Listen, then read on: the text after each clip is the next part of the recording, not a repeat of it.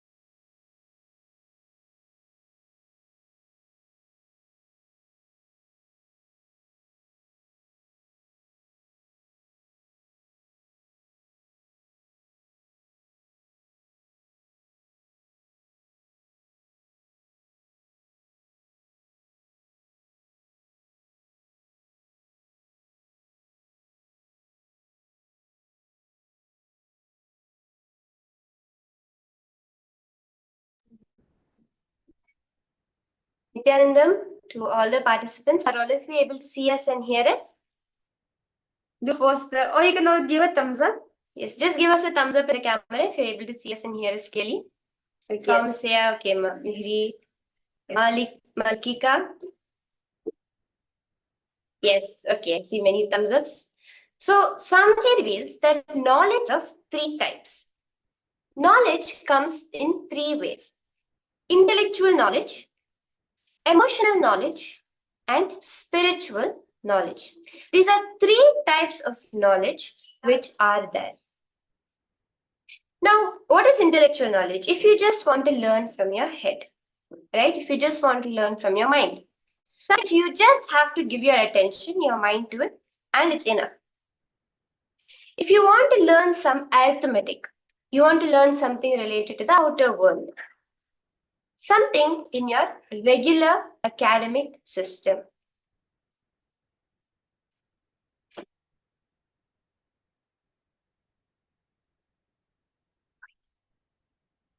The next type of knowledge is to do with the heart. It's art, poetry, music. The head doesn't work here. It is all about the heart. It's about how we can connect to the emotion behind the music, behind the art form. And the third, see, Swamiji says there's a story. A potter is doing pottery and making pots. And his son also picked up that art and started making the pots. So somebody asked the son, did you learn this from your father? How? The son says, no, I did not learn. I just picked it up. Seeing what he did, I picked it up. That is where we are functioning from the heart. When without any particular way of learning, without trying to learn the rules, the laws, the regulations, we just pick up something. Something like, how do you choose your favorite music? Now, Swami says, in ancient times would not be taught in a class. It would only be taught by the Guru. If you see the greatest musicians, even in the modern day, they would have been grown up around that musical ambience in which they would have picked it up. The student will stay with the master or the teacher. He'll watch how the teacher sings, how the master sings, how life is a poetry. And from that, he picks up something and that becomes poetry. If poetry taught in the way of an intellectual, in the way of arithmetic, the man who learns the poetry will write poems, but he will not poetry, is what Swamiji says. Are we all understanding these two until now? Intellectual knowledge and emotional knowledge. The third is spiritual knowledge. From deep learning, deep knowledge, it can neither be taught nor picked up. See, it's not, intellectual knowledge is something which is taught to you. Emotional knowledge is something you pick up by being in that ambience. But the knowledge of spiritual knowledge can only be transmitted from being to being. It has nothing to do with the heart nor the head, no logic. In Paramashivoham, the knowledge transmission is complete only when it becomes a lifestyle practice, only when it becomes a part of your life. Have you really understood something? See, as we're going through this, I request any one of you have any questions or doubts, please go ahead immediately and post it in the chat. If you're facing any technical issues, you want clarity, anything, feel free to go to the chat section. We are watching it and do participate, okay? Beautifully, in the Samskrita Shubhashitam, it says, Acharayat padamadatte padam shishyasvamedhaya padam sabrahmacharibhya padam kala kramenacha. What does this mean? It says, one gains 1/4 of the knowledge from the Acharya, from the teacher. So 1/4 of all knowledge, 1/4 of knowledge comes from learning from a teacher. 1/4 from his own self-study and intellect. Are you understanding this? Another 1/4, another quarter comes by self-study, by intellect. 1/4 from his classmates, from discussing with people, by talking. and the remaining quarter is gained as a person becomes matured, as time passes, as he starts living that knowledge in his life. That is when he starts to really understand it. Very beautifully, Swamiji says in the Sarvajnana Agama. Actually, this is the Agama given by Shiva when he is giving to his son, Subramanya. At that point of time, Swamiji reveals that when you learn from your teacher, 1 quarter you learn. And when you discuss amongst your friends and classmates, right? You take the by knowledge and with questions and get clarified. You get some of knowledge, but only when you start teaching, only when you start imbibing, experiencing it in your life, as you mature, 100% of knowledge transmission is given to you. Beautifully, Hinduism starts with saying, Now Vavatu Sahanau Gunattu Sahaviryam Karavavahe Tejasvina Vadhitamastu Ma Vidvishavahe. Beautifully, Hinduism, every knowledge transmission starts. Let both of us be together and protected. Let us not hurt each other. Let us not cherish enmity to each other. Let us not cherish anger towards each other. Both the Guru and the disciple pray to the existence, Parashakti, God, the divine. Whatever higher energy is there, let us help each other. All knowledge transmission is not one way, it is two way. The disciples are learning and the Guru is also learning. Both of us are going to help each other. So in the proper time, if we come to a proper time, if we are punctual, we are showing respect to each other. Even so, Swamiji is saying, see, right now, all of us who are sitting here, each of us being here together for this itself is for the purpose of what we are going to be achieving. Even a single person missing here, right now, all those of you who are sitting, Ma Rosita, Taggy Aya, Ma Jadashaktika, Thomas Oliaya, Jeremy Aya, Ma Mihri, Malikika, Jacob Kenaya, Ma Gita, Meenakshi, all of us who are here, each one of us is contributing. It is not just we as acharyas here teaching or Swamiji coming, giving something. Each being a part of this happening is contributing to the knowledge that is creating. So understand, Swamiji says, when you come for Paramashivoham, be simple and sincere mind. Don't be serious. Be sincere and simple. That's it. In a relaxed way, attend all the Paramashivoham programs. Understand all the participants? Swamiji always says one thing.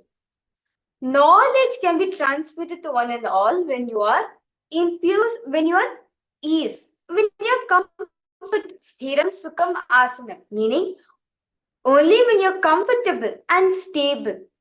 That's the right posture for you to gain knowledge. So do not be serious. Don't be like, okay, I need to focus in this class. No. Just listen it. Simple and just focus. That's it. There's a beautiful tale, a beautiful story Swamiji says. So there's a very great Japanese Zen master who's enlightened. In those days, Swamiji used to be full of stories. Literally every satsang will be filled with stories. So all of you be ready. The Paramashivoham Level 1 program, you're going to be hearing a lot of stories and lots of meditations too. So one person came to see the Zen monk. He's a governor. Okay, the Chinese governor has come to see the Zen monk. Swamiji says to give him a name, call him Socrates. So when the governor came to meet the enlightened master, he sent a slip. The governor sent a slip saying, Socrates, governor of Japan. And he told to the disciple, please give this to your master. I want to meet him. This person wants to meet him. When the chit was brought to the master took the chit and he was so shocked. Like in a sense, Zen masters are very raw. To break a person's ego, they will use any kind of words. So the Zen master said, I have no business with this idiot. Who is this idiot? I have no business with him. And he gave the chit back to the disciple. So the slip came back to the guy. He heard the master's response, but he's a true seeker, a very intelligent man. He just erased the words, governor of Japan. He just left his name alone and he sent the slip back. When the slip came to the master saw it. He said, "Oh, I'm waiting for him. Call him in." Say, these or whatever posts we have, right, the powers we have, the position, whatever status, keep them outside and come in. Come with a simple beginner's mind, an innocent mind. You will be able to pick up much more, experience much more than when you come with all your knowledge, all the things that you have preset into your head. Are you all understanding this? Making sense? So for all participants understanding, any doubts, any questions, do feel free and reach out in the chat section. So understand, Swamiji says, neither listen with doubt nor listen with faith. Listen with trust. That's it. With the trust you're listening. Not that because you have a doubt you're listening, or I have some faith I'm listening. No. Out of pure trust you're listening. See, Swamiji says, if you listen with doubt, you'll forget it. It will not be able to go into your system. The words will not be able to go directly into your inner space. You'll just be here and you'll take as a case, just wasting your time. If you listen, leave. You will listen. There is nothing wrong, but you will not practice. If you have faith, you will listen. You'll sit to listen to the class, but you will not practice the truth with Swamiji's claim. The so-called believers are the people who will be afraid of the whole world, but they are actually in reality, they don't do anything. Swamiji says, listening with trust means trust is an energy. The ability to translate the teachings into practical life. That is trust. See, give you an example. Okay, Swamiji says, keep it as an hypothesis and see whether it works or not in your life and practice it. Okay, a simple example for this. A switch. Okay. Now you have a switch in your house when you were very small, maybe when you're 1 year old, 2 year old. Someone told you, if you turn on the switch, the light will turn on. Something, maybe we even just picked it up by watching, right? Let's say someone comes and tells you, you see that button over there? Go and press it. This light will come on. As a child, if you listen to the person and you believe it, right? What will you do? You will continue sitting over there. You'll be like, yes. You will continue because you believe it. If you doubt it, you will not even listen to the person. You will never even go and try, right? Because like, no, she's not telling the truth. How can there something there make something change here? Whether you believe it or doubt it, the fundamental thing is you will not practice it. But if you trust the person, that it will turn on. Whenever you need the light, immediately you just go press the switch and turn it on, right? You'll immediately just go press the switch to see it turn on. That is the space for all of us to be in as we come into this. Whatever you hear, right? It's something you find hard to believe, or it's something you are completely in tune with, whatever it may be. Keep it as an hypothesis and test it out in your life. That is the fundamental thing Swamiji wants. In the Paramashivoham program, you'll be getting introduced to 11 plus specialized subjects: cosmology, Ayurveda, astrology, cosmic mathematics, cosmic physics, cosmic biology, and chemistry, just to name a few. 11 plus scriptures: Upanishads, Bhagavad Gita, the Rig Veda, Patanjali Yoga Sutras, Ashtavakra Gita, Kamika Agama, Savaragama, Mrigendra Agama, and the Guru Gita. For all of you who are new, don't worry if you're not really catching the words. You'll be learning. We're just covering the basic topics that you'll be learning throughout the program. So don't worry at all. You'll be experiencing more than 11 extraordinary powers and 150 plus meditation techniques. So, Ma Rosita, you came here for the meditations, and that is what you will be getting throughout the program today. Yes. Okay. So understand, Swamiji says this whole Paramashivoham program is based on the science from Vedas and Agamas. What are Vedas and Agamas? Vedas and Agamas are the source scriptures of Hinduism. Like how this Bible for Christianity and we have the Quran for Muslims. Same way, Vedas and Agamas are the source books of Hinduism, which reveals the science of awakening the untapped potential for the whole humanity to experience the highest possibility which is that within themselves. In Bhagavad Gita, 24th shloka, in the 16th chapter, it says, Tasmat Shastram Pramanam Te Karya Karya Vyavasthitau Jnanavat Shastra Vidhanoktam Karma Kartum Yaharhasi. Bhagavan Shri Krishna says, therefore, let the scriptures be the authority in determining what ought to be done, what ought not to be done. Having known what is said in the ordinance of the scriptures, you should act here in this world. When Arjuna presents a confusion to Bhagavan Shri Krishna saying, what should I do? What is right?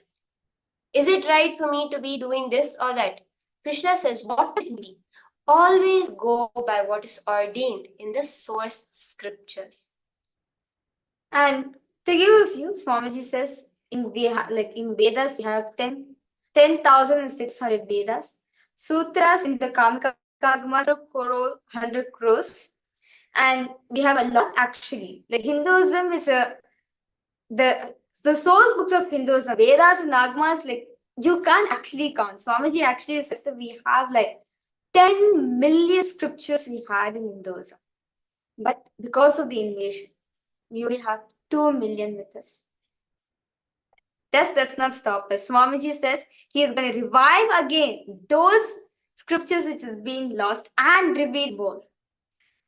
So these are a few numbers which are giving to all parties to understand that Hinduism is just a vast religion in every different field, such as Ayurveda. Even in the field of Ayurveda, there's so many source books which you can pick up one and learn. Or even the science field of astrology or astronomy. In every single field, it's not just limited to one source book alone. We have multiple source books which you can pick it up and learn from it. So basically, there are 10,600 sutras. The Kamikagama has 100 crores of crore, and the Sukshma and Sahasra Agama have 1,000 billion crore sutras, and Agneya Agama has 30,000 crore verses, sutras. So this is just to give a few numbers. Of course, a lot of it is lost in the modern day. In the Paramashivoham, you're experiencing the best of Hinduism. And this Hinduism is validated through a certain process. So, very beautifully, Paramashiva says, the process of authentication, how to be done. Paramashiva says there are 4 levels of evidences called Paramanas. The first is the Shastra Pramana, which all of you will be actually understand these terms as we go ahead in the program. So the first is the Shastra Pramana, which are the eternal, unchangeable truths revealed in the source scriptures, our Vedas and Agamas. What Paramashiva has revealed in the source scriptures. These are unchangeable as they are the reality. Second is the Atma Pramana. All of us have heard the many great rishis, like to name a few: Patanjali Mahamuni, Agastya, Ponganulu, Ramakrishna Paramahamsa. Like there's so many people, so many enlightened masters. Bhagavan Shri Krishna also, he was an incarnation. Their experiences, which is being time tested and verified the science. What did they experience when they are practicing what Paramashiva is saying in the source scriptures? Their commentary, their understanding on it. Next is the Atma Pramana. Swamiji's own experience, Swamiji's own explanation of this science as Swamiji is the incarnation. He is a guru, the master for all of us. And the last is the Pratyaksha Pramana, the scientific study done on the science. And the last is the Sakshi Pramana, which all of you are going to be understanding. So in the Paramashivoham program, all these 4 components are the best of what Hinduism has to give to you. All the deities, so we'll be actually cognizing much deeper of Hinduism as we go through it. Swamiji says all the deities are independently intelligent energies, and communication with them is possible. In Kailasa's Paramashivoham realm, you're going to be experiencing a few deities. How many of you are familiar with deities? You can name a few if you know. You can name any one of the Hindu deities you're familiar with, the Hindu gods and goddesses. Kai Ayya, Thomas Ayya, or you just familiar only with Swamiji, also that's fine. The goddesses that you're familiar with.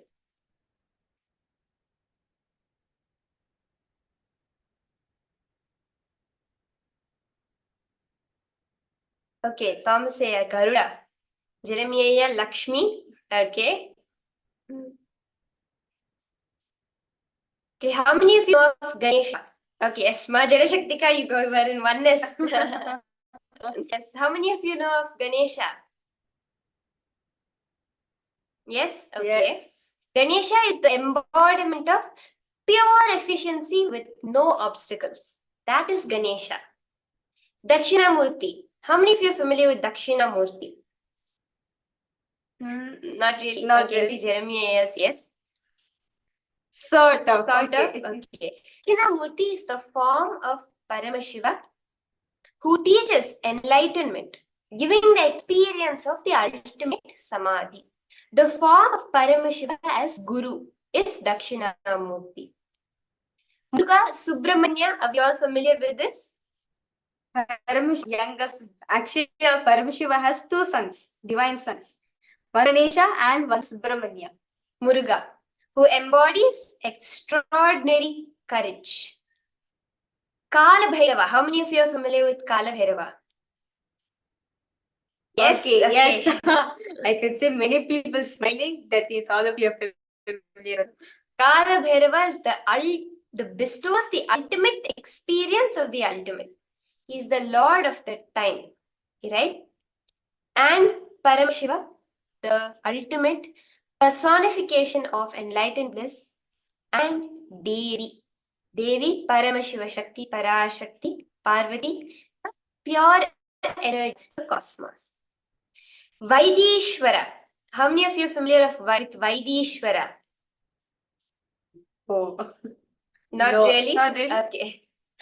Vaidishwara is the form of Paramashiva who bestows extraordinary health and wellness in our life. He is Vaidya, meaning doctor. A translation of the word Vaidya would be doctor. Vaidishwara means the Lord of all healers. That form of Paramashiva.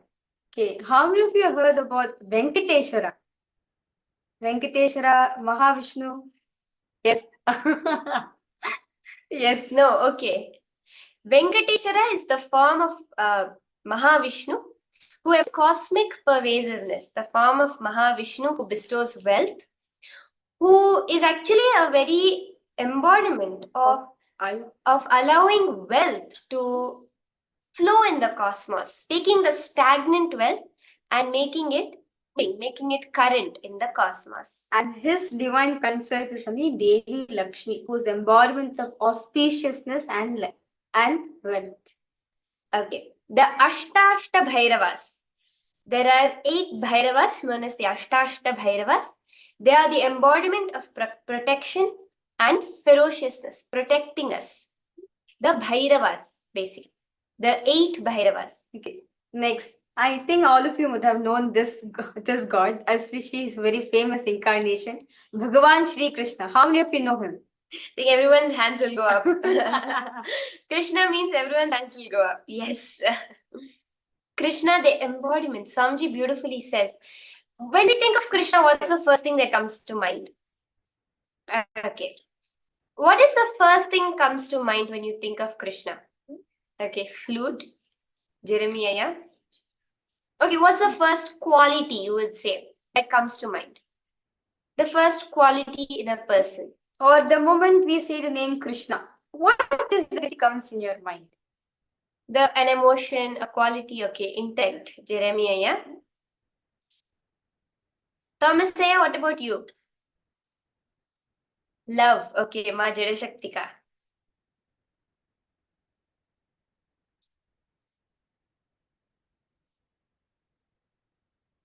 Okay, Ma Rusita, Bhagavad Gita.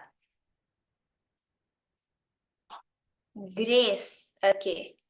Swamiji actually reveals that Bhagavan Sri Krishna is the embodiment of Tyaga. Bhagavan Sri Krishna is the embodiment of Tyaga, of sacrifice. You may be thinking how.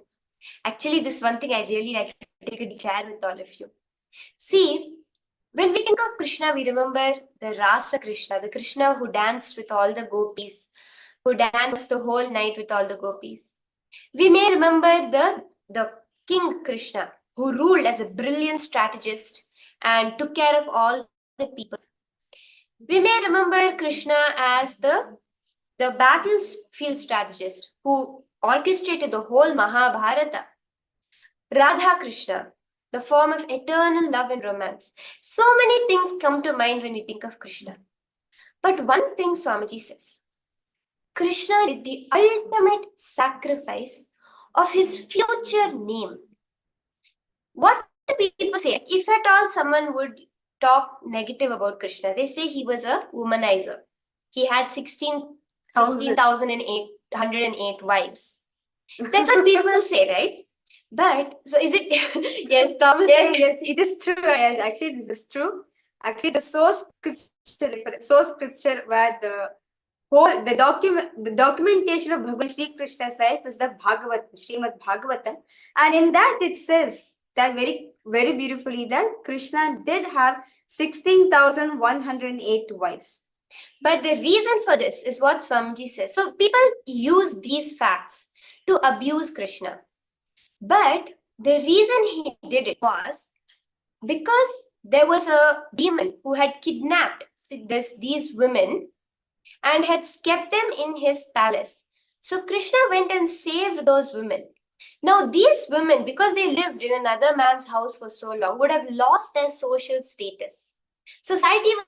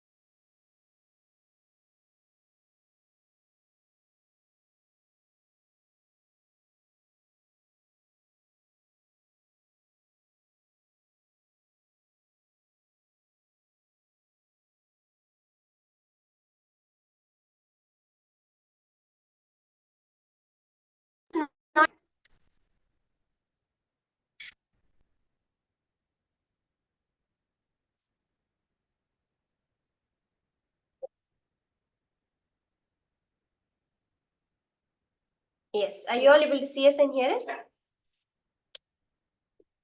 Okay, so sharing about Bhagavan Sri Krishna.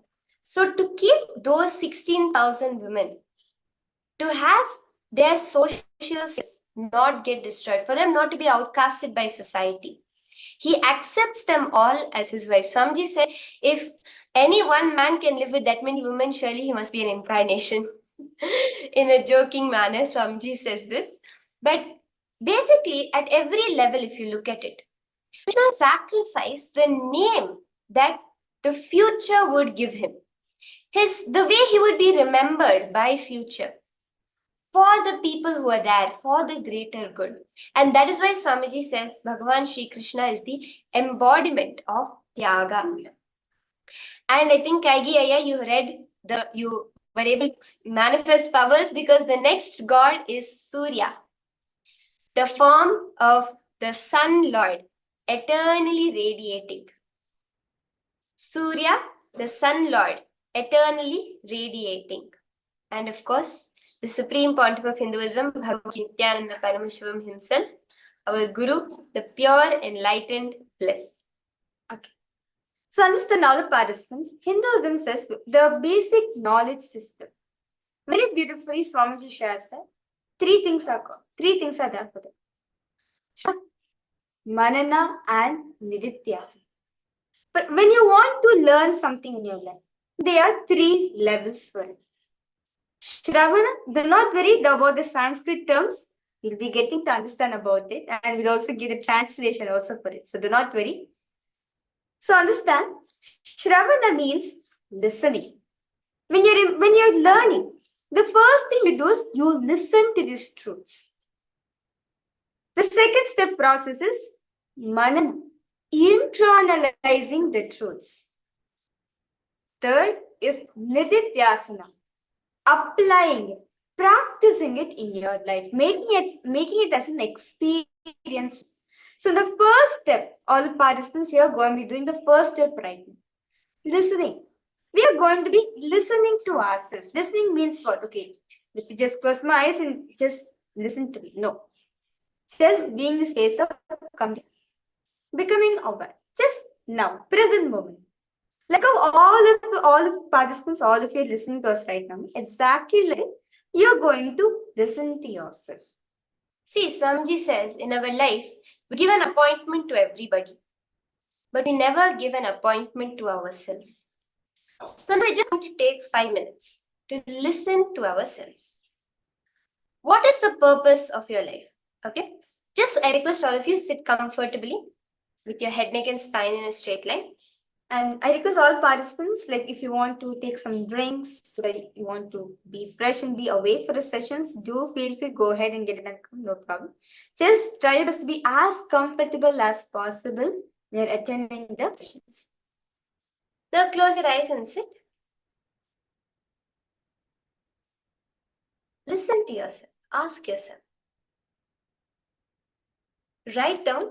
Please do get a paper and a pen, or have a book, notepad open in front of you. I request all of you, the whole program, if you can have paper, pen with you for every session, that will be very useful for you, very helpful.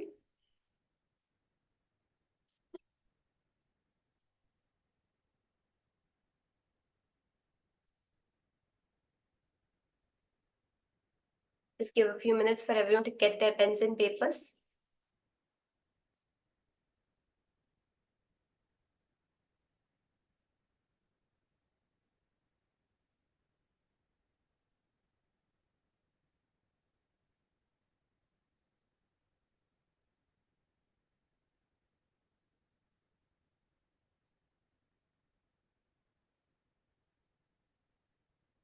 Ayya, don't worry at all. Just do each process attentively. Do each of the processes, and you will see by the end of this Paramashivoham program, whatever it is that you want to drop, you want to complete with, all of it will just happen. You will be learning that science during the program. So don't worry. See, many times we feel, oh, I'm attending a spiritual program, but I have these bad habits. What am I supposed to do? Don't worry at all. Just be in this present moment. Whatever is happening now, be in tune with that. Now, if I have to do this exercise, let me do it. Understand, Kaigiya, you're under the presence of Swamiji. Understand, all the participants, the Zoom room which all of you are sitting is direct Swamiji's own breathing space. So do not worry, Ayya. Swamiji is taking care of you. Definitely, at the end of the program, you're going to experience a transformation in your life. And it will not be you who will quit the bad habits will quit you. So don't worry about that. Okay. So now, let's start the process. Sit with your pen and paper. Write this elaborately. What is the purpose of your life? What do you aspire to be? What motivates you to wake up every single day? What do you value the most in your life?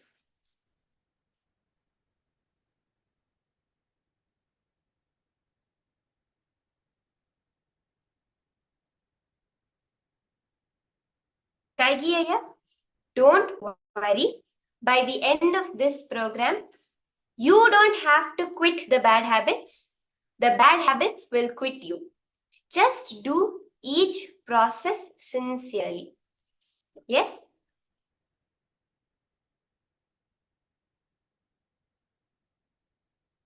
You don't have to let go of the bad habits. The bad habits will let go of you.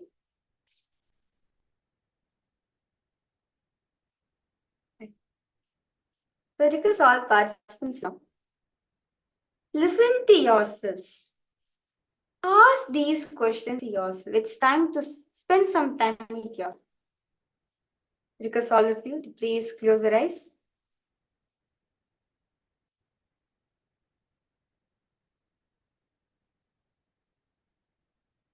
Ask these questions to yourself. What is the purpose of my life? What do you aspire to be? What motivates you to wake up every single day?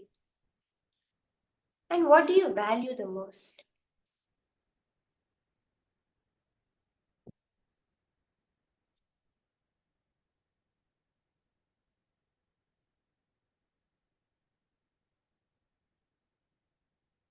When is it that you feel the first time you felt you want a conscious breakthrough?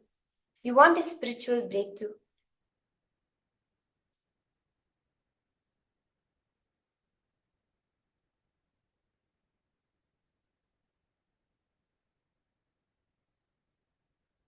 Yes, definitely.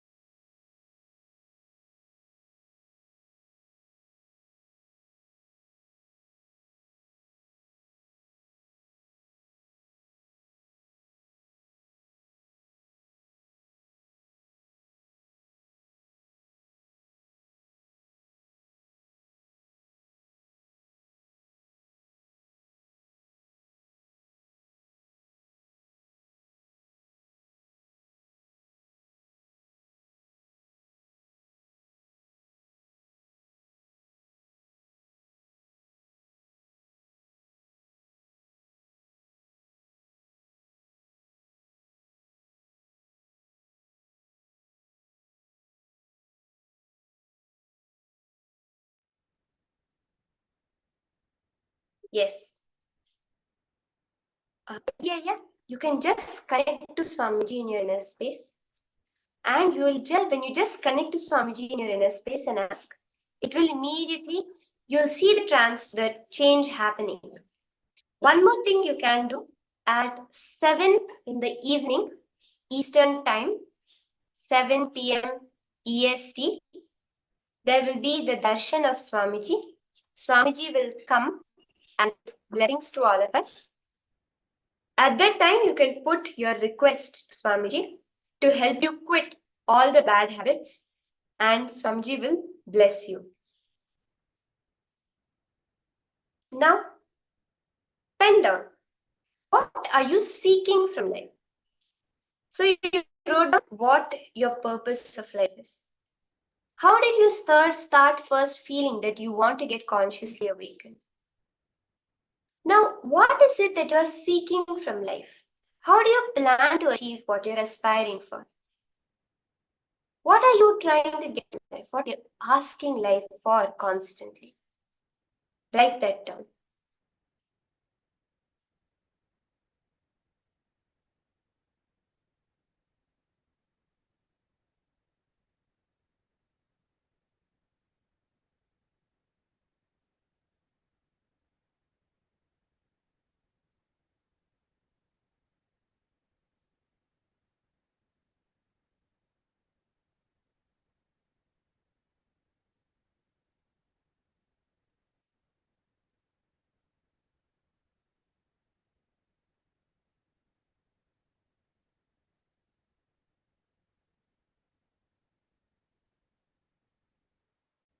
Yes, Kaigiya, in Hinduism, we have actually 330,000 gods. I think more than that, 330 million gods and goddesses. We have 330 million gods and goddesses in Hinduism. But it does not matter. Whichever god you feel the most to, you can connect to them, and that's enough. Swamiji says at that time probably there were that many people in the planet Earth. That was the population, and therefore they created that many gods, where you have one god for each person. Hinduism, as Swamiji says, is a complete open architecture. Here you have all these gods and goddesses to choose from. Don't like any of them, no issues. Create God and worship. It's just about finding a way to relate to the divine. That is all is needed. Finding a way to relate to the divine. Now, Swamiji says 8 tips to manifest the essence of the Paramashivoham program. Are we ready for it? Please take note of these 8 simple tips. Actually, this simple 8 tips does a lot for the participants. So, because all participants, some of these tips are like materials and items. As the program is continuing, you can try your best to get it and come. It will actually help you for the full transformation to happen in the Paramash. For transformation to happen in you. First tip, be present the entire 21 days and be involved. Okay, the first tip, be present for all the 21 days and be involved. When you sit in the blessing in the presence of Swamiji, it is an opportunity that cannot be missed. Do every exercise. See, Swamiji says, you're not being ranked in any way. It's not a kind of test which is happening. No. These are deep, powerful processes designed by Swamiji to guide you to your breakthrough. Now, Swamiji says, in the Gita, it's revealed. Guru Bhakti Sitam Brahma Prapyate Tat Prasadatah. Guror Dhyanam Sada Kuryat Kulastri Swapatim Niyatha. Knowledge is situated in the Guru's mouth.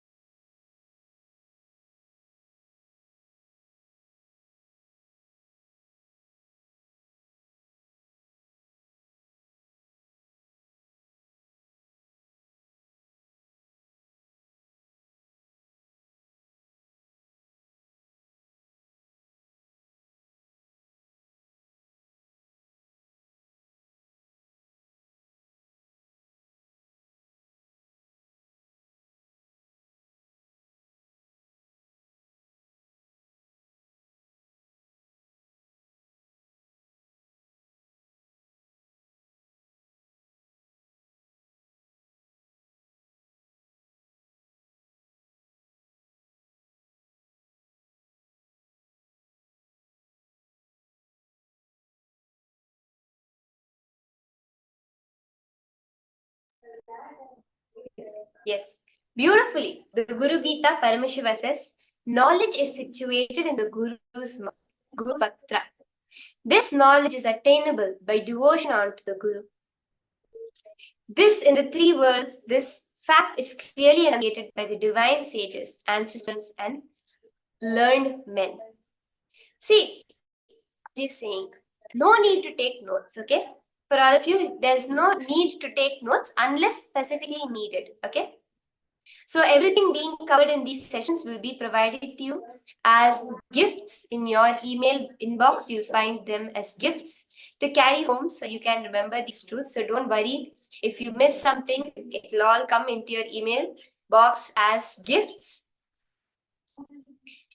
The second tip Swamiji gives is invoking the divine room into the Nityananda Sabha. Actually, this is a very important thing all of us need to do. See, Nityananda Sabha means what?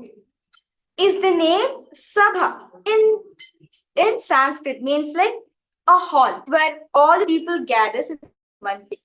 Nityananda Sabha is where the hall where Swamiji physically conducts the programs for his disciples and devotees. It is a place and space where the energy, the presence of Swamiji is felt strongly and powerfully. The Zoom room, all of you sitting right now, it is a Nityananda Sabha. The respective rooms, all of you are sitting, it is a Nityananda Sabha, and all of you are going to be experiencing Swamiji physically and powerfully. See, it's a very, very important step. I want all of you to listen carefully. The way you maintain the place, the space in which you are attending the program is very important. Make that space Nityananda Sabha. Again, the Guru Gita says, Gurur Devo, Gurur Dharmo, Gurau Nishtha Parantapaha, Gurov Parataram Nasti Trivaram Kathayanite. Guru is God, Guru is Dharma. The greatest tapas, penance, is Nishtha, unshakable, one-pointed integrity to the Guru. There is nothing to Guru or beyond the Guru. And Paramashiva says, I repeat this 3 times, Trivaram Kathayanite. Swamiji says, treat the room you are sitting in as a Nityananda Sabha. Okay? What does this mean? Visualize. Literally, Swamiji is physically sitting in your room with you. It's a 101 person room. From morning till night, throughout the whole program. Be available in your Nityananda Sabha. Swamiji, today in the Darshan, will be initiating the room which you are sitting in as a Nityananda Sabha. In each of your room, feel his presence there. And you will see how every process is a beautiful manifestation for you. Now, how to set this up? Yes. So the Nityananda Sabha is the sacred space, the room, where you'll be receiving initiations, truths from Swamiji himself directly. In Hindu tradition, in Hinduism, this room is equivalent to the sacred sthala, meaning a sacred. Say, for example, when a place where an enlightened master lived for a long time, it becomes a sacred sthala. A place where an enlightened master just be there for a few hours, it becomes a sacred sthala, meaning a sacred place.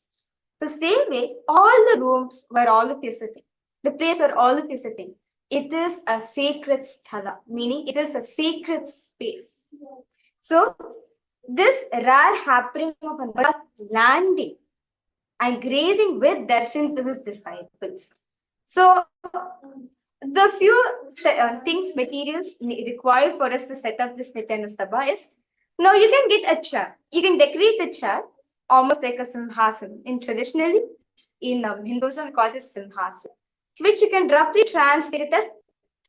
So you're going to be setting it up as if Swamiji is sitting there with you, okay? So if Swamiji comes to your house today, what kind of a chair would you set up for him? Will you give him a sofa set? Will you give him a grand chair? However you want. You set up that, okay? Actually, I request all of you even to go ahead and do it right now, sitting here. You're going to set up a seat for Swamiji. Swamiji says, you'll see the print of me sitting on your seat after the darshan every day. Okay? So set up a seat for Swamiji.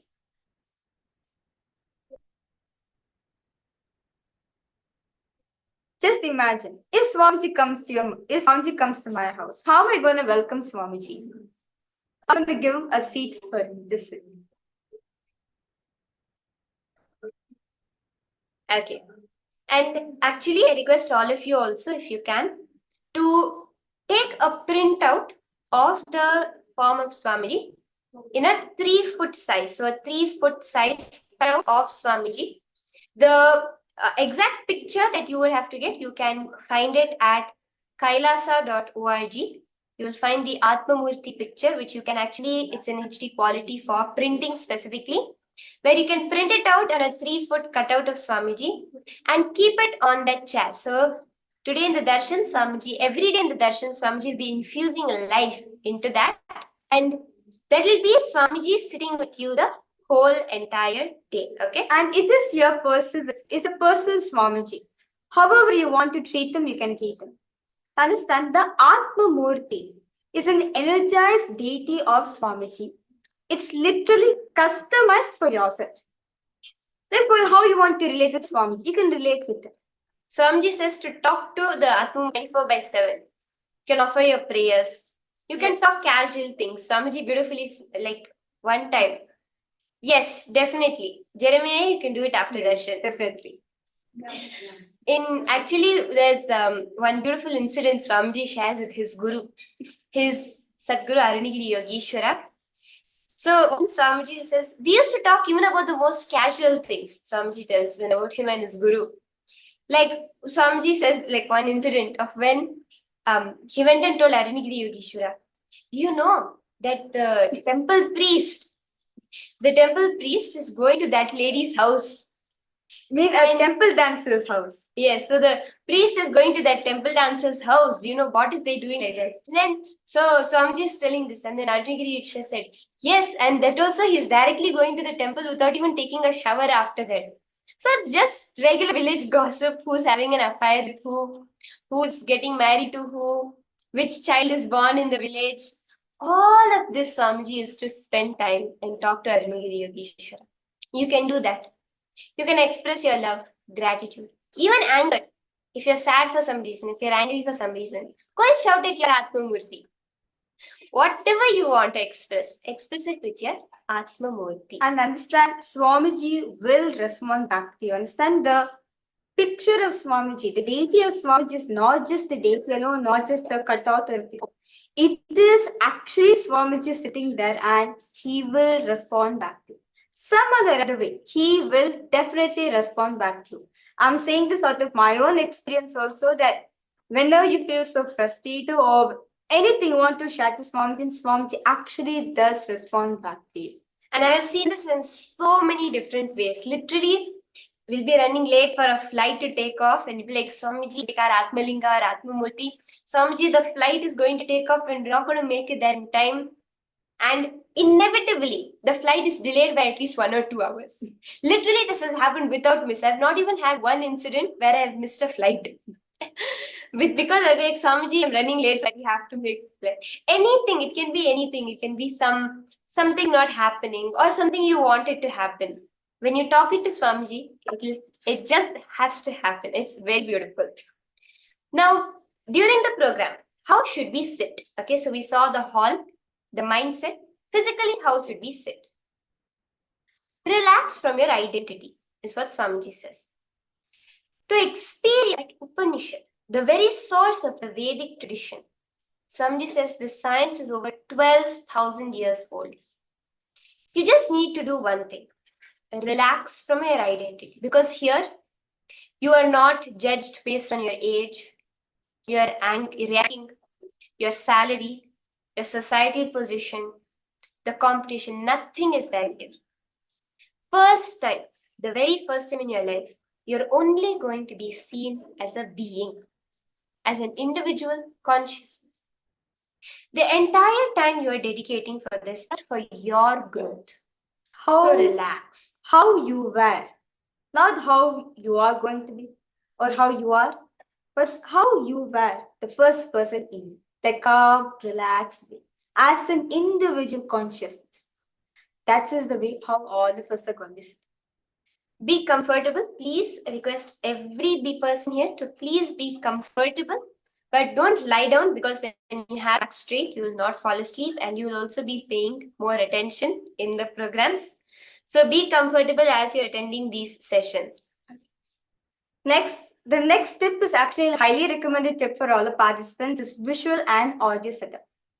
The best viewing experience is on a large TV or a projector. Yes, Samia, you do have that. Yes. So the best experience is having a large screen so that you can actually get that experience into you and have a good internet connection so that you're not missing any parts of the program, and install Zoom, which is the two-way video conferencing platform on which I'm going to be relating. And also for all the participants, as this is the policies of Kailasa's national security, absolutely no photography, screenshots or videography recordings permitted, or you'll be permitted during the sessions. If it is found, you'll be removed from the sessions immediately. Please respect the process and the sacred space for yourself and for your fellow participants who are also attending here along with you.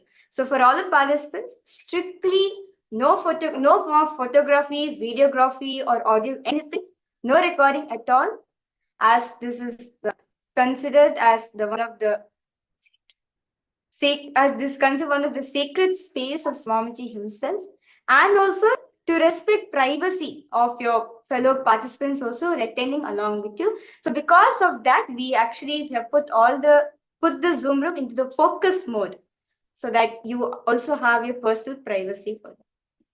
So the fifth tip is to always have notepad and pen with you. Actually, Swamiji says, even if you're doing a homework, whether you're doing it in a online or in a writing manner, each time doing it again, not doing like a copy paste. Sometimes you're like, oh, copy this bit, paste this bit. Swamiji says it's very important to write it down again and again. Actually, I love this practice of Likhita Japam, meaning writing the name of the divine again and again and again. So, especially if you go to my little older books from when I was like younger, you'll find like pages and pages. So, like personally, my Ishta Devata is Durga. So, like you'll find pages and pages of Durga, Durga, Durga, Durga, Durga, Durga, Durga will just be written in it. Or like Shiva, Shiva, Shiva, Shiva, Shiva, Shiva, Shiva, Shiva, Shiva, Shiva, Shiva, Swamiji, Swamiji, Swamiji. You'll just find pages of it written. This is one of the most beautiful practice, is what Swamiji says. So actually, why? Because Swamiji says when you write, you actually cognize it. When you just copy paste, it's just like 2 clicks, right? It's just 2 fingers, copy paste. But when you write, you actually understand what you're writing. You can't just simply write what you want. No, you have to be aware and conscious of what you're writing. So because of that, Swamiji designed the program in such a way that where you write it, so you can actually internalize, go deep into the experience. Swamiji says the last 20 years, probably a little more now, last 24 years of Swamiji's life. Can any of you take a guess? How many handwritten pages of Swamiji's do you think we have? Handwritten. Swamiji's handwriting. How many pages of Swamiji's handwriting have we been able to collect? All we can guess. 9,000. Okay. 500.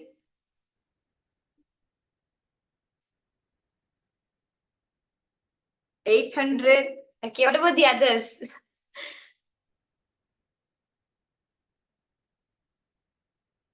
How many pages of Swamiji's handwriting?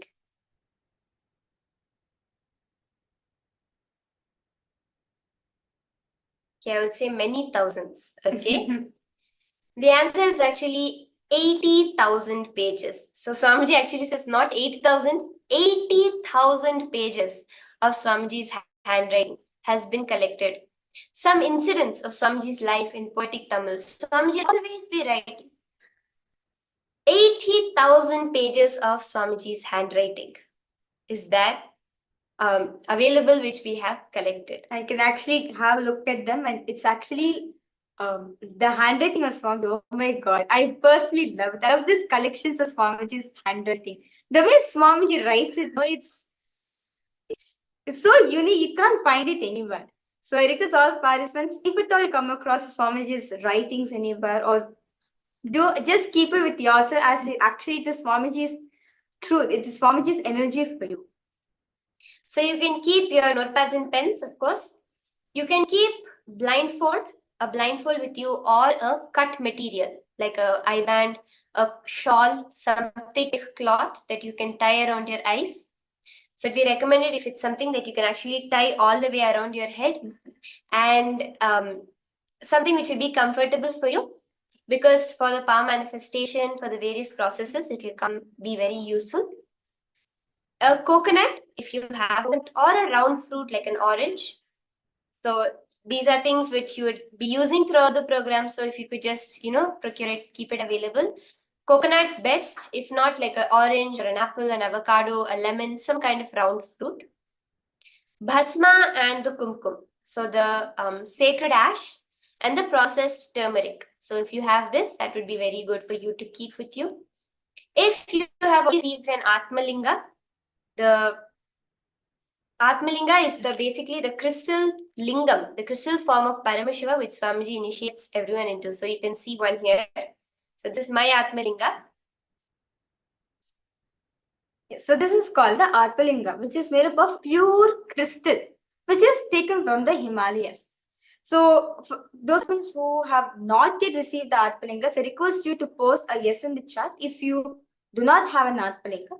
Well, if you have an Atmalinga, it is fine. But if you do not have, do post your names, or you can put a message in the chat, and immediately we will give these items to you. Yes. Actually, Jeremiah had actually requested someone from the local Australia Sangha to reach out to you. I was wondering if you got that message. Were you able to reach out to them? Not yet? Okay. Okay. Thomas, sir, you have it. Okay, that's great.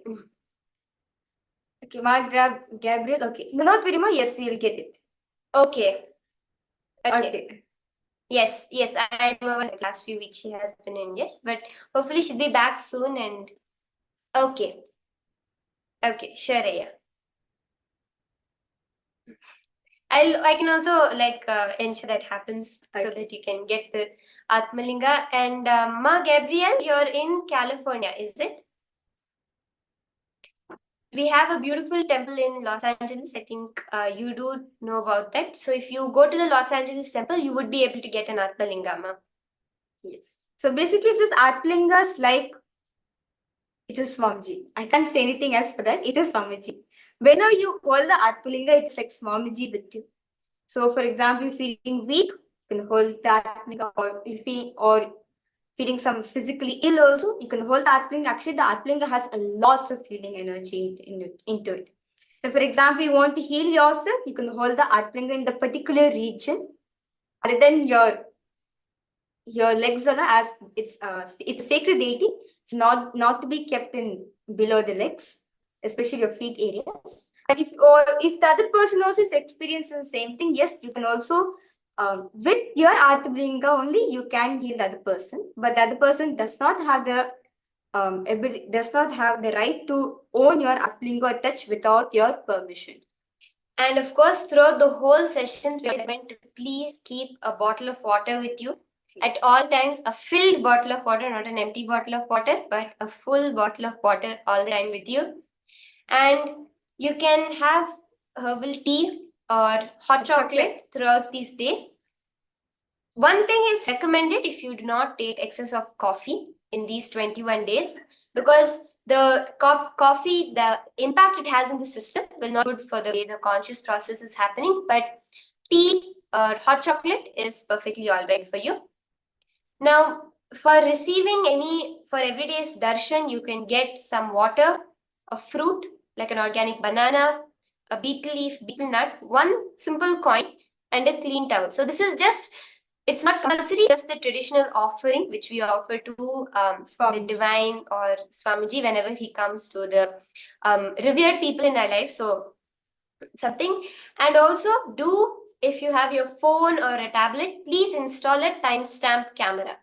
So if you have this timestamp camera, it will be very helpful in the power manifestation sessions.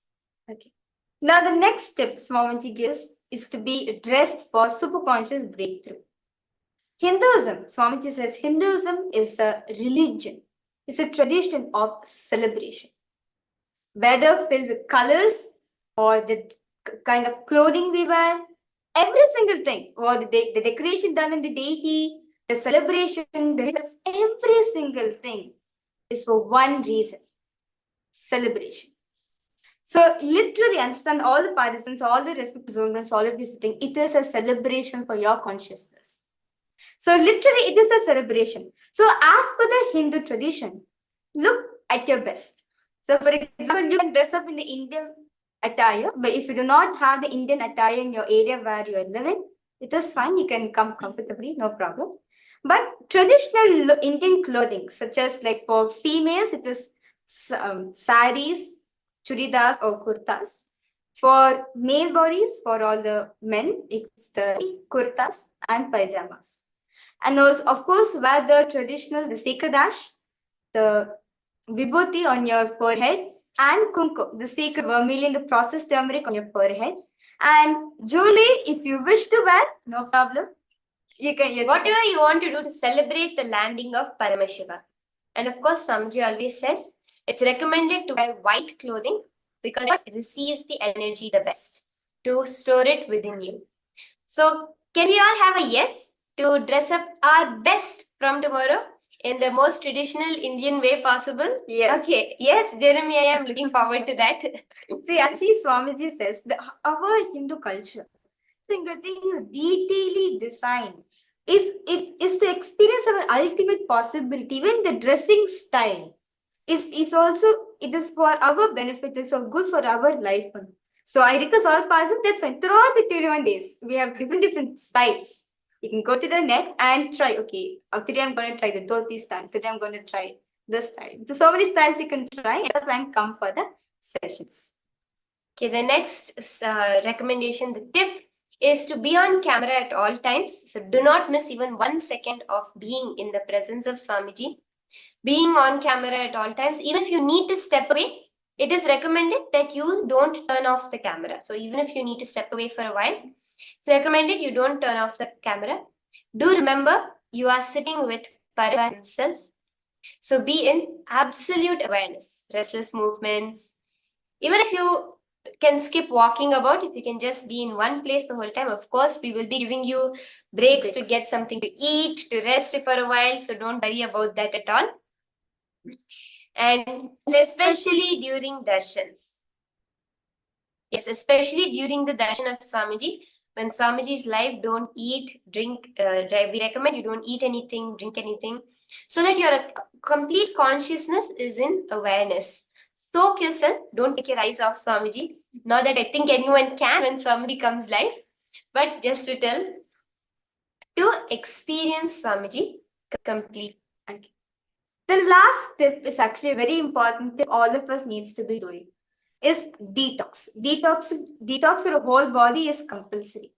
Understand, Swamiji says detox is a must for you to experience the superconscious breakthrough. Detox yourself with the daily yoga and the Jala Aushada. Every day, ensuring that you are doing the yoga in the morning. So with the whole day itself will start every single day with the yoga in starting at 7 a.m. EST. So recommending all of you to join for the yoga. Yes. So during the program for all the participants, you'll experience the, like since the beginners level for all the participants, all of you will be doing the Pradama Vinyasa Krama, which is the first 108 sequences that is actually designed by Swamiji himself. So if you, as we go to further levels, such as the Paramashivoham level 2 and level 3, you'll be experiencing the harder levels, which is the Dvitiya Vinyasa Kramas. So this is the 3-hour session. For all of you, it will be almost 1 hour, 1.5 hour session of yoga to prepare even your very physiology to receive Paramashiva. So for the yoga, you can be dressed in black in color. If you have long hair, please tie it in a bun and keep a bottle of water with you. And throughout the whole 21 days, it is recommended to follow a sattvic vegetarian diet. So a sattvic diet meaning there's no onion, garlic, and green chili in your diet. Yes, for yoga, it is recommended to wear black. And to follow a vegetarian diet is recommended to everyone. Do skip animal products. Even a vegan diet is good, if even skipping those. You will see the way your ability to understand and the sensitivity to the world will just shoot up. One more recommendation, a request, don't intoxicate yourself with smoking or alcohol just for these 21 days, because you will see that you will not even need these additives to feel joyful anymore. You will just feel the joy coming from within you itself. And also, each morning, we recommend all the participants do the Jala Aushadha. So what is this Jala Aushadha? Jala Aushadha, Jala means water, Aushadha is the medicine. So how to do this Jala Aushadha? So the preparation goes is store 1.5 liters of water in a copper vessel and leave it in the night. In the morning, in empty stomach, drink that whole 1.5 liters of water. So this is particularly Swamiji says before brushing your teeth, just to inform all of you. Just before you wake up from your bed, right before you go for brushing your teeth, you take the 1.5 liters of water soaked in a copper vessel. You take that water, chant the Mahavakya, energize the and you drink that whole liter. That actually does a lots of benefits and actually does a lots of detox in your system. Well, first 2 to 3 days, it will be, your body will get trained. After your body will be settled. And also, of course, I think if anyone has known Swamiji, you'll be doing this 1 spoon of Haritaki every night before you fall asleep. 1 spoon of the Haritaki powder, which is available widely on Amazon and many other places, which you can take just to ensure your body is completely detoxed. Actually, Haritaki increases the amount of oxygen which your brain absorbs. So that's important. So now I want all of you to again remember we are going to be here available for all of you the whole time.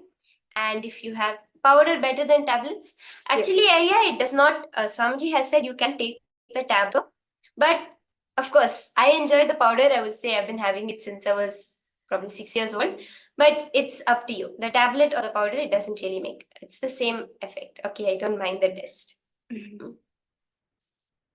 Okay, that's good. Now, let's get deeper into understanding why Swamiji. Okay, see, we are all at an individual level connected to Swamiji, right?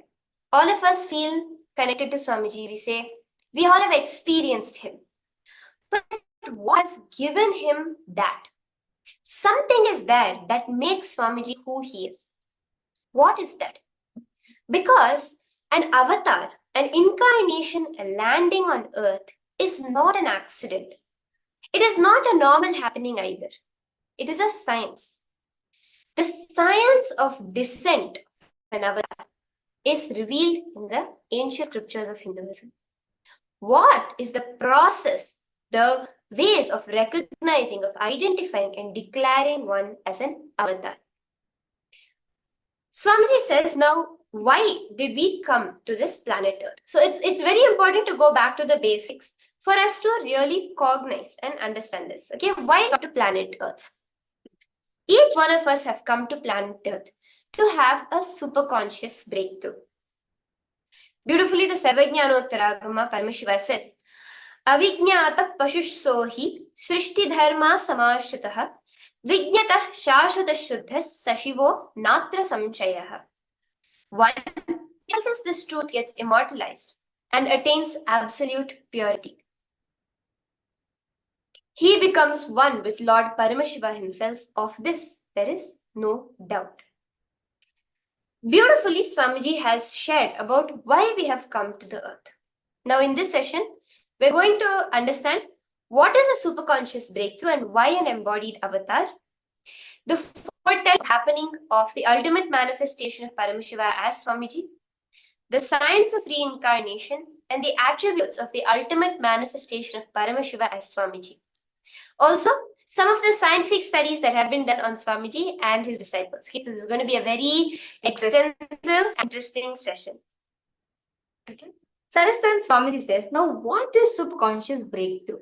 Well, all of us will be hearing, okay, Paramashiva explains superconscious breakthrough. Okay, Swamiji is saying superconscious breakthrough is necessary. But what is superconscious breakthrough? Swamiji says, the consciousness which embodies the body and the mind needs to start operating in the next level of frequency. Are you all understanding this sentence? The consciousness which is holding, which is embodied as the body and the mind. It needs to start working in the next level of frequency, in the next way of expressing life. So it's not about the body and the mind. It is about the consciousness which is operating this mind. That frequency has to raise. So basically, Swamiji says, now when the consciousness raises itself to a higher level of frequency, you experience a new body, your body starts rejuvenating, you'll have a new mind, a new mental setup, new internal organs, understand internal organs and new intra-organs to be built for new being to manifest it. I can see Jeremiah is already happy. Well, in the program, we are going to experience it here. And this is superconscious breakthrough. See, all of us have seen Swamiji, right? I know once Jeremiah asked this question, why does every year Swamiji look so different? Right? Like how Swamiji is right now and how Swamiji was in starting of the year. How Swamiji was just in the previous year and how Swamiji was at the starting of the year. And before, every single year Swamiji looks so different. Why? It is nothing but Swamiji is always in the high consciousness, always radiating the high frequency. So because of that, body naturally rejuvenates itself. That's why Swamiji always anti-age. Swamiji's grace is always that, like glowing, like if thousands of suns put together, that is Swamiji. Yes. See, so what is the need of a superconscious breakthrough? Sean Aya, yes. Sean Aya, Nithyananda Aya, thank you for joining us back. I hope are you not moving on to the Paramashivoham Level 2? Jeremy Aya, looks like your friend also joined us back. Sean here also Aya joined us back for the Paramashivoham Level 1 program. Okay. See, whenever there is a serious danger for the cosmic creation or for life itself, whenever there is a danger for that, whenever life needs to be pushed to the next level, DNA needs to have a quantum jump in its natural selection process, or a conscious breakthrough needs to happen. That is when the avatar descends. The divine comes into a human form. Beautifully, Swamiji gives an analogy to describe the descent of the avatar. There is a software of the universe where the sacred secrets of reaching your spiritual goal, methodology, technology, knowledge, processes available. Okay? There is a software of the universe. How to achieve the ultimate goal of enlightenment? In this software, there is an automatic system which gets triggered and sends an automatic customer call whenever there is a problem in the form of virus or when all the systems are losing the software or it's getting deleted. Meaning, the software of getting enlightened, when it is starting to get deleted from the collective consciousness, the automatic trigger system which is pulled to make the divine descend into man. That is the science of descent.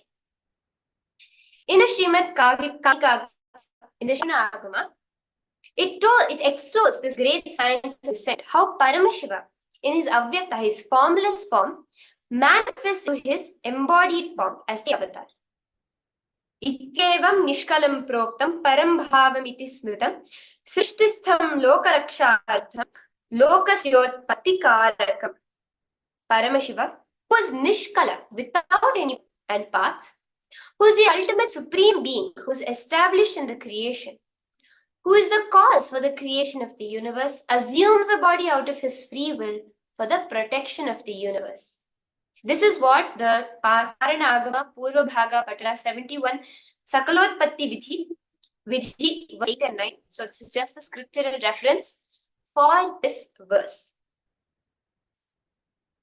So there are historical records of this ultimate supreme Paramashiva, Parandhama, assuming a body for protection of the universe. So Bhagavan Mahavishnu incarnating the Vedas and Agamas back from the dark energy during the manifestation of the universe in the form of a fish, the Matsya and he landed these on planet Earth to give to Lord Brahma. Then after the great deluge happened, Bhagavan Vishnu brought the Manu's boat and restarted the civilization. Kal is a place in India, is a place where the boat was brought to land by the Matsyavatara. Matsyavatara is nothing but the fish avatar, the fish boy which Mahavishnu took. And next, Bhagavan Sri Rama. How many of you know are familiar with this name? Bhagavan Sri Rama. Lord Rama. Lord Rama, Sri Ramachandra Prabhu. I think all of us are especially familiar with it. Sita Ram, yeah. Temple inauguration. So Bhagavan Sri Ramachandra Prabhu inaugurated to save the 54 desas, this 54 Hindu nations, from the evil reign of the king Ravana, which is there described in the Ramayana. And Bhagavan Sri Krishna is incarnated Bhagavan Sri Krishna incarnated to end the apocalypse, where the king Duryodhana almost led the world into a nuclear collapse, a nuclear war, which is detailed in the Mahabharata epic. And then Bhagavan Paramashiva himself declares to protect the city of Varanasi.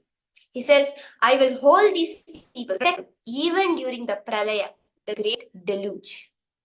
So these are the various different historical records which are there in Hinduism about the science of Avatara. How these great beings, the gods and goddesses of Hinduism, incarnate on planet Earth to enhance the betterment of the planet.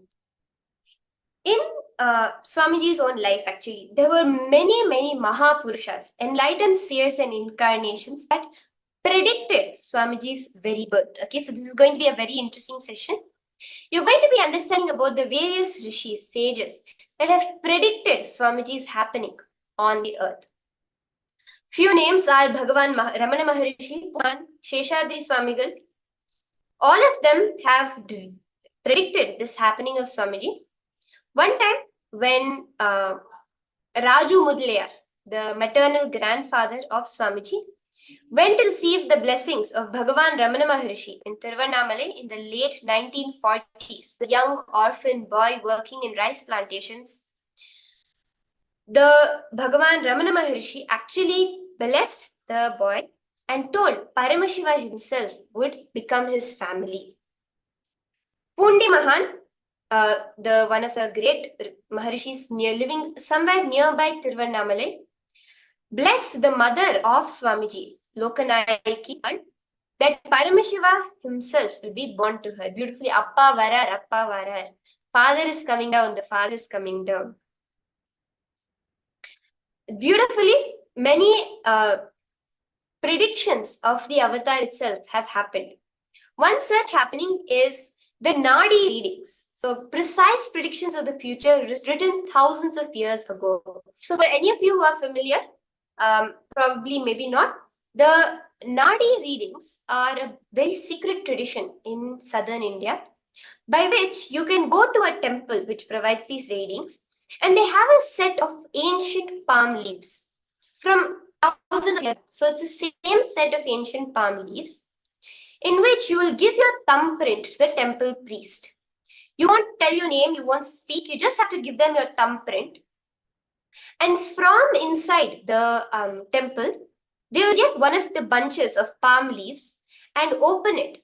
They give it to you, and it will have accurate predictions about your life from your past name, your parents' names, your date of birth, the events in your life, and what's going to happen in the future.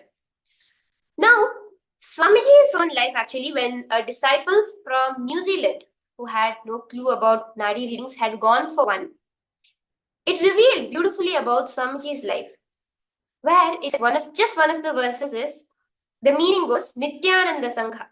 Please carefully listen completely to the words of Shiva. He has come down in the form of Nithyananda to protect this world as the result of the penance of many crores of siddhas. Paramashivan has incarnated as Paramahamsa.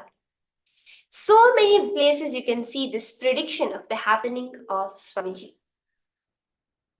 For this descent of the superconsciousness, there has been an ongoing Hindu holocaust. Now, this is going to be a very important section. I request all of you to listen.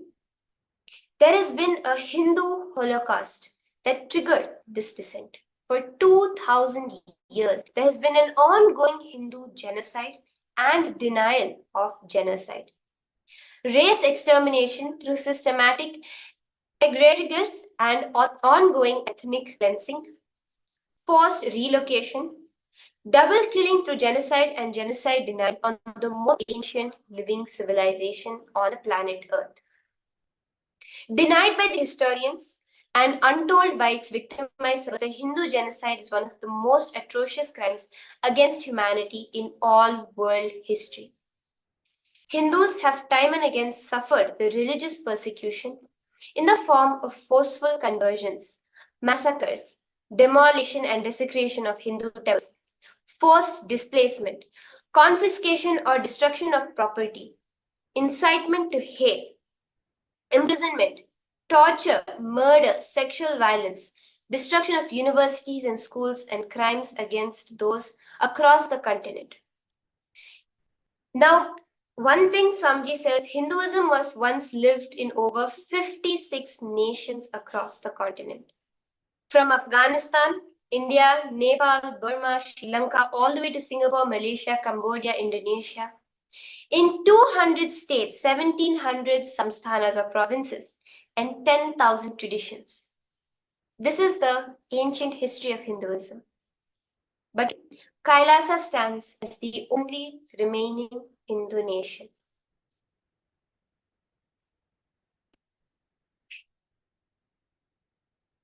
On the 3rd of January, 1978, as an answer to the prayer of millions of the modern day, Paramashiva himself descended into the human form, leaving an undeniable record of his happening in the night sky.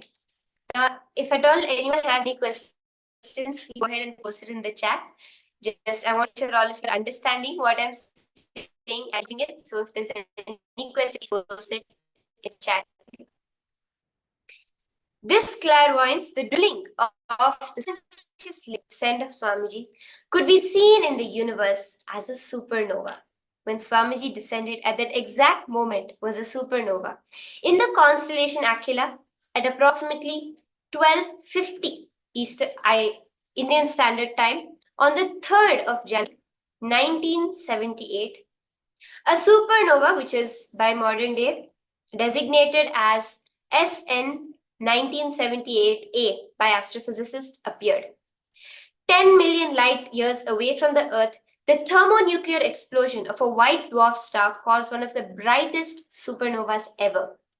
With a peak absolute magnitude of minus 19.5, supernova was visible to the naked eye on planet Earth.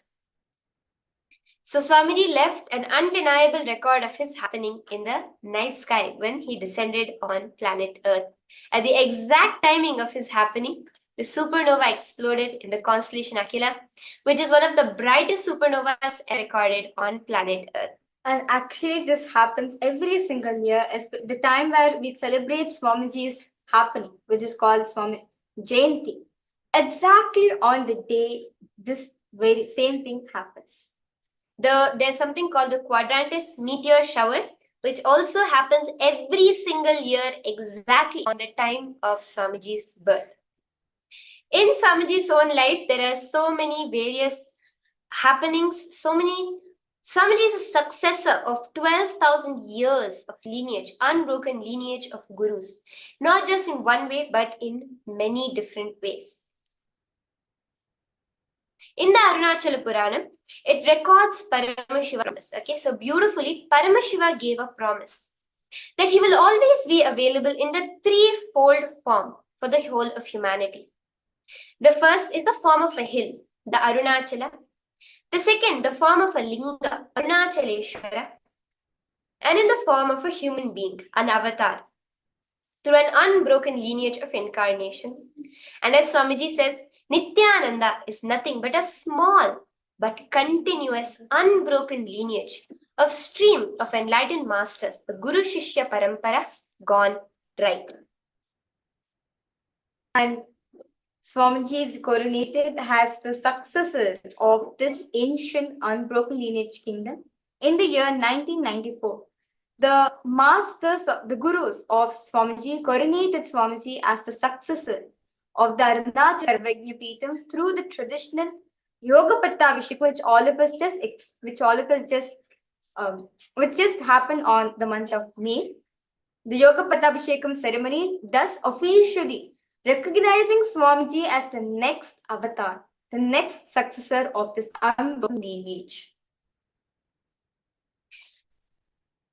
So, understand the whole happening of an avatar, the whole happening of Swamiji is nothing but the birthing of the formless into form. Swamiji shares very beautifully. Before I took this body, I was just the cosmos, the formless, Paramashiva. But it's because humanity needed me. Humanity was in dire need. That is why I have to happen on planet Earth, especially in the year 1970. Not after that. 1970 would be too late. 1970 would be too late. That's why Swamiji took birth on the year 3rd January 1978. And actually one of Swamiji's gurus, Mataji Vibhadanandapuri, who initiated Swamiji into the science of Tantra, Vedanta and Sri Vidya, brought an explosion of the Arunachaleshwara Linga through the Mahakalavera in the Arunachaleshwara temple in Tiruvannamalai and kept it in the Brahmapeetham, the water body, to cool it off. So basically, she brought an energy explosion and energy from that Arunachaleshwara deity through Mahakalavera and cooled it off in the Brahmapeetham and then placed it within Swamiji's biological mother's womb. And Swamiji's mother, and understand Swamiji's mother's womb and also Swamiji's father's body also, this was kept. So as Swamiji was assuming, both Swamiji's father and Swamiji's mother were prepared to receive this one, because Swamiji's manifestation, Swamiji's birth it's a very rare happening. It's a high amount of energy coming into your system. Sometimes because of that, naturally, like mothers does not have the ability to hold that much amount of energy into them. They tend to leave the body right after they give birth to such a being. But in Swamiji's case, Swamiji's gurus already knew this happening was going to happen, already knew this is going to happen, prepared Swamiji's parents, both mother and father, physically, for them to hold this science, for them to hold this energy within themselves. Swamiji says it's actually a science which is even practiced in Tibetan Buddhism. If a Dalai Lama is birthed, so basically the previous Dalai Lama, when he leaves the body, in his skull, there'll be a print in the direction where the next Dalai Lama is going to be born. So then they will follow that print, they will go to that location, and they have a test for all the baby boys born in that month to see who is actually the reincarnation of the Dalai Lama. So they'll keep a lot of items mixed together, and the babies, 2-year-old, 3-year-old babies, will be made to crawl amongst the items and pick up random items. If they pick up all the items which are used by the previous Dalai Lama, they are known to be incarnation. And this was actually done for Swamiji himself, where one of Swamiji's maternal grandmothers had placed a box full of dazzling jewelry, okay, like really expensive jewelry in front of Swamiji. And normally as a child, curious, could pick up everything. But Swamiji directly went to the back of the box and picked up the single Rudraksha Mala that was kept there. The single rosary which was kept over there, amongst all the jewelry which is covered completely, Swamiji went and directly picked that up. And also, so many Hindu leaders also have recognized this in Swamiji. Like to give an example, Sri Shantivira Mahaswamiji, who is the head of the Kolada Mata, the late head of the Kolada Mata, which is the oldest recorded monastery in Karnataka, dating back to more than 6,500 years of recorded history. During the Kumbh Mela, with his authority, he declared about Swamiji on the 16th of October 2016 that Whenever humanity falls into suffering and pain, Ishwar, the divine, himself does tapas, austerities, for their upliftment. Ishwar is the embodiment of the divine light. Nityananda Ji Maharaj is seated as the embodiment of divine light, spreading world peace and serving the whole of humanity from India. Nityananda Ji is a treasure house of jnana, sacred knowledge. And understand? So, what exactly is Swamiji? Understand? Swamiji says, I came down for a purpose, that mission. Swamiji's main mission is reviving the science through three methodologies to revive the conscious ability for the world for all beings, not just human beings alone. First, training, evolving human beings in the science of living enlightenment, Jivan Mukti through the Varnashram Dharma, meaning practicing any one appropriate path of life, such as Brahmana, the path of highest knowledge. Kshatriya, the path of a warrior who protects the society. Third, Vaishya, the path of a businessman. Or Shudra, the path of a worker who makes his time available for all. And ultimately, Brahmacharya, the path of a celibate monk in the austerity of a living until marriage. Grahastha, the path of normal householdery. Vanaprastha, the path of monkhood after fulfilling married life. Sannyasa is the path of permanent celibacy in your life. And second thing is running a Gurukul. Traditional Hindu universities and schools where yoga prashtas, where the beings, the superconscious beings can enroll and start manifesting these powers. Yoga prashtas mean in the previous birth who tried their best to become enlightened, but due to certain reasons, they couldn't achieve that. But because of that, they were not able to reach that enlightenment space because of the left body. So those souls have taken down that birth just to achieve that science of enlightenment, just to live with an avatar. Those beings are called the yoga prashtas. From a very young age itself, they be with Swamiji. Swamiji says anyone who meets Swamiji before the age of 21 is considered a yoga prashta because from previous birth itself we have been connected to him. Third is the science of bringing incarnations, the gods and goddesses of Kailasa, Paramashiva's various dimensions to assume a human body, to keep a powerful ecosystem and ambience for multiple incarnations to flower. And this is what Swamiji is creating. In just 25 years, Swamiji established so many 21 kingdoms in Kailasa. At the age of 3 in 1981, he was initiated into Chaturmasya and started to teach at the age of 3. At the age of 10 in 1988, he was coronated as the successor of the Kailasa Paramparagata Kanchi Sarvajna Peetham. Age 11, he had the oneness experience with the whole. Age 12, first grace pause when Swamiji entered into deep samadhi. Age 16, coronation as the successor of the Kailasa Paramparagata Arunachala Sarvajna Peetha Samrajyam. Age 21, revival of the Kashi Sarvajna Peetham and avatar realization, beginning of the revival, Satya Sankalpa for reviving Kailasa. At age 22, the second great pause. At age 20, the vision of the banyan tree and the world headquarters. Age 24, laying the foundation stone for Adi Kailasa. And age 24, again, first Nityananda Annalaya, free food service, age 25. The second Kailasa in Adi Kailasa Sarvajna Peetham. And first Vijayatra, first world tour at age 25. And so the list goes on. At every year, the beautiful happens of Swamiji's life that Swamiji experienced. And in just under 30 years, the Supreme Pontiff of Hinduism advocates interfaith harmony alongside the Dalai Lama, message of Jivan Mukti for global peace. And also,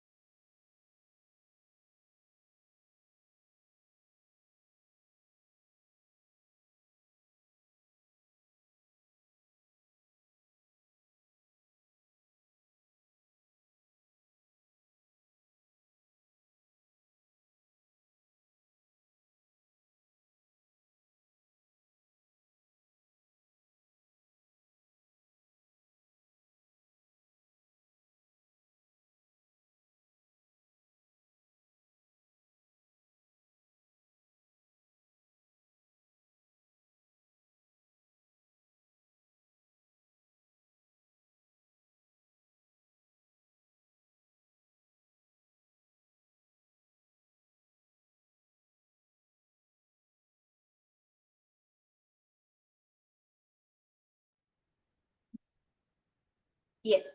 So hope all of you are able to see us and hear us now clearly. Yes. Yes. Okay. See, we're just looking at how within such a short span of time, so much Swamiji was able to do. Surviving over 100 assassination attempts, Swamiji continues to give humanity a superconscious breakthrough to establish the Hindu nation. Now, what are the divine attributes? So beautifully, there are 12 divine attributes that in incarnation. Kalpataru, manifesting your reality. Perpetual completion, enlightenment. Healing, realigning the biomemory. Transferring of bioenergy, Dīkṣā Akarshana. Akashic readings, accessing the past and future. Vijnana Akarshana, true knowledge. Paramashiva Akarshana, the space of Paramashiva. Shakti Avishkarana, the Kundalini energy. Ardhana Ishvara, beyond all duality. Susadha, beyond pain. And Divya Sharira, the divine body. Surabhi, a fragrant physiology. So let's very briefly go through all of these 12 components. So has initiated the world into the science of Kalpataru, the science of manifesting your reality as you want. Swamiji has beautifully shown the space of perpetual completion within him, where the thoughts are near to zero, literally no thoughts running in Swamiji's mind. Spiritual healing, there are thousands who have been initiated into the science of spiritual healing, who has received healing physically for themselves.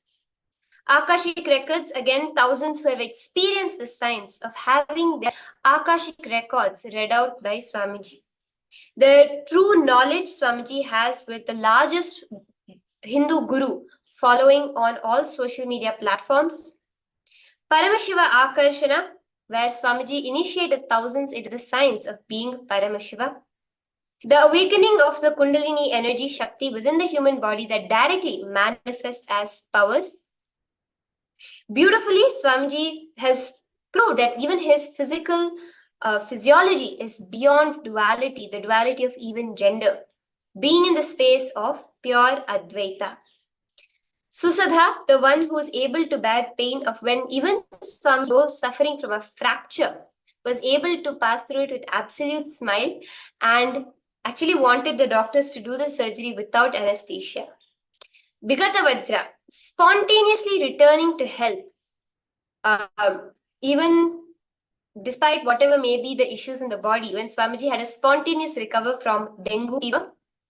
Divya Sharira, the divine body, where Swamiji himself has appeared in so many places, an intense sensitivity to smell, sound, and touch, and Swamiji's beautiful expression.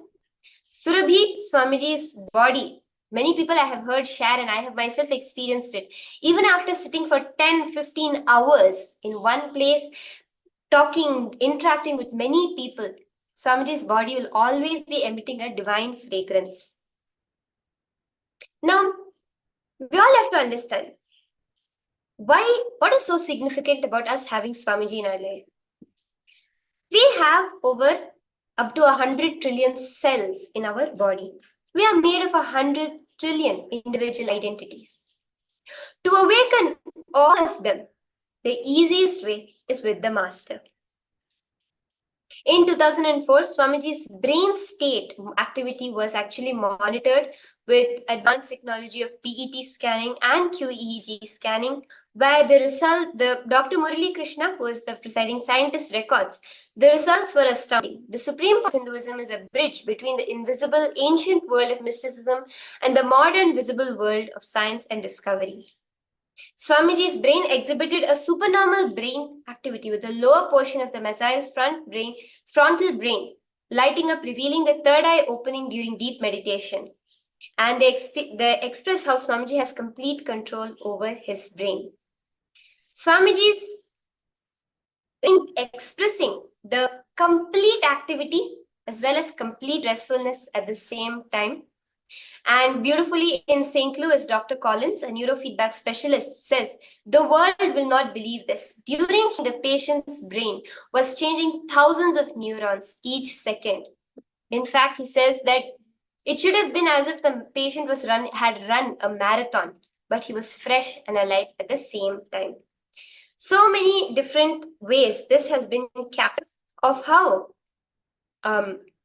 they have captured during the power of materialization, the object getting created without any kind of external influence, significant health recoveries and increased aging in people who attend the program.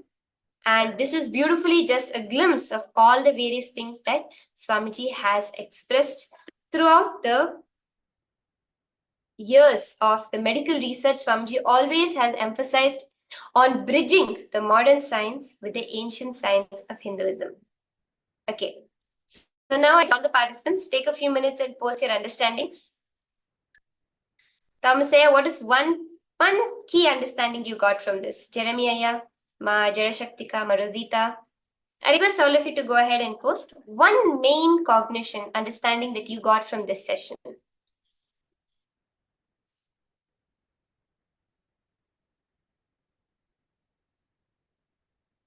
Okay, he is God. He's the divine that has descended into the human body. Yes. Yes, Swamiji is here for all of the world.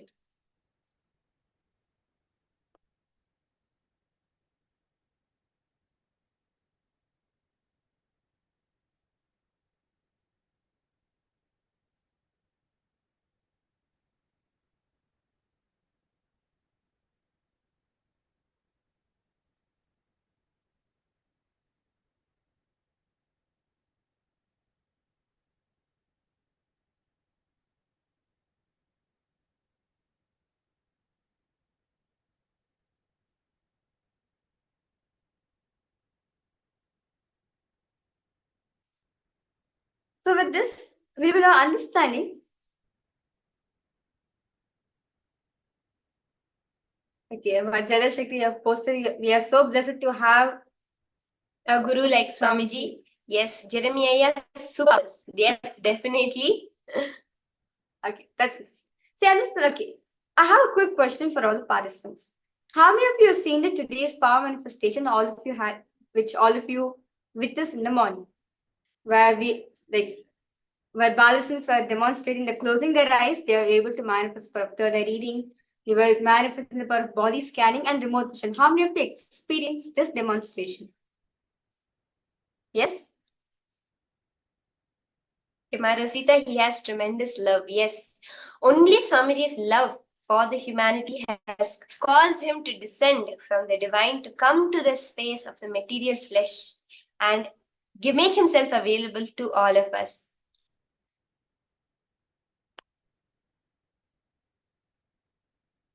Okay.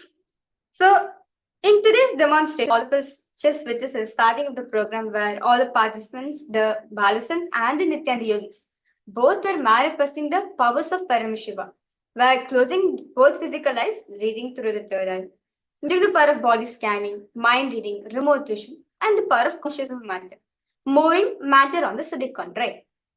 Now, Swamiji says, all these powers, how does it start manifesting?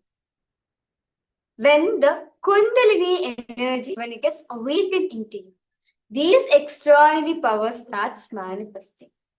So what is Kundalini? We are going to be understanding. See, Swamiji says, the largest untapped natural resource lying with the humanity is Kundalini energy. When you awaken it with the right amount, with right knowledge, right context, right understand, with the right technique, the right process, it can give you anything you want in your life. And Kundalini brings you positivity to you, possibility, leadership consciousness, and enlightenment itself just by awakening this.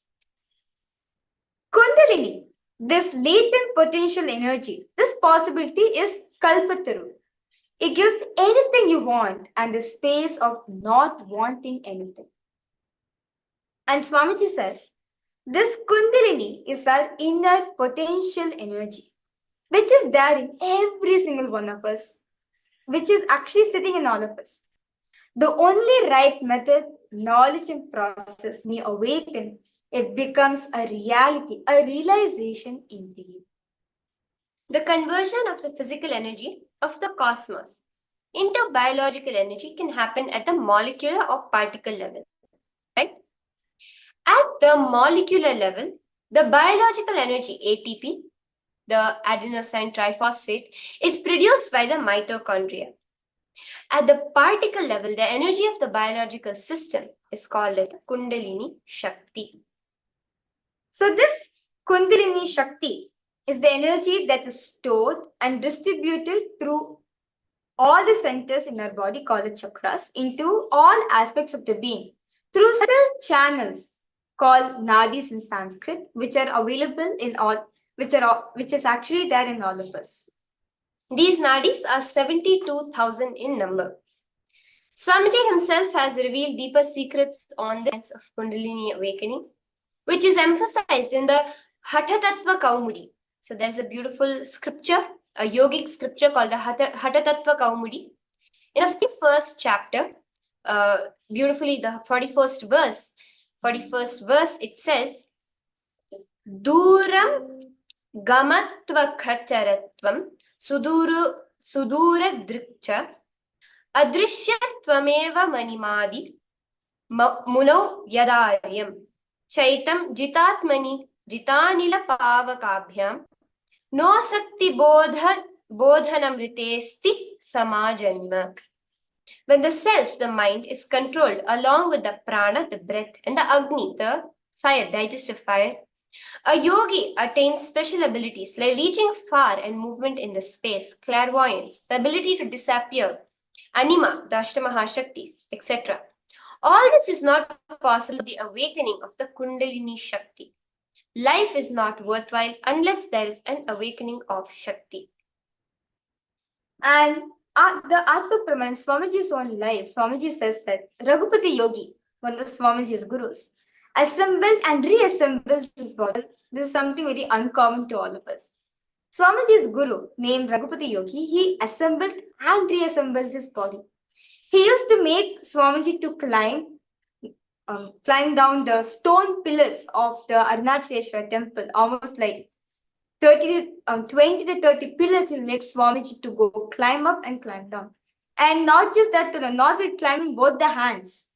Sometimes with one hand, Swamiji has to climb. Sometimes without the help of both the hands, with the help of legs, he should be climbing the pillars. So then, after he went to the next stage, where so basically tying Swamiji's both of his hands, and with the legs, Swamiji will be able to climb the temple pillars. So understand the Shiva Stambha Yoga is the best form of yoga. And Swamiji says that this science is actually, it's a very ancient traditional science, which Swamiji is reviving it for all of us through the science of Nityananda Yoga. And Swamiji said this is one of Swamiji's offering to all. And it is because of this science, Swamiji's body is able to hold the Kundalini Shakti. So understand, once we awaken, now all of you will be wondering, okay, I understand about Kundalini, okay. Once I awaken this, what it happens to me?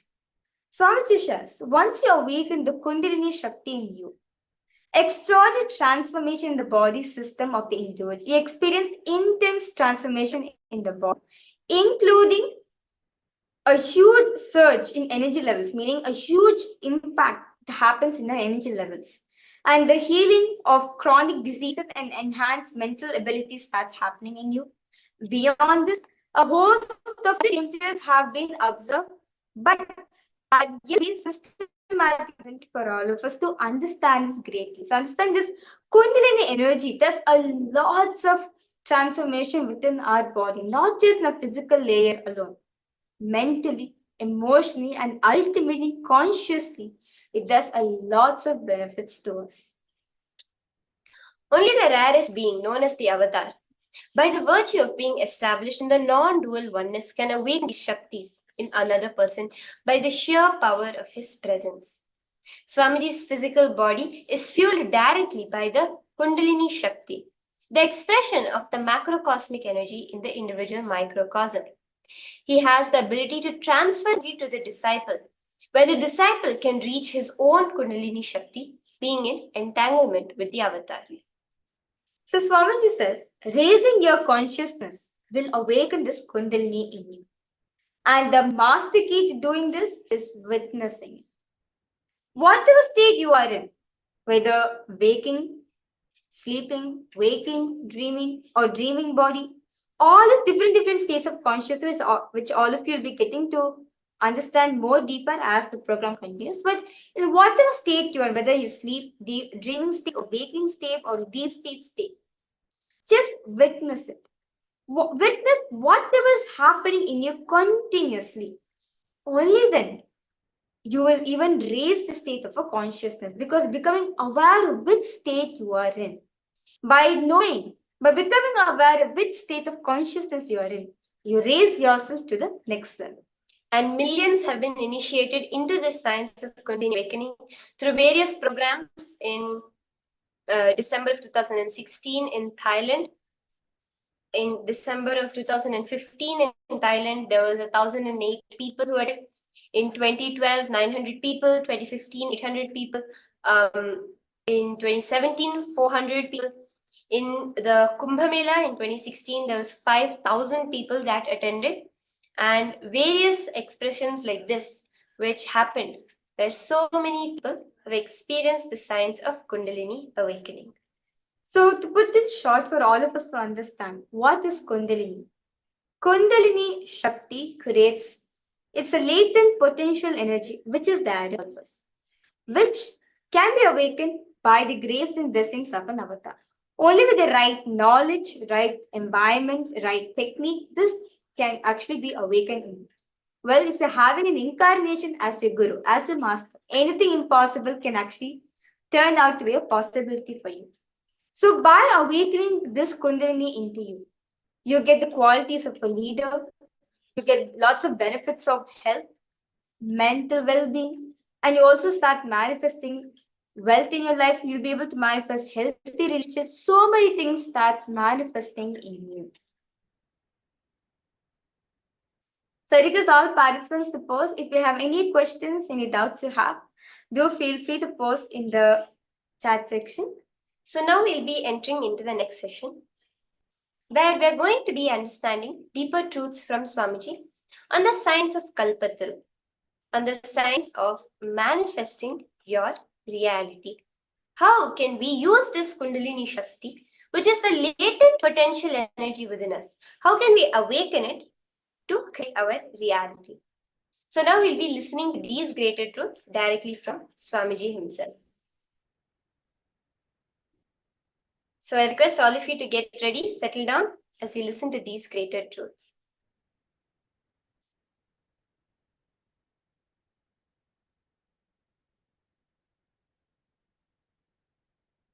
Anyone, any questions before that? Any doubts, anything you would like clarified?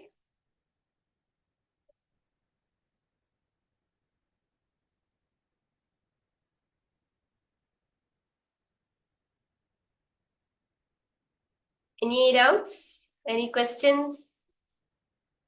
Okay, let's listen to this now.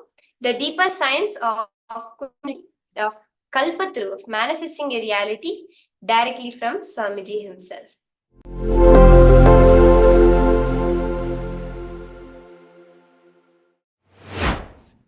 Let me introduce the word Kalpataru. In Sanskrit, the literal translation, literal meaning, the Kalpataru word is Sanskrit word. Literal meaning is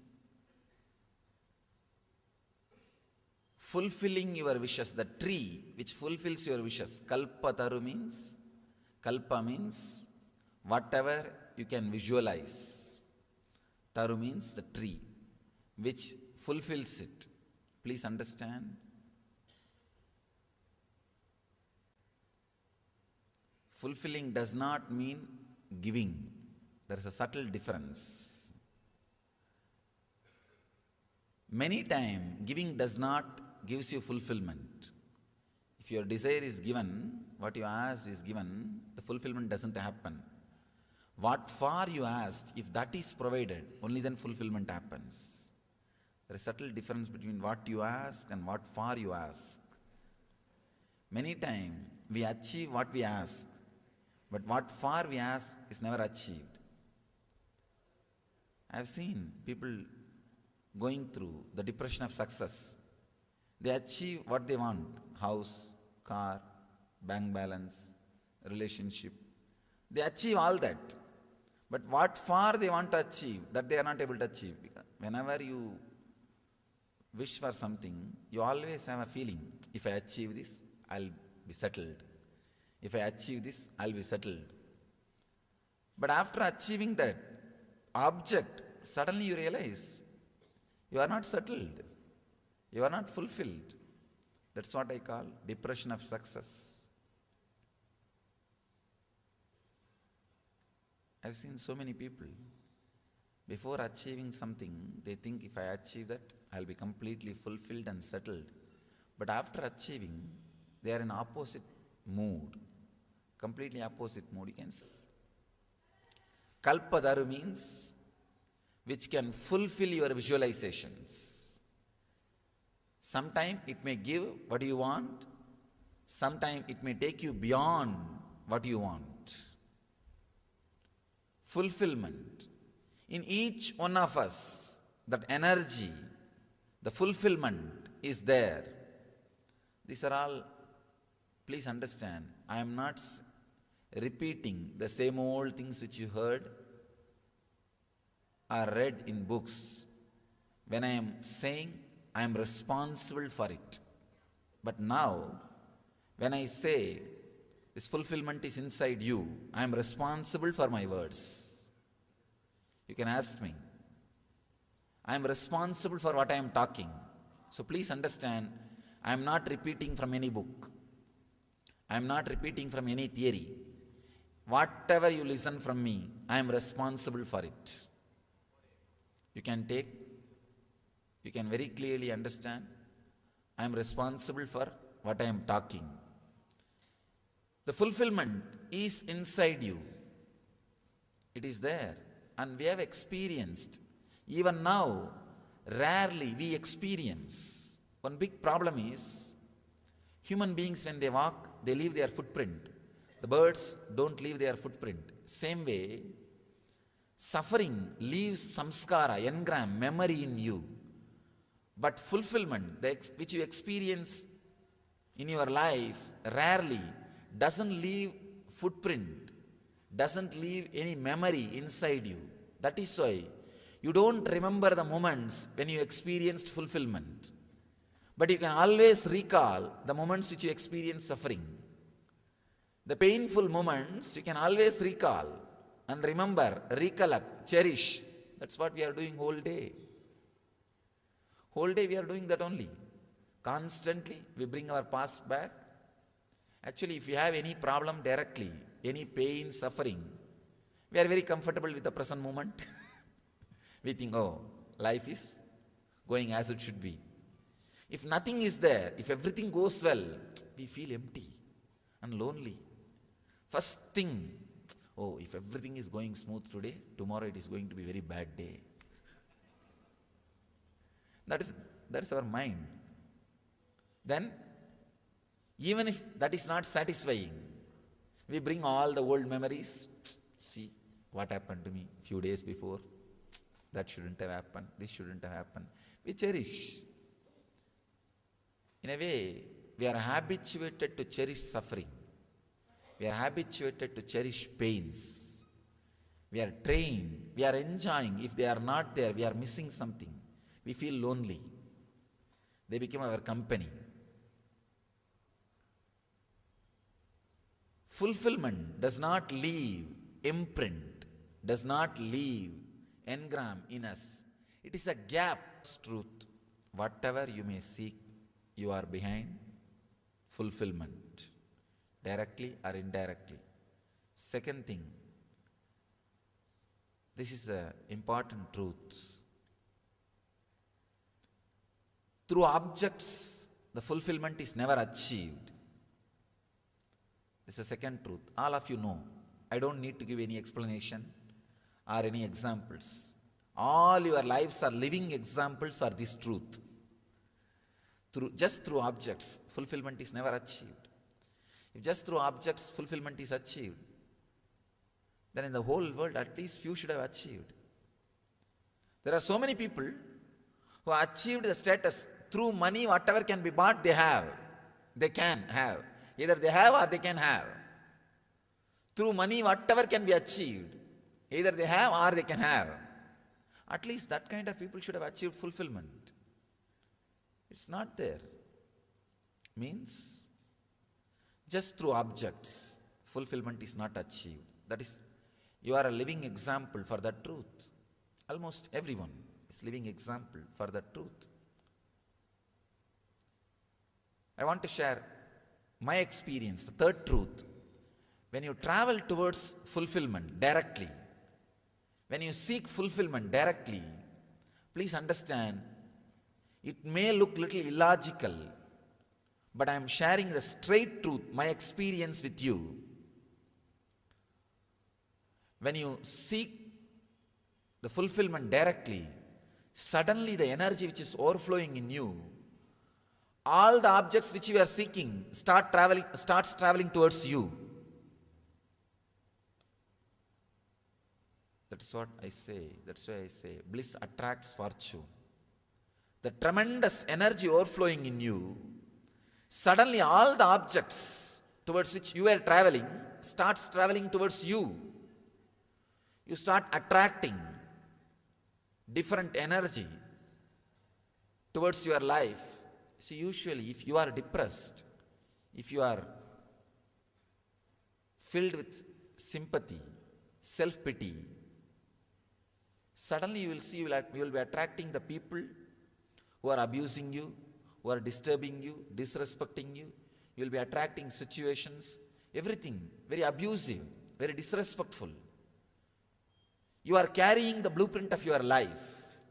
Whatever blueprint you carry, you reproduce it, you expand it and express it in the outer world. If the blueprint changes, if you are different, if your quality of awareness differs, your whole life has to change. Please understand. Anyhow, today we'll internalize these truths experientially by meditating. Seeking completely changes your consciousness. When you start seeking, yoga and kshema happens to you. In Gita, Krishna says, Yoga kshemam vahamyaham. That is what he means. When the energy travel, the direction of your energies travel, when it changes, yoga and kshema starts happening in you. Yoga means achieving all the objects which you are seeking. Kshema means staying with them. Are those objects staying with you? Both starts happening inside you when the seeking happens. That is what Krishna means. Yoga kshemam vahamyaham sarvadharman parityajya mamyeka saranam vracha aham tva sarvabhavepyo mokshayikshami masuchaha. He says in the 18th chapter. When you drop all the way of living and completely surrender and relax, you will see you are completely liberated. Ordinarily it looks too egoistic. How can a man who walked on the earth can liberate? Of course, now you won't feel hurt because he's not in the physical body. But if somebody who's in the physical body says, this is too much. Anyhow, another one sloka says, Ananyas chintayanto mamyechana pariyuvasate desham nityavayuktanam yogakshemam vahamyaham. Understand, when I repeat these two statements, I am responsible for it. I may be repeating, but I am responsible for both statements. When he says, Ananyas chintayanto mamyechana pariyuvasate desham nityavayuktanam yogakshemam vahamyaham, by relaxing from everything else, if you are centered on me, when he says Krishna on me, it's not just 6-foot form, seeking. A deep seeking of higher consciousness. When you turn towards higher consciousness, the seeking, yogakshemam vahamyaham, he says, your needs, fulfillment is taken care by me. Please understand, it's truth. I have seen this truth, not only in my life, thousands and thousands of my devotees and disciples' life who are seekers. When they turn towards seeking, the whole energy of the life becomes different. So these are the few truths I wanted you to remember. First thing, whatever you are seeking in your life, if you think wealth or love or relationship or anything you may seek, you are seeking fulfillment. Maybe indirectly, but you are seeking fulfillment. Second thing, through objects, fulfillment is not achieved. Third thing, when you seek the fulfillment directly, objects run behind you. World and the objects are just like the shadow.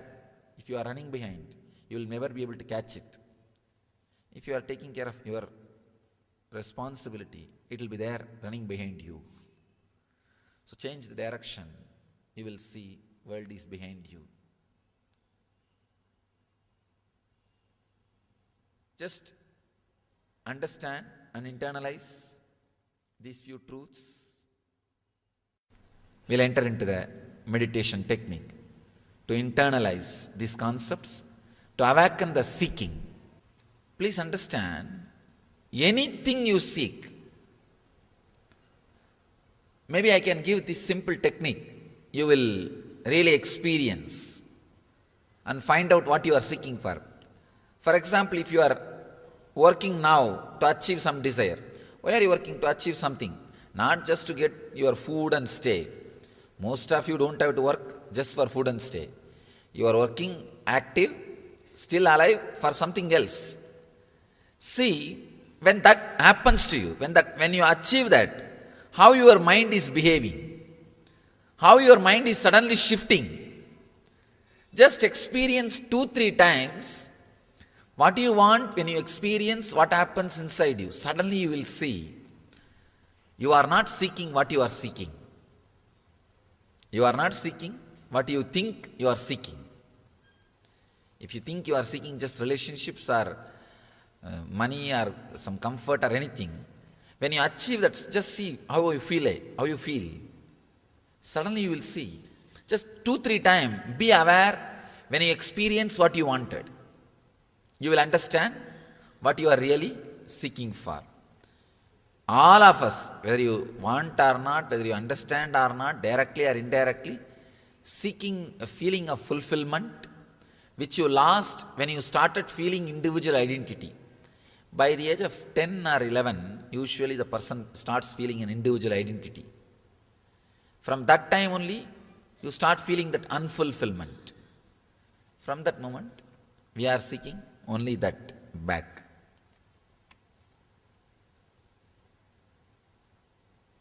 So many times I see the same kind of disturbing situations come in my life. Means you are carrying the blueprint of that. Straight away you are responsible. Nobody else is responsible.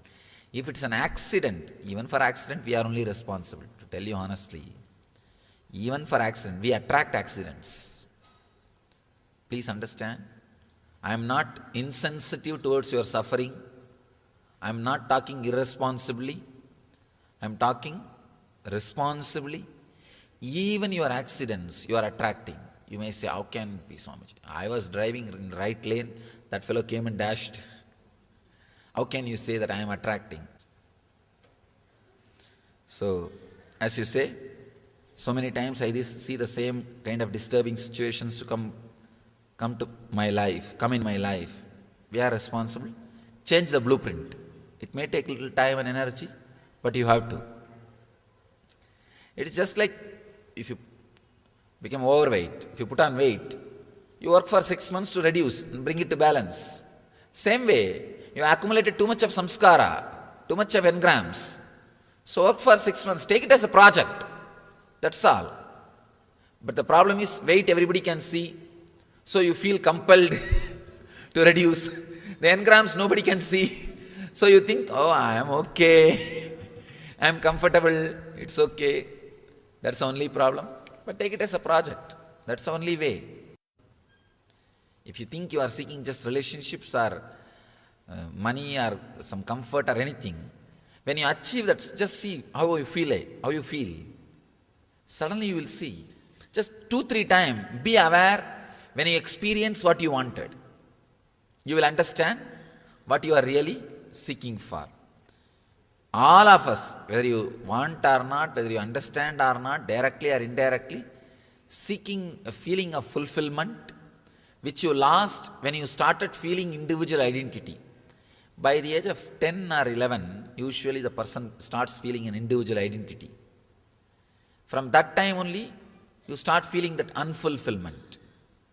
From that moment, we are seeking only that back.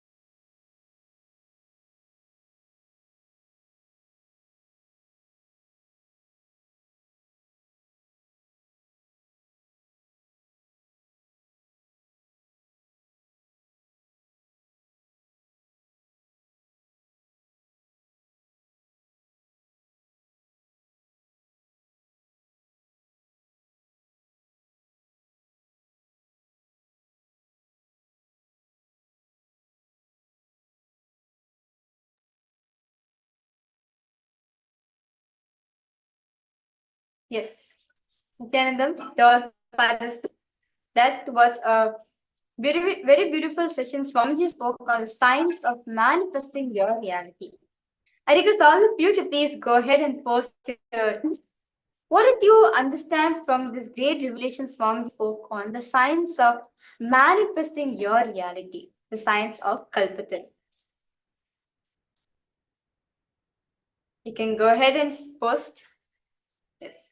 I first request all participants to please settle down in front of your cameras. Now, Rosita,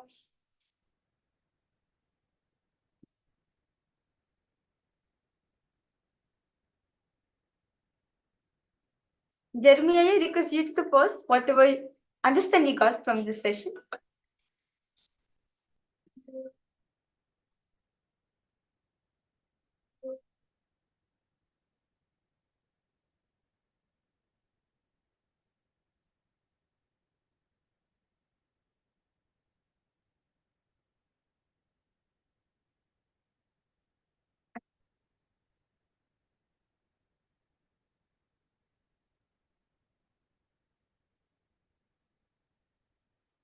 Whatever understandings you can whatever understandings you have, you can post, no problem. Okay. See, this science of Kalpataru. Kalpataru means what? Ability. The science of manifesting your realities. all of us want to manifest our realities, right? All of us want to manifest that. But we feel that there's always something which is stopping us just to get there. Manifest these desires as a reality for you. But Swamiji shares very beautifully. You have the power to manifest anything you want in your life. That is the science of Kalpataru. There's a small story which Swamiji says for this science. A man was traveling through a forest and he decided to rest under a tree. He did not know that the tree was a Kalpataru, a wish-fulfilling tree. So while resting, suddenly he had a desire. It was a long journey. He was like, it'd be so nice if I just get a little bit of food now to eat in the middle of nowhere. In an instant, a delicious plate of steaming food appeared before him. Then he was thinking, this food is so good. I wish I had a little bit of a bed, a cot to rest on. And immediately, a comfortable cot appeared. He figured, oh God, whatever I think is instantly coming true. What will happen if I imagine a tiger coming and killing me? A tiger appeared and killed. This is not the story of some unknown man. This is that man is each of you. We are all always under a Kalpataru. Whatever you think, the cosmos is always working to make it happen. Yes, beautifully from the Vancouver Surrey home temple. I see we are responsible for the reality we create through the space that we create for ourselves. See, Swamiji reveals that each one of us are constantly manifesting whatever we are thinking about as our reality. So understand, Swamiji says there's two news Swamiji is giving over here. One bad news is you're responsible for everything you're manifesting. What is happening in your life, you're responsible for it. But the good news Swamiji is also giving is that because you wrote it, you do have the possibility to rewrite it, right? See, many times we don't want to take responsibility for it. Swamiji says the surprise is you are the author of your own life. You wrote, you scripted it. And today that is what you will experientially experience. See, the bad news is you are responsible. Yes, all the sufferings, all the pains, all the loss you have gone through, you are the one responsible for it. But the good news is because you are the one that created it, you have the ability to rewrite it. But we don't want to accept this because we always try to put it on others. God made it such. It's not by us. So we don't have to do anything, right? It's like talking about the weather. Sip your tea and complain about how rainy it's been the last few days. You can't do anything about it. But whether the weather can be changed or not, your life can be changed. You only know why did you write what you wrote. When did you write what you wrote? And how did you write what you wrote? You will simply know how to rewrite it. You know why, when, and how you created your reality, you will just be able to rewrite it. If you understand this, you have understood the science of Kalpataru, the science of manifesting what you want and controlling your life. The first truth is you are already empowered. Human beings are not sent as beggars to planet Earth. Swamiji says, God is not a sadist. He doesn't say, go with empty hand every time you need a penny, beg me, then I will decide whether to give you or not. No, neither a sadist nor a miserly father. He's a beautiful, graceful, amazing, showering, cosmic, causeless, auspicious energy. You are endowed with that enough of Kundalini energy to make what you want as a reality. This is the first truth. Second truth is that because of your constant SDHD, self-doubt, self-hatred, and self-denial, you forgot that your life is nothing but possibilities. You started thinking that it is full of impossibilities. You are alive because breathing is possible. You are alive because digestion is possible. Alive only because so many things are possible in your life. Life is a possibility, not an impossibility. That life is an impossibility is a wrong idea put into you by the unconscious society. Whether it is health, wealth, relationships, completion, personal life, enlightenment, whatever you want, it is possible. Again and again, Swamiji says, this is not a personality development course. In personality develop existing personalities. After a personality development course, a beggar may imagine getting money from every person that he begs. But after this course, he has the possibility to become a millionaire. That is what this is all about. Now let us see how it started, okay? How did we start this reality? It started with thoughts. This entire world is made of thoughts. Everything started as a thought. All your thoughts may not have become a reality, but whatever is reality started as a thought. Are you understanding this? Maybe you thought of ice cream, the ice cream did not become a reality, but in front of you, you are seeing a green sofa, means you thought of a green sofa. That's what Swamiji is saying. Your thoughts are seeds. Thought patterns are like trees, and the reality which we experience is the fruit. As we sow, so shall we reap. Whatever we put in as our thoughts, and whatever thought patterns grew are bound to determine the fruits, making the thoughts into reality.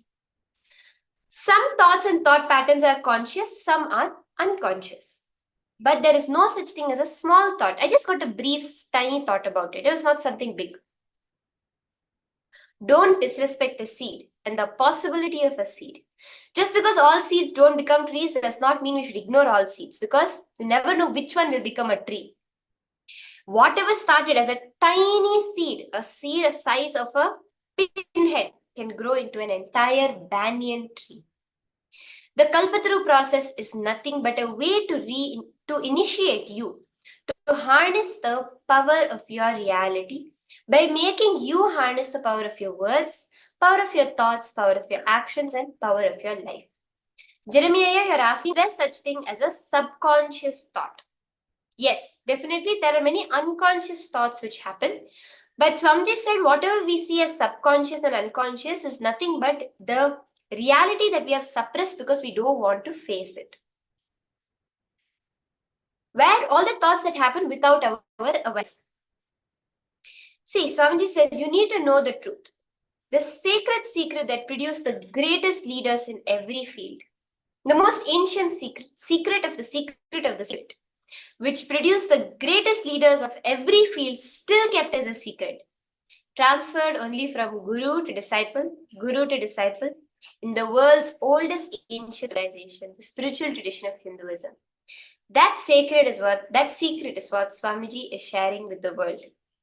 The science of awakening the Kundalini Shakti. This was actually called as the Karana Parampara, meaning the tradition which is passed on just by word, just by listening, without even writing it down. Never was it even written down, just passed from the mouth of the guru to the ear of the disciple.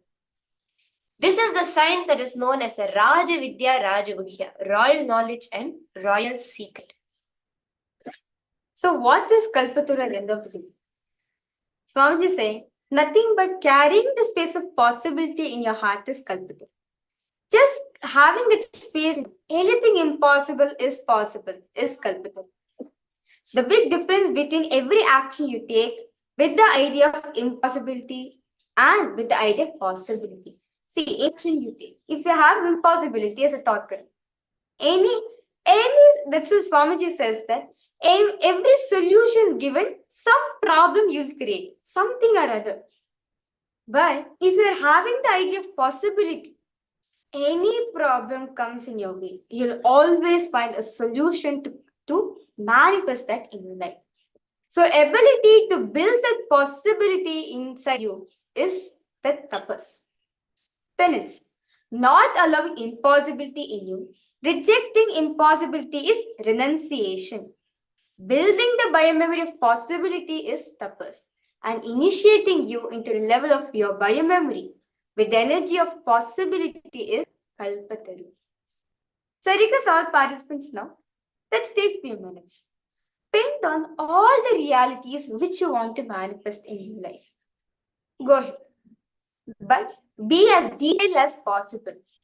From the idea that all these realities are going to manifest, from the idea that everything is a possibility for you. So request all participants now, please take a few minutes. Pen down, detailedly write down all the possibilities, any desires, any realities which you want to manifest in life. For example, within the next 1 week, my best friend started talking to me, like how she was relating with me. Within the next 1 month, I should have a big house for me to stay with my whole family. Within the next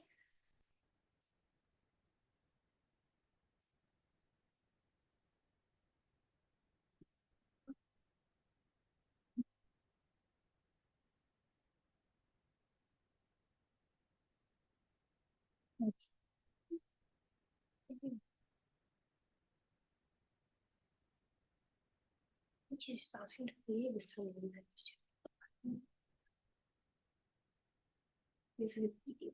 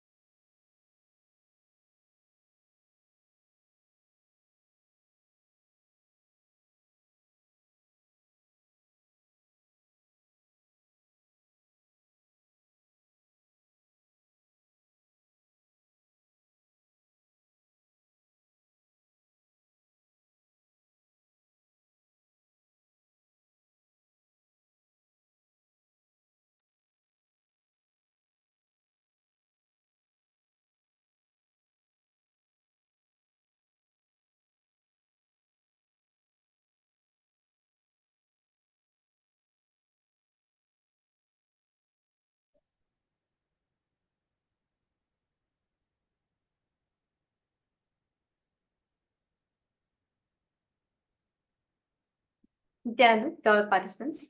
Sorry for the technical glitch. So request all participants now. Detailedly pen it down. Write down all the realities which you want to manifest in your life. From the idea, from the cognition that all these are a possibility, which is going to manifest in your life. Detailedly pen it down.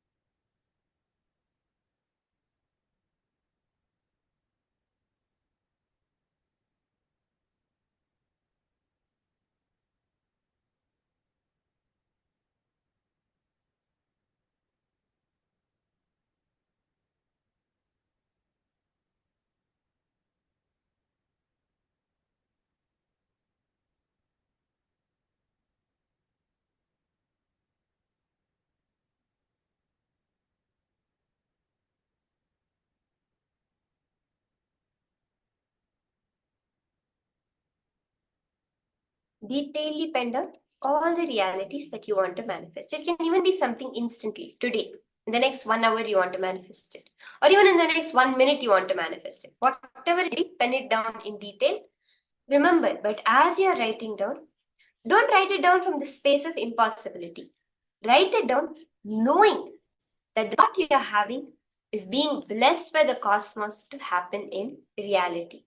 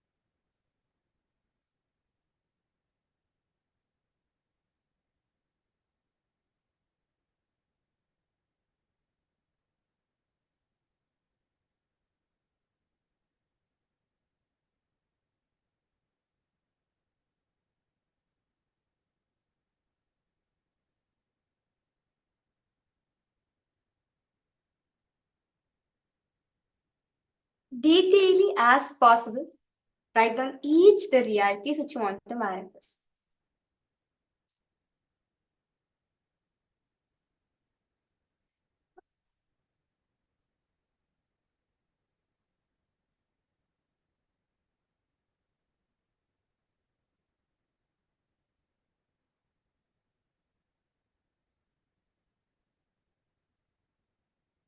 If you want, if you're comfortable, you can also share it in the chat what the reality is that you want to manifest. If you don't want to, no issues, but if you're comfortable with it, you can also go ahead.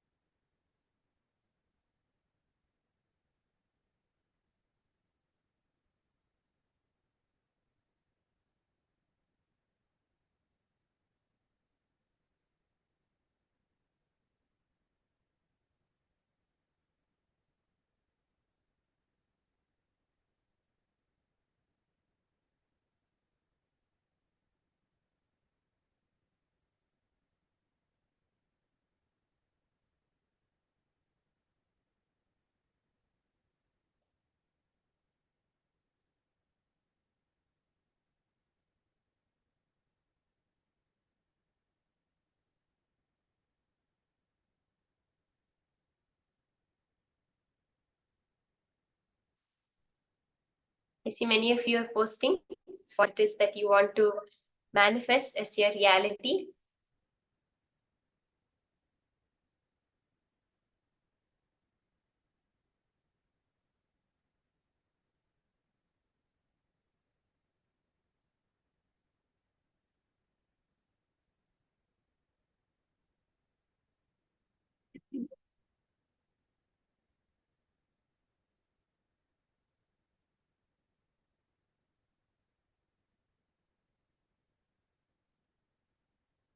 Thomas Ayer, you can also go ahead and post if you want to.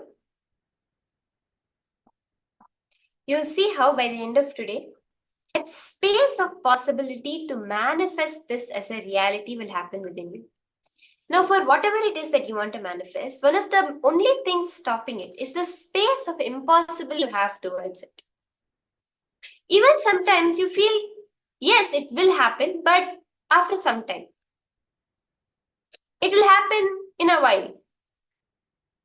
That space of impossibility, only when you drop, you will be able to see how it will just be such an immediate possibility. It will be something that it's right there for you to experience.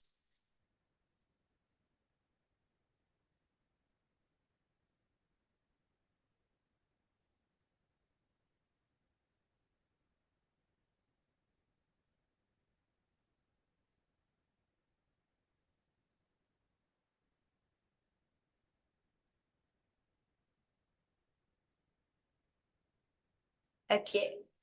I see yoga possibilities, how to create that feeling of possibility. Jeremiah. Just knowing you have the possibility is enough.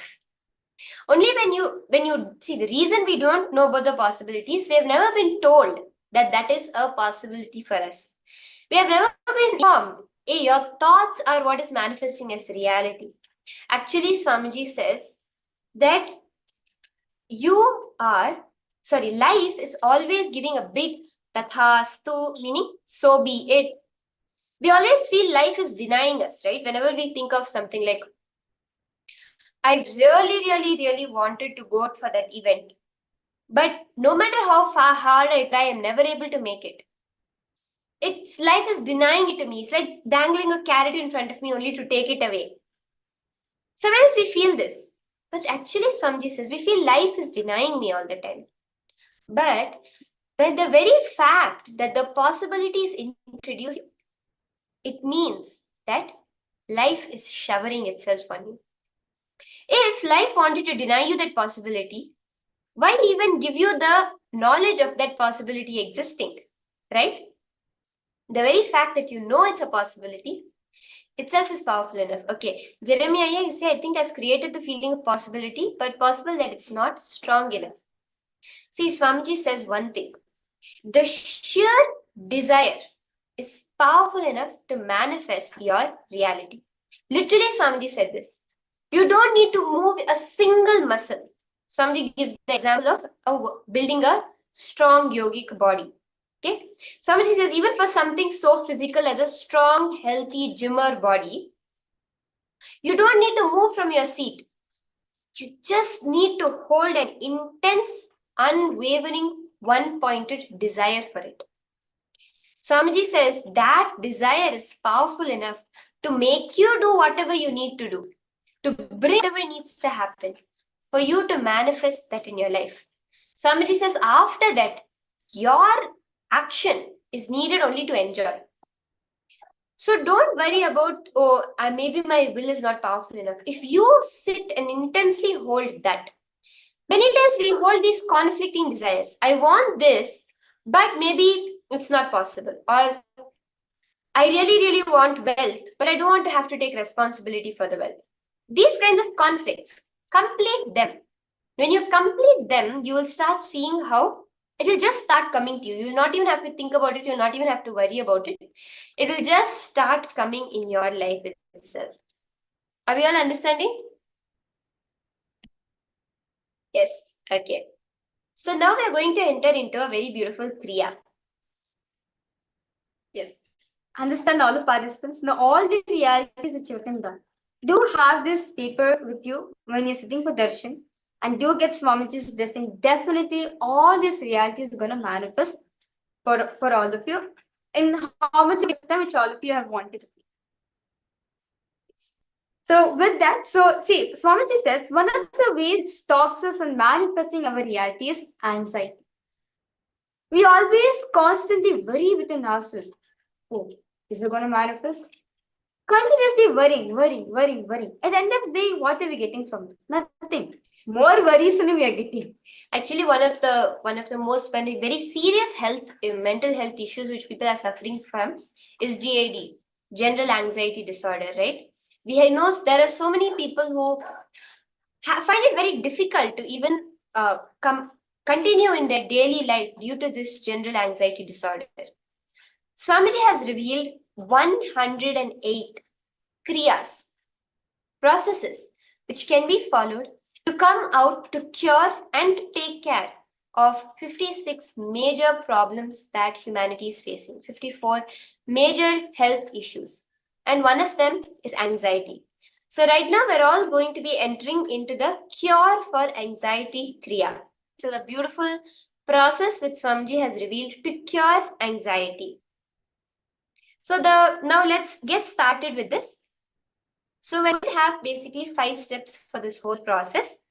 I request all of you to get ready, settle down on the floor if you can, on a yoga mat or on a mattress, something where you're completely comfortable. Get seated on the floor.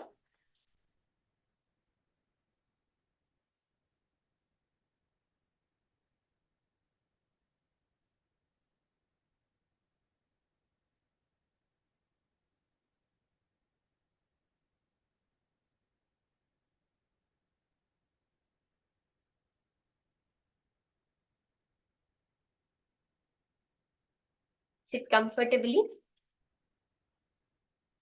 Now, the first part of this kriya is going to be sitting in the asana called as Varahasana. So the asana's name is Varahasana, which is from the Yoga Asana Mala Sachitra, verse 76. Pagathali ki mahili kore milai phana pani ukudabese. It goes on, where all of you are going to be now entering into this first posture. Okay, so once you settle down, we'll be starting.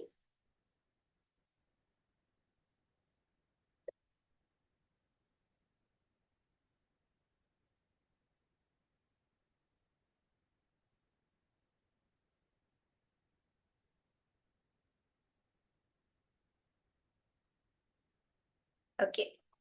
So now come to a squatting position to enter into Varahasana. This is actually an asana that comes in the Dvitiya Vinyasa Krama. Keep your feet together.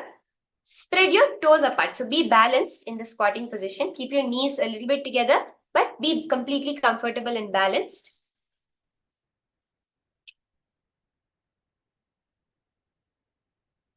Okay.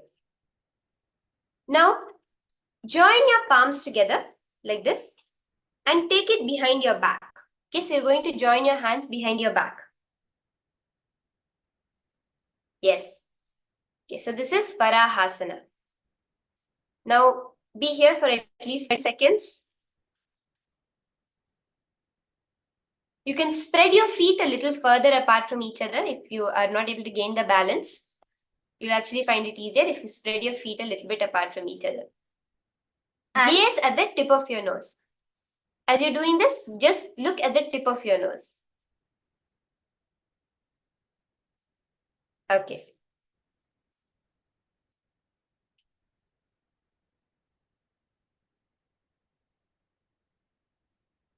Now, in Varahasana, we're going to be starting with the Trishula Kumbhaka, which is revealed in the Kumbhaka Paddhati.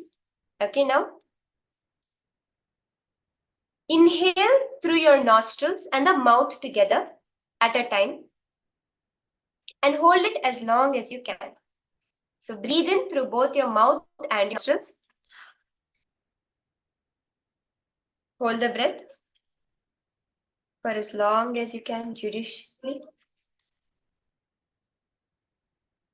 When you're not able to hold it anymore, breathe out through your nose. Recommended that you close your eyes because many times the prana leaves from the eye also. So you can close your eyes. Let's do this 21 times. Inhale through your nostrils and the mouth. Hold for as long as you can.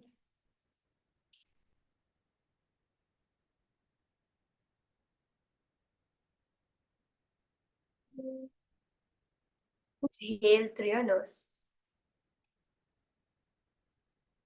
21 times. Inhale.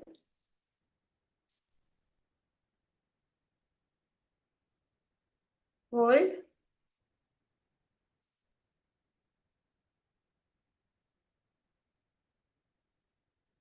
And exhale through your nose.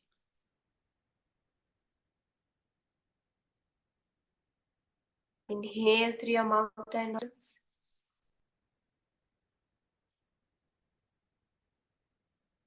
Hold for as long as you can. And exhale through your nose.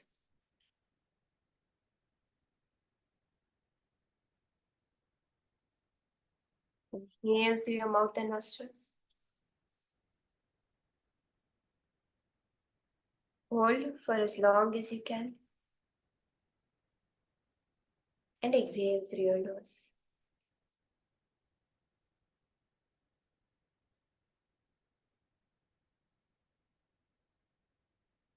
Continue doing this. About 14 times more left.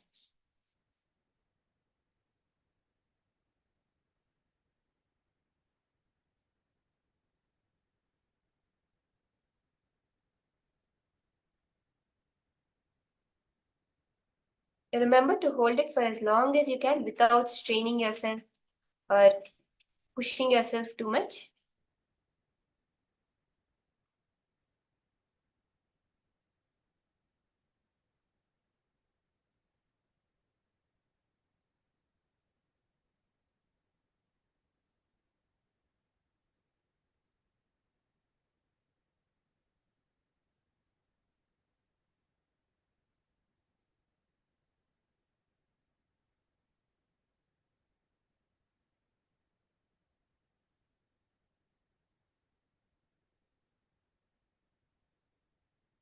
Inhale.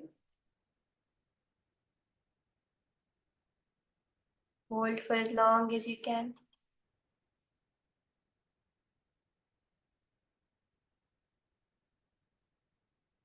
And exhale.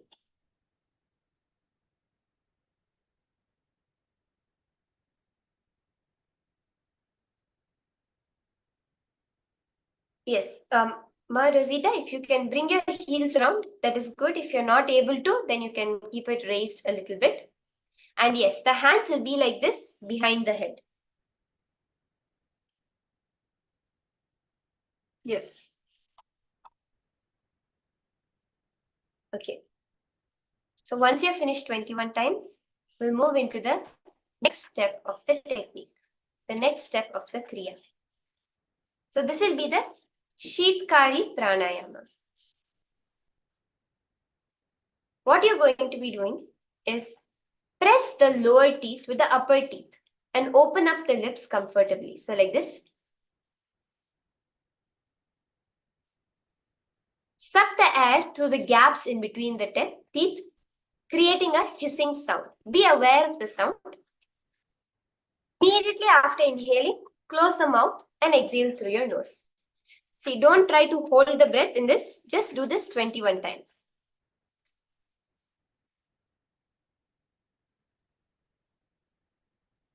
Continuing to be in the same posture.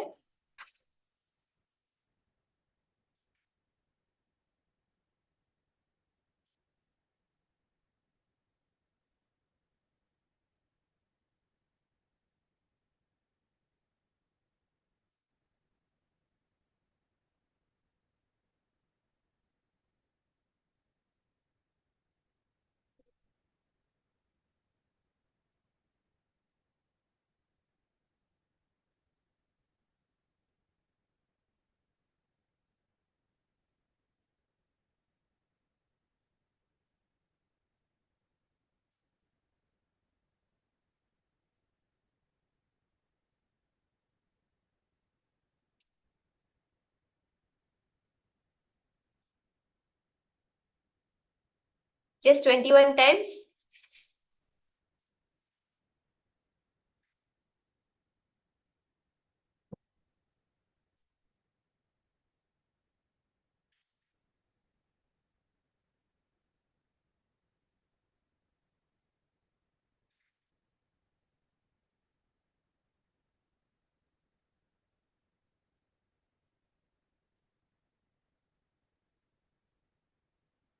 Once you have completed 21 times, we'll be entering into the next step. The Sheetali Pranayama. Now it's going to be similar, where you have to stick your tongue out as much as possible. Okay? And roll the sides of your tongue into a tube.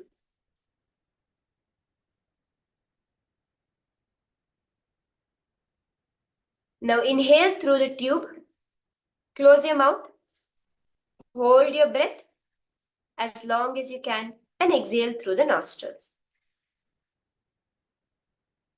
Again, 21 times.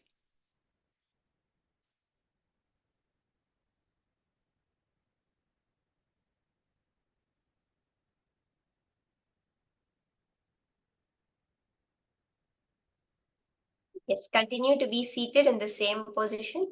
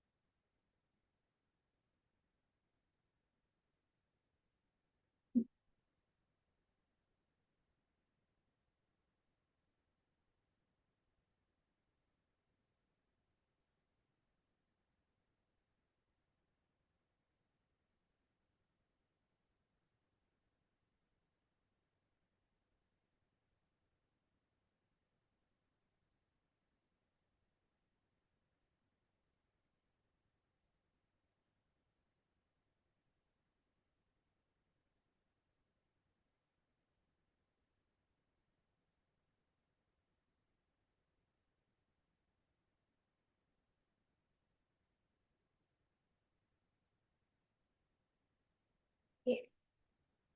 Now, we'll be entering into the last step of the process, the Trinetra Kumbhaka.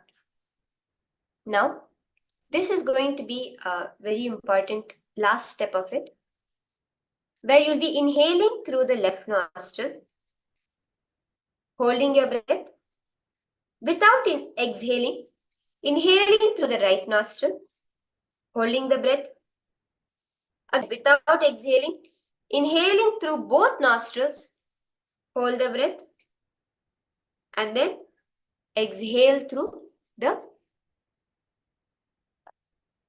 and exhale slowly and relax. Okay, so you can do this 21 times with your fingers. You're going to inhale, hold, exhale, hold, inhale, hold, relax. Okay, so inhale with your left nostril, hold your breath for as long as you can. You can continue to remain in the same position, just bring your hands to the face. Inhale through your right nostril. Hold for as long as you can. Don't exhale. Inhale through both your nostrils. And again hold.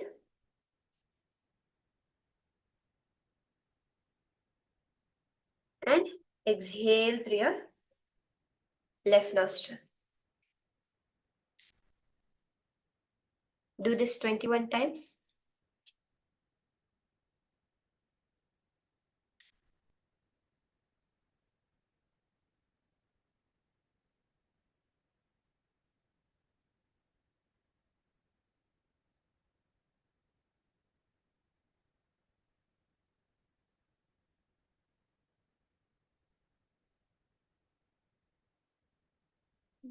Yes, exhale through the left.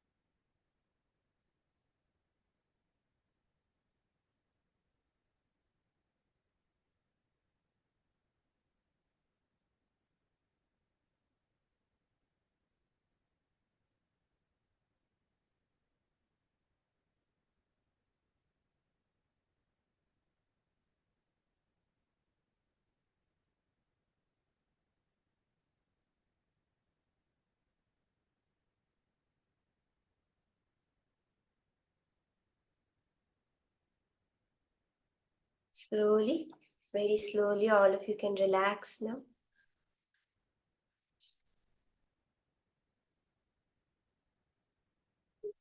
Relax yourself completely.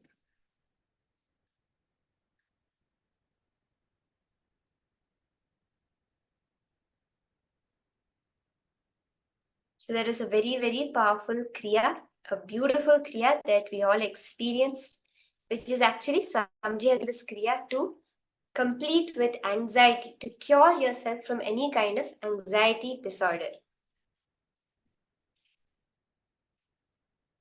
Okay. So now it's time for us to enter into the next session, the next powerful cognitions from Swamiji. See, Swamiji has revealed very powerfully about the incompletions, right? We understood about how the only thing stopping us from manifesting our reality is our self-doubt, self-hatred, and self-denial. So how are we going to meet with it, move beyond this? So let us learn about how we wrote our life story, why some thoughts become reality when don't, what are incompletions, and what is self-doubt, self-hatred, and self-denial, called as our SDHD. What is incompletion? Okay. People who want to enslave you constantly, brainwash you with the idea that life is full of impossibilities and difficulties. Why do you think all over the world, Bollywood, Hollywood, rags to riches story is such an active story? Because everybody celebrates the person as a hero because you feel it is impossible. He has made the impossible possible. Swamiji says nothing is impossible. Even if you are stuck with the idea of impossible, even brushing your teeth should be impossible. If there is something impossible, that means even brushing your teeth should be impossible. But why are we stuck with a certain ideas? If we think a little bit, you can see how your thought patterns are shaped by your past. Our current cognition is filled with understandings of the world we have from our past. Some of these understandings is what is limiting us, and that is called incompletion. Whatever stops you from getting wherever you want is an incompletion. Because it has left you with the feeling that something is missing in your life. It could be fear, comparison, low confidence, past unpleasant experiences and memories. All these are hangovers of the past which are sitting in the present and destroying your future decision making and action. You are whole, but your incompletions fragment you, and you're not able to direct your whole energy to make your desire a reality. Beautifully, Swamiji says the definition of incompletion: incidents, memories, wrong cognitions from the past that are occupying the present and affecting the future. For example, you go to a beach, if you see someone getting hit by a mob, you may decide beach is a dangerous place and you will be afraid to go to the beach again. This is how past incidents restrict us in the future. Cognition leads to powerlessness, low mood, and impossibility. An example: a girl is in history class and the teacher asks, "Who is the first president of the United States?" She jumps up and says, "Abraham Lincoln." The correct answer is obviously George Washington, and the whole class laughs at her. She feels ashamed.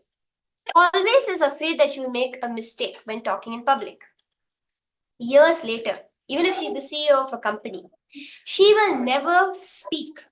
She will never speak out her idea. She'll always make someone else do it because she's afraid of being wrong. But was the girl right in assuming that just because she made one mistake, she will always make mistakes? No. Incompletions always come from a wrong understanding or a wrong cognition. Incompletions always create more incompletions. For example, you fought with your boss at work today.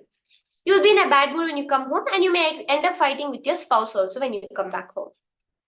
Any action that is unfulfilled is by your imagination, either because of an outer or an inner hindrance, is an incompletion. If your expectations are not met by others or by yourself, they remain as an incompletion. Anything that leaves you with a low energy or a low emotion, a feeling of unfulfillment, is an incompletion. Right now, our life is nothing but a journey, incompletion to incompletion, incompletion to incompletion. Even the so-called positive happenings are a result of incompletion. Your success, your relationships, your wealth, everything is triggered by a sense of incompletion. Incompletion is the worst inauthenticity you can carry as a conscious being. It comes out of the assumption that there is something else outside which can complete you. Actually, there's only one incompletion: not knowing that you are already complete. See, success, greed, wealth is not wrong, but going towards them because of incompletion is wrong. Only incompletion makes us keep coming back to this world, taking birth after birth after birth. Any incomplete action is karma. That is what makes you take the birth again. But in the present moment, there can be no incompletion. Because there's no measure. Without a past and a future, there's no measure of right, wrong, good, bad, expectation, result. That is why all negativity only comes from the past. Now, there are three types of incompletions stop us from reaching our goals: self-doubt, self-hatred, and self-denial. SDHD. Self-doubt arises when we face the same situation a few times and we fail each time. We want to learn to play chess. We start playing, we lose once or twice. We may get back right up and start doing next time. But if we lose many times in a row, we will start doubting our ability to learn or excel in the game. We assume just because we failed a few times, we are going to fail every time. That is the root of self-doubt. It is also the gap between our inner image and the outer image, what we project outward, how we think about ourselves on the inside. Let's say the girl in the previous story, she has a fear of being wrong. So because of that, she may show that she's a very confident person, but inside she'll always feel she's mistake prone. That is self-doubt. This is the seed that will flower as self-hatred and fruit into self-denial. Now, self-hatred, it can happen in multiple ways.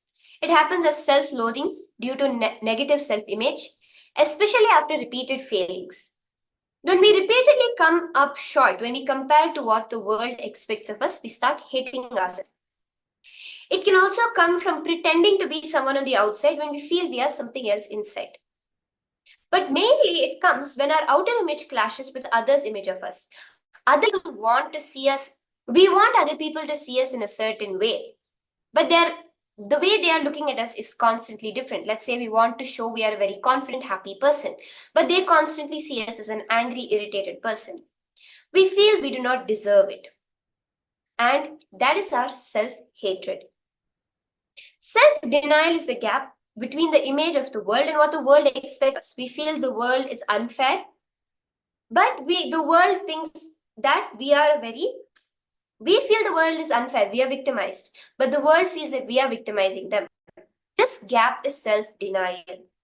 We tried only a few times, but we can't see the real future. But we decided we are not lucky, we will never succeed, we will not even participate in life to try to aim for success. When you're stuck with self-denial, look into your idea about how the world functions. Usually you will see you have a fixed idea about the world. And it's that fixed idea that causes you not to take the actions which you are taking. Now, there are different words for each of this. Self-doubt is like, I don't think I can do this. Self-hatred is like, I don't think I deserve this. And self-denial is, I will never achieve it. Are we all understanding these three? Self-hatred, self-doubt, and self-denial. Through the process, if anyone has any questions, doubts, please immediately head to the chat and post it also. Swamiji says STHD, it is the worst suffering, the worst disease of humanity. It is what makes God human, self-doubt. Self-denial is a powerful drug that makes you powerless. If you want to hate something, hate self-hatred. If you want to doubt something, doubt your self-doubt. And if you want to deny something, deny your self-denial. SDHD is nothing but the source of all incompletions in you.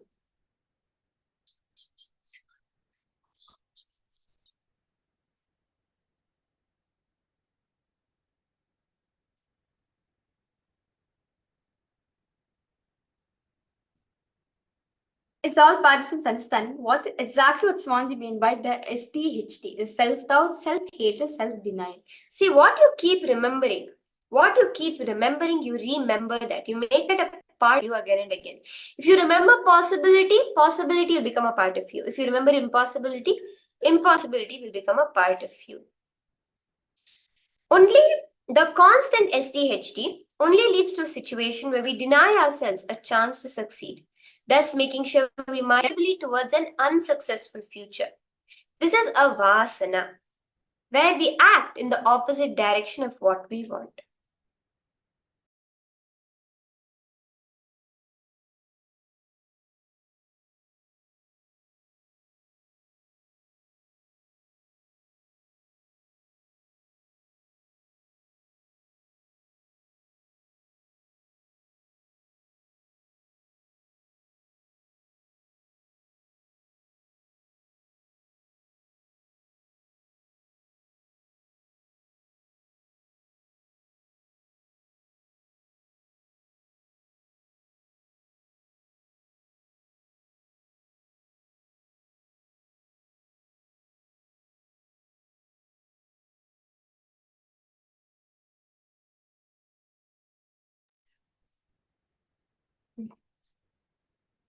See, constant SDHD only leads us to a situation where we deny ourselves a chance to succeed, thus making sure we are creating an unsuccessful future for ourselves. See, our vasanas are these seeds, the seeds of these SDHD.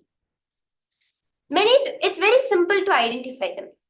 Frequently repeated negative situations, with the same outcome or complaint. For example, you're always behind the deadlines.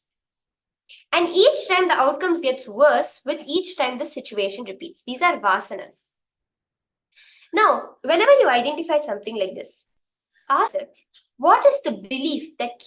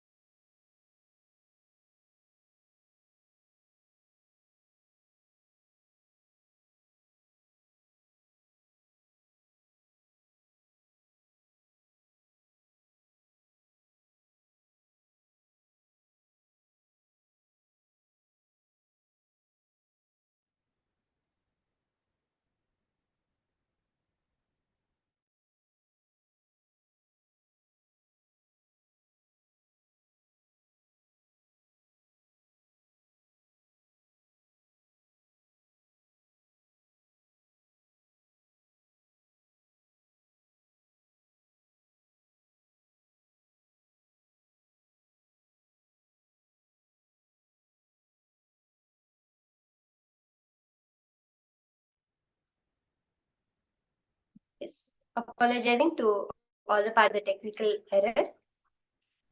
See, for example, now Swamiji calls this a self-fulfilling negative thought currents, or self-fulfilling negative behaviors. For example, a person has a belief, oh, my manager does not like me.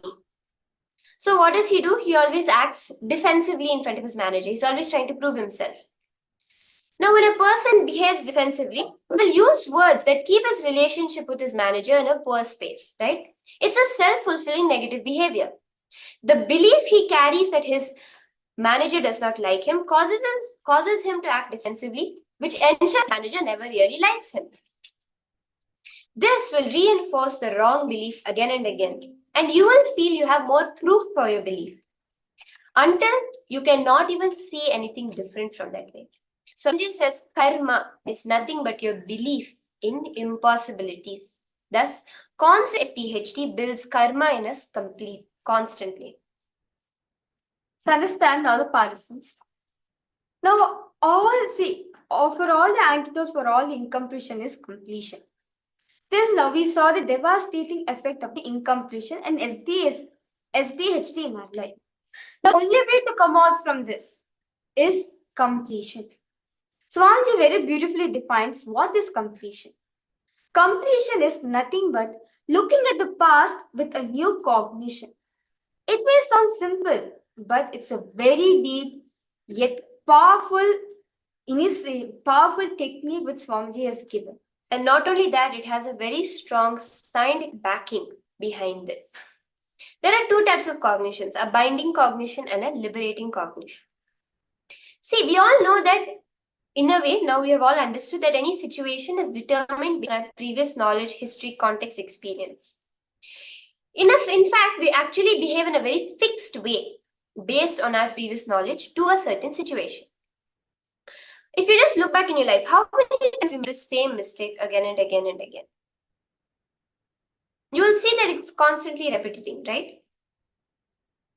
So as that Swamiji says, see, the effect of the past, Swamiji is saying, let's take an example of a girl.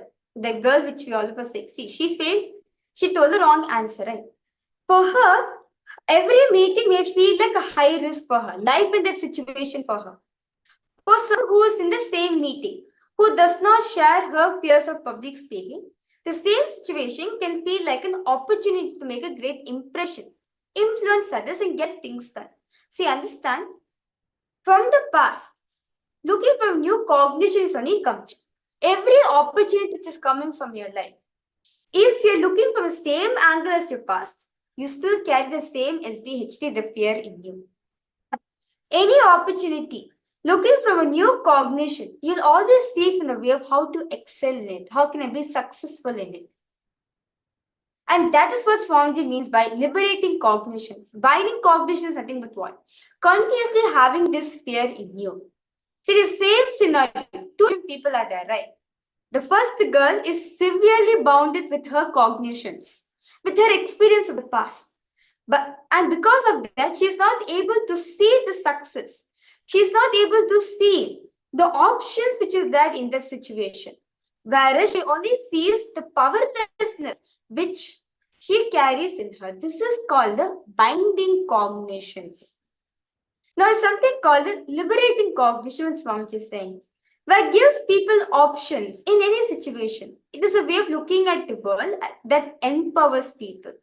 Like the one more person who sees an opportunity to get things done.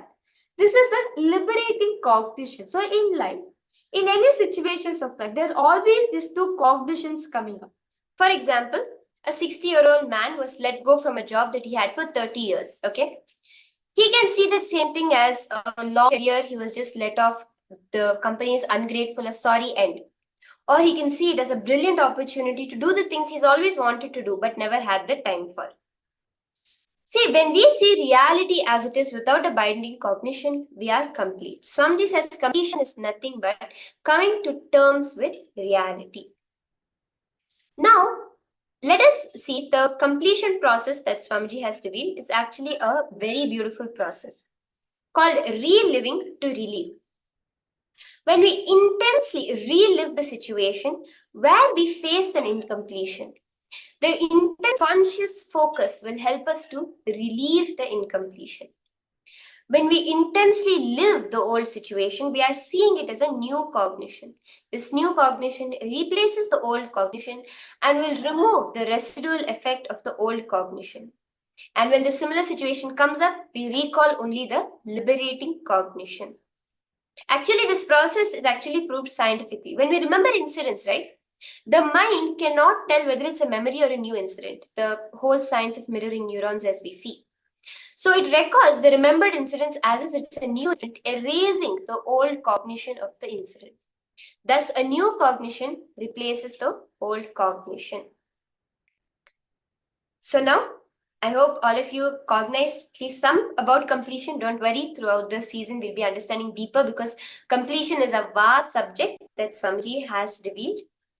I request all the participants 2 minutes to post your understandings, your cognitions of this session.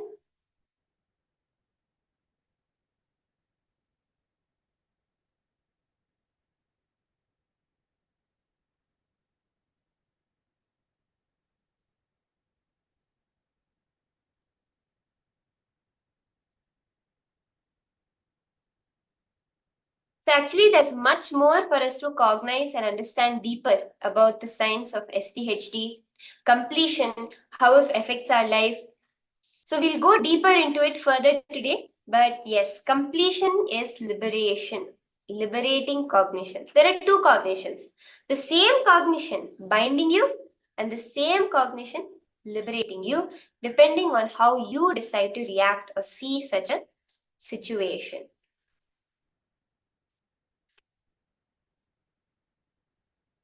Anything else anyone else would like to share?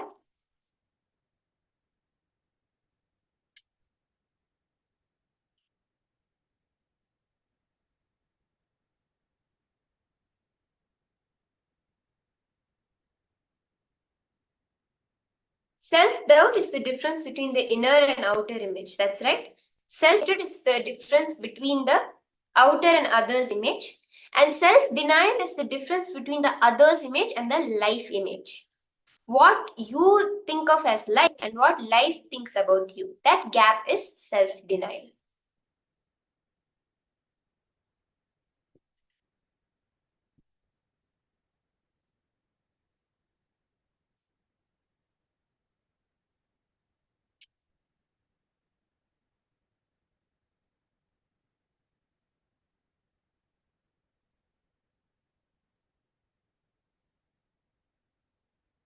Anyone else would like to share your cognitions, your understandings? Malsika?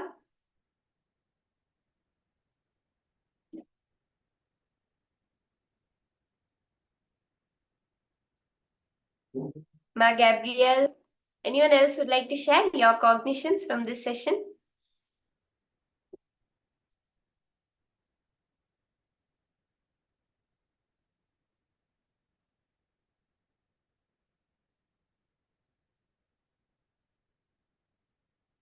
Okay, now actually today, all those of us who are joined here are going to be initiated into a very powerful science, the science of the third eye, where the Kundalini energy within you manifests this power. So all of you would have seen the demonstration of the extraordinary power from today morning, and all of you are going to be experiencing an initiation for each of you also to manifest the powers of Paramashiva. And that is what? We're going to be now listening from Swamiji about various powerful cognitions about the science of third and how each of us can experience this in our life. So let's get ready, settle down for this session.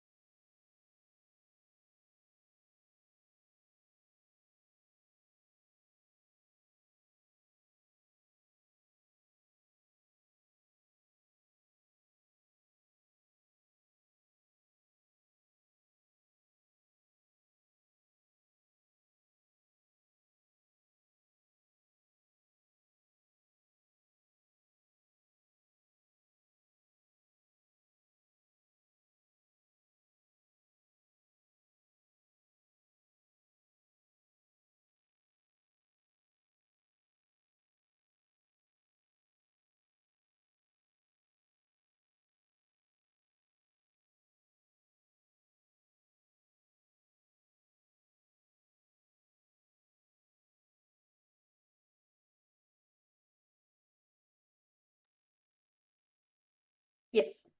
Gender, the participants. In this session, all of you will be understanding about the third eye. As the seed for all the powers is the third eye. Third eye only we manifest all Shaktis. So a little introduction about what is third eye. Swami says third eye is an intra organ which is there in you. Like how we have the organs, which is the eyes, nose, mouth. We have the internal organs such as the heart, lungs. But even more deeper, we have something called intra-organs. These are the energy centers within our stomach. The third eye is an intra-organ. And Swamiji says, you have it. It is really there in you. And this is by Paramashiva in the Adi Shiva Sampradaya, which is the oldest body of Shaivism, the religion for Paramashiva, where successfully developing the verse and opening the third eye as a science. And in Sanskrit, third eye is also called as Agnya. You may be familiar with this term as if you know this seven, then the Agni chakra is also called as the third eye. Why? Because the third eye is the seat for will. Any will you want to create, the seat for it is the third. The third eye is also called the Agnya chakra. Third eye is located at between the eyebrows, basically the brow center, where it's the kumkum. That's the location of the third eye, and every single thing, understand, all the participants, all of you has it. Swamiji shares very beautifully that anyone who has head has a third eye, and this science can actually be this power, this third eye can actually be awakened. Then you start giving attention to it. See, Swamiji says, see, for example, if you're seeing something, right, I'm saying nicely, your physical body enjoys it. When we see the colors in front of us, we enjoy with the physical body, right? Same way, when we think of sex, when we think, it is nothing but enjoyment through your mental body. So understand, Sima Swamiji says that the third eye is when you experience third eye, is nothing but the conscious seeing. It is experienced by your consciousness. Third eye is the browsing center. Not just is there in the brow center, it's also the browsing center. You can download or upload anything from the cosmos. It's a door to the cosmos. You can receive anything and send any commands to the cosmos through the third eye. And understand all the participants. Any command you give through the third eye does have the ability to manifest that as a reality to you. Because third eye has that capacity. Any reality you want to manifest, just commanding through the third eye, you will have the capacity to manifest that in your life. See, third eye is an intra-organ that codes nerves just like eyes. It is calcified by the neurotoxins that need to be cleaned. And detoxification need to happen. See, third eye is an intra-organ which is there in all of us. And this gets calcified by the neurotoxins which is there in all of us. And some also says, such as fluoride also helps in the blockage of the third eye. But the detoxic third eye can also happen. Swamiji says the best way to detox the third eye is applying the organic turmeric. When you're applying the organic turmeric paste in your forehead and just rubbing it nicely, intensely, will actually detox the third eye. Says the awakening of the third eye help you to achieve health in your life. It will actually, through the third eye, once the third eye is awakened, you will have the ability to diagnose yourself. You'll be able to just command your body to health how you want to be. And as all these various possibilities will be able to do, because third eye is the seat of any willpower you want anything. So for all participants understanding any questions, any doubts you have, this is just an introduction and understanding of what is third eye. As in today's initiation, all participants, all of you will be initiated into awakening the third eye. And understand at the right after darshan, we'll be having manifestation sessions where all of you will be expressing the powers through the third eye. So we need to understand why are we receiving this initiation. As Swami is only with experience, only with understanding, we even go ahead for the initiation and receiving from the master. So all participants understanding any questions, any doubts you have so far? Kaiji Aya, Rosita, Jeremy Aya, any questions so far? Okay. So third eye is blocked by your decisions to be comfortable, cozy with arrogance and ego. So understand the moment you react to ego, arrogance, comfort zone, cozy feeling, all this decision has the ability to block your third eye.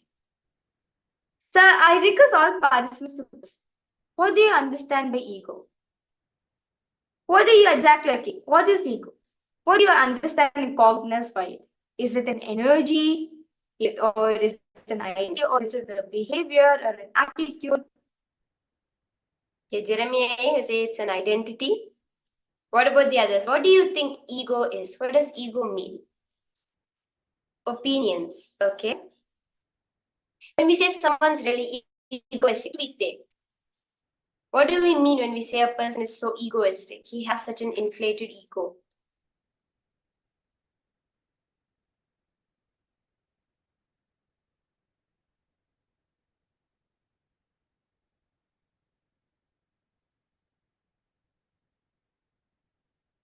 Self-centered. Generally when we use the word ego or egoistic, we think that it means infinite idea about the self, right? Oh, I am such a great person when you're actually not. Actually, this is not true. Ego is any idea that is different from reality, not just a higher identity of yourself. Even a lower identity of yourself, having that is also ego, Swamiji says.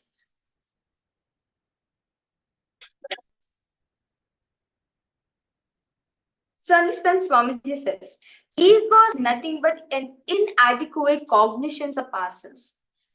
And arrogance is holding on to the limited identity, even though you know that something is bigger is available, is arrogance. Nityananda Ma, Christiana Hogan, I see you have just joined. Nityananda Ma, thank you guys. Do come on camera and participate in this session. So understand ego and identity are very closely related to each other. See, arrogance is nothing but what? Just limiting yourself, holding on to a limited identity. Yes, you know that something bigger is done, something bigger is available, but you're still ready to clutch on to this small limited cognition of yours, the small limited identity, sorry, arrogance. So Swamiji says, by these two, arrogance and ego, both have the capacity to block the third. So I request all participants now. Let's spend some time with ourselves. Let's do a small experiment. Okay? So I request all of you now to close.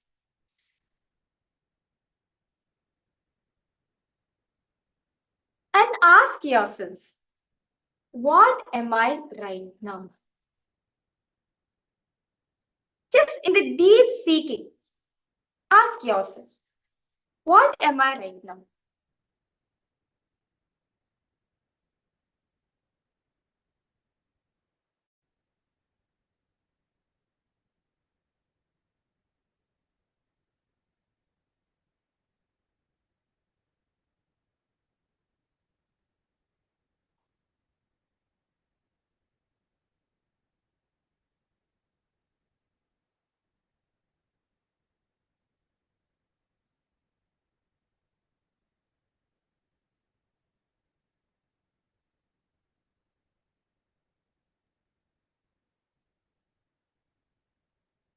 Just observe yourself. What am I right now?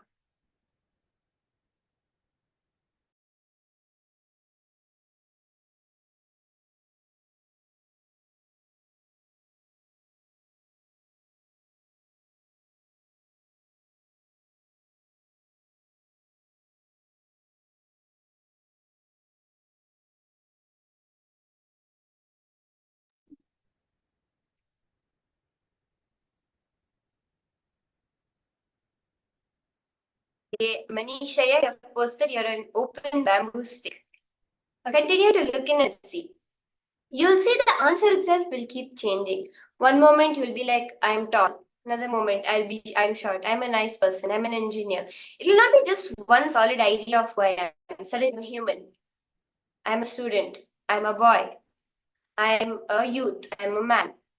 I'm a girl. I'm a woman. I am your ethnicity. I'm from this country. I'm from that country. I am curious or I am depressed. So many, the identity of who you are itself feels will keep on changing. So what Swamiji says, we itself do not know who we are clearly. We don't even know what we want. We change what we want all the time. So Swamiji says, a restful awareness is the Vatavarana, atmosphere for third eye to flower. Just becoming aware.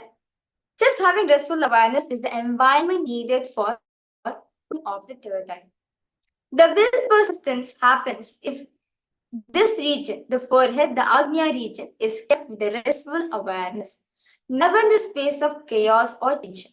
So, understand all the participants, all of us learn the third eye is the seed for any willpower in our life.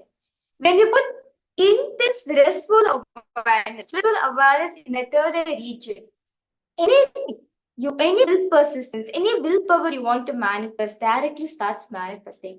As the only thing required for third eye is restful awareness. If you are having a chaotic attention filled in a space, the third eye does not flower or blossom. Only in the space of pure restful awareness, simply you're able to manifest powers. That's why even when you manifest powers, or when you're asking to Balasan, so Nityananda yogis, they'll say, I'm in the space of pure restful awareness. When I'm completely unclutched. I do not worry, I do not care about what identity am I. The only identity which is filled is Swami and Paramashiva. That space of restful awareness is the space, the environment for the third eye. So what Swamiji says, once the third eye is opened, it is permanent, it is forever. It's never that your third eye can close again once it is opened. It can get calcified, but just detox is needed for it to be completely cleaned up. So now, what happens when you open your third eye? Swamiji says, recognizing you by analyzing some of the truths from the Upanishads and understanding what is you, living with that understanding is the biggest clarity all of us get when we get a third eye awakened. See, Swamiji says the biggest sin, the biggest mistake you can ever do in your life is having an identity crisis. Knowing who you are right now, not knowing what's your true identity. But when you get your third eye awakened, the first and foremost thing gets settled in your system is you know that you are one with everything. You know that you are the source. You know that you are Paramashiva. That's the first clarity, all first clarity that will settle into your system the moment you get your third eye awakened. In the Kamikagama Purvapada, verse 1 to 4, beautifully it says, Ichha Jnana Kriyashati Trayanetra Yutam Smare Chandra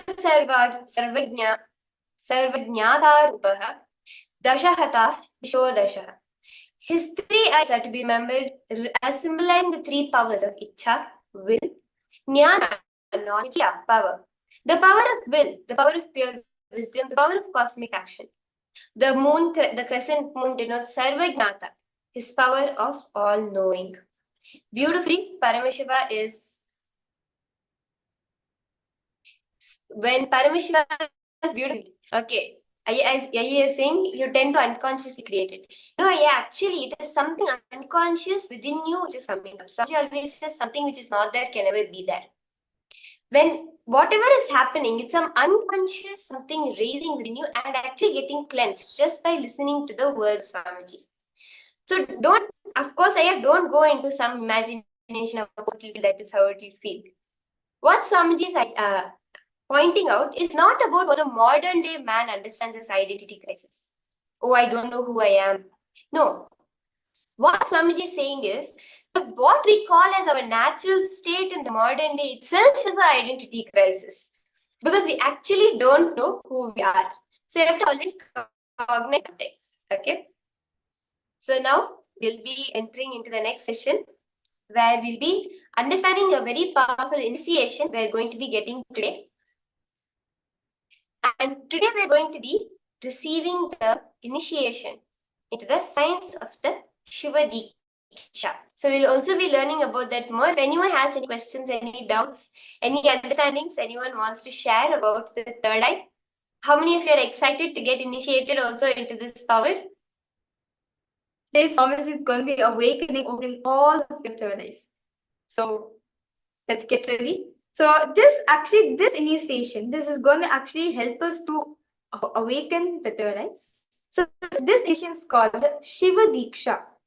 Actually, this is a very age-old initiation which Paramashiva elaborately says in the Bhagavans, where this initiation is to be given to a being as soon as they are born on the planet Earth. Shiva Dīkṣā. Jeremiah, it is Shiva Dīkṣā. So this is Shiva Dīkṣā level 1, where literally you're going to consciously be infused with a new life, the life of Paramashiva.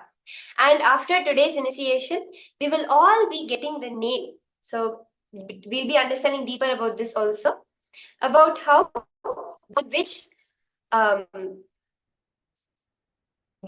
whole process which happens. Paramashiva's name itself will be added into your name. It's going to be a very beautiful process which we'll all be experiencing. And there are also some guidelines. We'll be going through all of that in a bit. But just to understand the context, the greatest initiation we're all going to be receiving from Swamiji himself.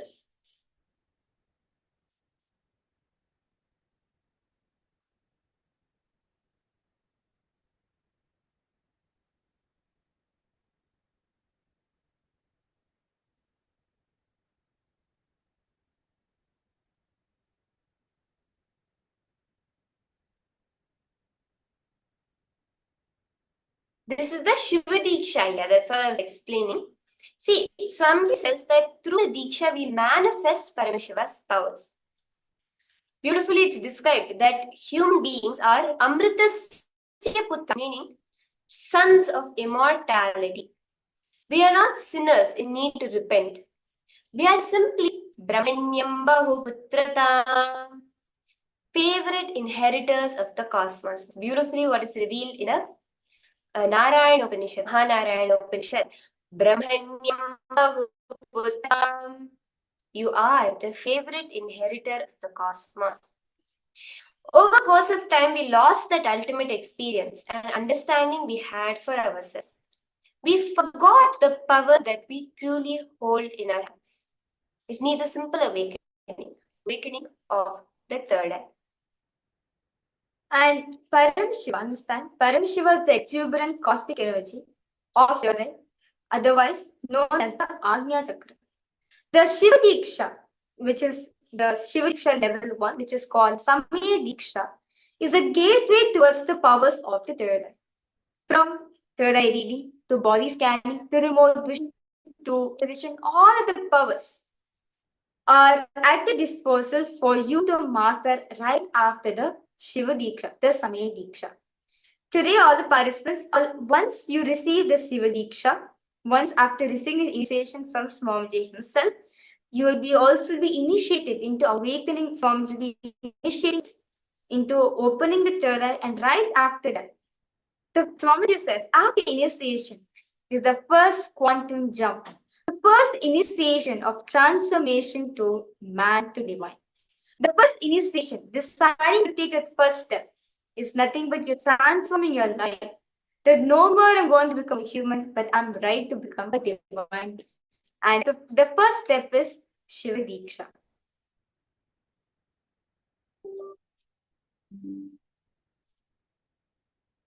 So, Agamas are the secret versions of these Dīkṣās. Agamas are the scriptures given by Paramashiva to Devi, Paramashiva Shakti, which are adopted by Maha to run this whole cosmos. So, understand the truths revealed by Paramashiva to Devi and adopted by Mahavishnu to sustain the whole universe, for the humanity to practice, live a lifestyle. That is something Agamas. And Paramashiva blesses us with explanation on Dīkṣā for those who are seeking to lead a spiritual life. These powerful Dīkṣās, initiations, are called the Samaya Dīkṣā, the level 1 of Shiva Dīkṣā, followed with the Shesha Dīkṣā, the level 2 of Shiva Dīkṣā, and many more Dīkṣās followed by it. And Paramashiva elaborately describes in the Samaya Dīkṣā to be the first step for all the Hindu Sikhs, disciples, and devotees for enlightenment. Paramashiva, out of compassion, reveals further that Shiva Dīkṣā is a common entity to all living beings, regardless of gender, caste, and creed, its species. Paramashiva says that even an animal or any other species of beings can receive this powerful initiation. So understand, Swamiji says, in life, certain profound and absolute truths can never be changed. It is as it is. How Paramashiva declared, it is as it is. If you understand it or not, accept it, cognize it or not, believe it or not, you can change the window or door of your house in whatever direction you want. But sun rises in the east is sun rises in the sea. Sun rises in the west means sun rises in the west. So nothing can change about it. So understand, Swamiji says, you are Paramashiva's form. That is the reality. Whether you cognize it or not, it is the reality. So understand, Swamiji says, you are the form of Paramashiva. You are one and the same as Paramashiva's energy. Some may understand this and may not, but this is the truth.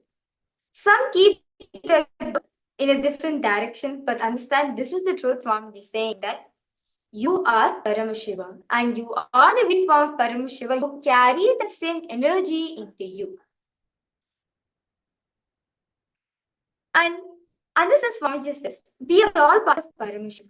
A rare few beings, while they're living due to austerity, live the space, celebrate, rejoice, radiate, and manifest powers as Paramashiva.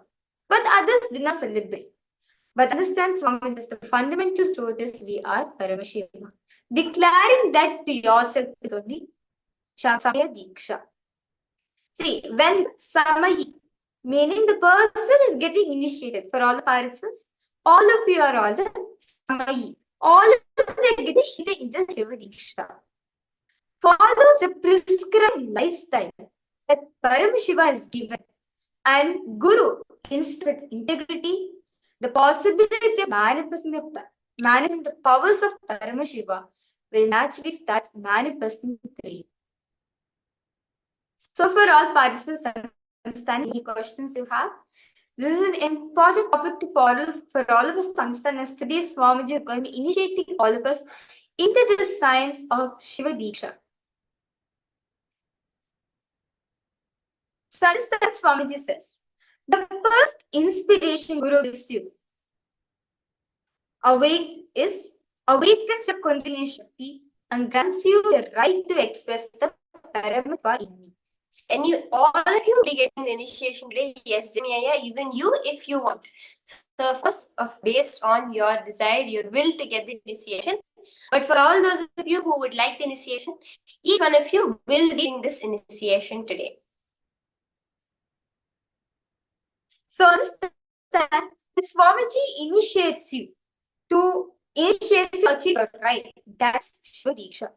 When you receive the initiation from a person who is not enlightened, after the initiation, you need to repeat the mantra continuously on your own. But when an incarnation, when an enlightened master initiates you into the science, the mantra is already repeating in your system. See, till the mantra merges into you, but if you get initiated by a non-enlightened master, you continuously need to repeat the job physically until the mantra becomes part of your very being, your very life. But when you receive the initiation from Swamiji, from an incarnation, he goes into your very bioenergy. So whatever work you are doing, whatever you're doing, the mantra goes on vibrating in your throat center. So When the mantra happens continuously in the throat center, which is Paramashiva's remembrance, bliss, knowledge, power pours into you and grows in your life as a Shakti or power. Shakti awakens DNA of your Gotra, your family, your community. So actually this is a very elaborately Swamiji will be explaining this throughout the program, the Gotra system. Gotra system, to roughly translate, is nothing but the community, which the family tradition where you're from. So whatever community in which you are born, unique DNA is awakened in you. By the awakening, the knowledge, clarity, completion, and fulfillment starts expressing to you. So understand, powers are revealed by Paramashiva in the source scriptures of Hinduism. The source of cosmic leaders stand by their own independent authority as a scriptural proves or the Shastra Pramana. So the Shastra Pramana about the Shiva Dīkṣā, Paramashiva says very beautifully, Diyate Jnana Sadbhavaha Kshiyante Pashuvasanaha Dana Shapana Samyukta Dīkṣā Te Neha Kirtita Diyate Jnana Sadbhava Chamalattrayam Danakshapdharmatvat sadikshyathye bhidiyate. That action which bestows enlightenment destroys the three impurities of the Anavamala, Karmamala, and Mayikamala, the feeling of belittlement, karmic baggage, and the forgetfulness of one's original state. That action is Dīkṣā. Sarvasamapi Dīkṣāna mukti phalam akhanditam aviruddhabhavantyeva prasangyastu bhuktayah. Indeed, the main benefit of all Dīkṣās, the sacred initiations, is the fruit of mukti, enlightenment. As a side effect, all the worldly pleasures and enjoyments also happen.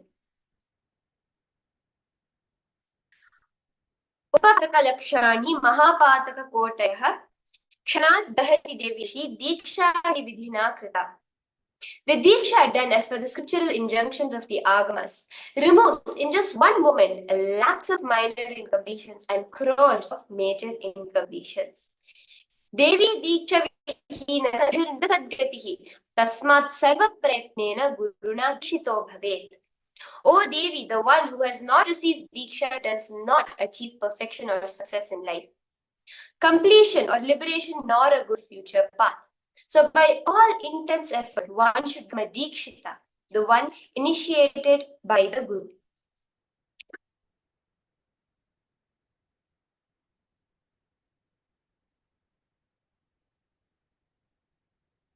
So for all the participants, so today all of you will be receiving the Shiva Dīkṣā Level 1, which is also called as the Samaya Dīkṣā.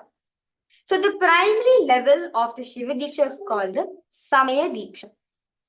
Maya means the individual identity. I am Maya. Samaya meaning transforming identity. I and my into the divine. Shiva is Samaya Dīkṣā. So Samaya Dīkṣā is the first Paramashiva initiation. Through this Dīkṣā, the bondages that bind the individual self from experiencing Paramashivatva, for experiencing the space of Paramashiva, is destroyed by the loving grace of Guru. So understand, thereby, when you're receiving the initiation of the Samaya Dīkṣā, you're awakening the space of Paramashivoham, where you are declaring that you are Paramashiva.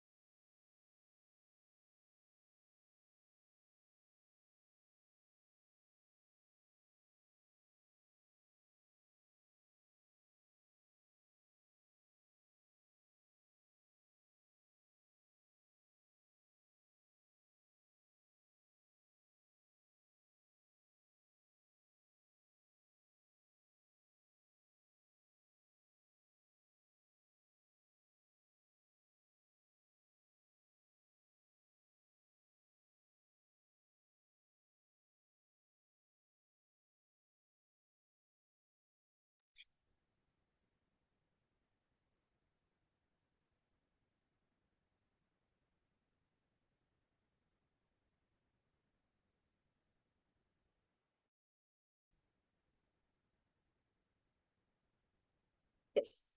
Nithyananda, so understand this Shiva Dīkṣā Swami says that once you become awake, once you are initiated into the science of Shiva Dīkṣā, you are formally, officially eligible to live and practice the Vedic lifestyle as ordained by Paramashiva in the Agamas. So understand all participants, it is mandatory that the person initiating the Samaya Dīkṣā should follow a strict vegetarian diet. However, if you wish to take the non-vegetarian food, you go ahead, like you can do so in your home or where it is socially accepted. Vegetarianism is the stick in the Kailas and Adinavas. So far all participants understand, if you initiate into the Shiva Dīkṣā, there's no specific strict diet which you need to follow. If you want to continue to be non-vegetarian, you can continue to be. Or if you want to be a vegetarian, you can also continue to be a vegetarian. But Swamiji always says he never recommends non-vegetarian lifestyle, and Swamiji is very clear that the non-vegetarian lifestyle is not the right lifestyle to be living. So, as part of being Swamiji's ecosystem, I think automatically I know hundreds of stories of people who, without even realizing it, non-veg dropped them. So that's also a very beautiful experience. So all the participants, along with the Shiva Dīkṣā, we are going to be Gayatri Dīkṣā, which will be understanding. Gayatri Dīkṣā is beautiful and as a necessary ritual in Hinduism. It sets the right context for you to begin your journey with Paramashiva. This initiation, the Gayatri, is a ritualistic process instructed by the Vedas. It initiates one into the daily recital of the powerful Gayatri mantra. The Gayatri initiation is the most auspicious beginning to one's own spiritual life. So understand, it is in even the source scriptures of Hinduism, the Vedas and Agamas says that the first step for spiritual journey starts with a Gayatri Dīkṣā. The moment you initiated the Gayatri Dīkṣā, a lot of auspiciousness starts manifesting in your life. See, for the world to bring tremendous healing and possibility for peace and happiness. The more people are practicing, the more and more the world becomes peaceful. For the individual, the Gayatri initiation establishes the right context of growth. It establishes the reality of the self into you. It establishes the reality of self-nature. It establishes the reality of cosmos energy into you. It establishes the cosmic energy, which is the intelligence. It establishes the reality that's the self in one with the cosmic energy. So the power of initiation of the Gayatri Dīkṣā and the daily recital brings the fulfillment of all the desires. A healthy, long life, it gives a solid foundation to keep one on spirit path always. The first Agama, known as the Kamika Agama, Bhagavan Paramashiva initiates the Guru to initiate the disciple with the Yagnopavita, the Gayatri Dīkṣā, where Paramashiva says, Dadyat Yagnopavitam tu Mula Mantrabhimandritam Satam Sahasramba Purnam Dadyat Chivenatu Evam Samaya Samskara Yuto Yashiva Pujane Home Chadhyadayene Chaiva Mantranam Shravane Picha Yogasyanumayo Rudram Padam Prapnoti Manavaha. The Guru should give the sacrificial thread, Yajñopavita, and energize the recital of the Mula Mantra to the disciple and make him wear. Having offering the oblations for 1,000 or 100 times the recital of the Mula Mantra, he should offer the oblations with the same Mula Mantras. The disciple who has given the preparatory initiation, Samaya Dīkṣā, in this way becomes qualified to perform the personal worship of Shiva, to render assistance for the performance of fire ritual, becomes a systematic study of the scriptures, becomes qualified for listening to the recital of mantras. O sage, such a disciple attains the position of Rudra. This comes from the Kamikagama Uttarapada, chapter 20, Samaya Vishesha Dīkṣā Vidhi, directions for the performance of Samaya and Vishesha Dīkṣas. Beautifully, Kamikagama continues to say, Malasya kshiyate naye tathanugrahakasya cha karunyet shiva karta tayo yoga sadurlabaha. in effecting humbleness in the seeker who has become fit enough to be favored, and in effecting compassionate feelings in the Guru also, Shiva is the causal Lord. The intimate communion between the Blessed One and the Blessed One is very rare and difficult to occur. Thus, blessed are those who have the ultimate Guru, Supreme Pontiff of Hinduism, Bhagavan Sri Nithyānanda Paramaṣivam in their life. Even among them, the chosen few have the Anugraha, the ultimate grace of the Shiva Dīkṣā in the form of the Guru, the embodiment of Paramashiva, established in Paramashivoham. So because all participants, suppose how many of you want to receive this initiation from Swamiji, the Swami Dīkṣā, the Shiva Dīkṣā and the Gayatri Dīkṣā? How many of the participants are ready to take this initiation? As Swamiji says that this is the first step for your spiritual growth. And when you take this initiation, it sets an official thing that you are eligible to receive all the powers which Paramashiva described in the source scripture. Jeremiah is saying you don't know what it is, but you want it. It is an initiation to experience literally that your life now existing within you is Paramashiva's life. It's a very traditional ritual that will be happening so that you can experience your life as Paramashiva's life. So who else wants it? I see Jeremiah has posted yes. What about the others? Ma Christiana, Ma Gabriel. Okay. Those Thomas Aya, those who are in Vancouver, Surrey, Home Temple, Kaige, how many want the initiation today?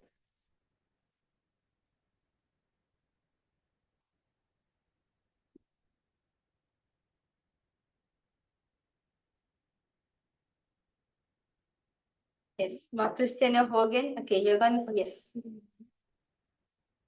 So, okay. So let us understand now what are the things we should not do. I think many people here already also have the Diksha. So it's good. See, what are the things we should keep in mind that we should not do as the Vidhi Nisheda, meaning the do's and don'ts of the Samaya Diksha.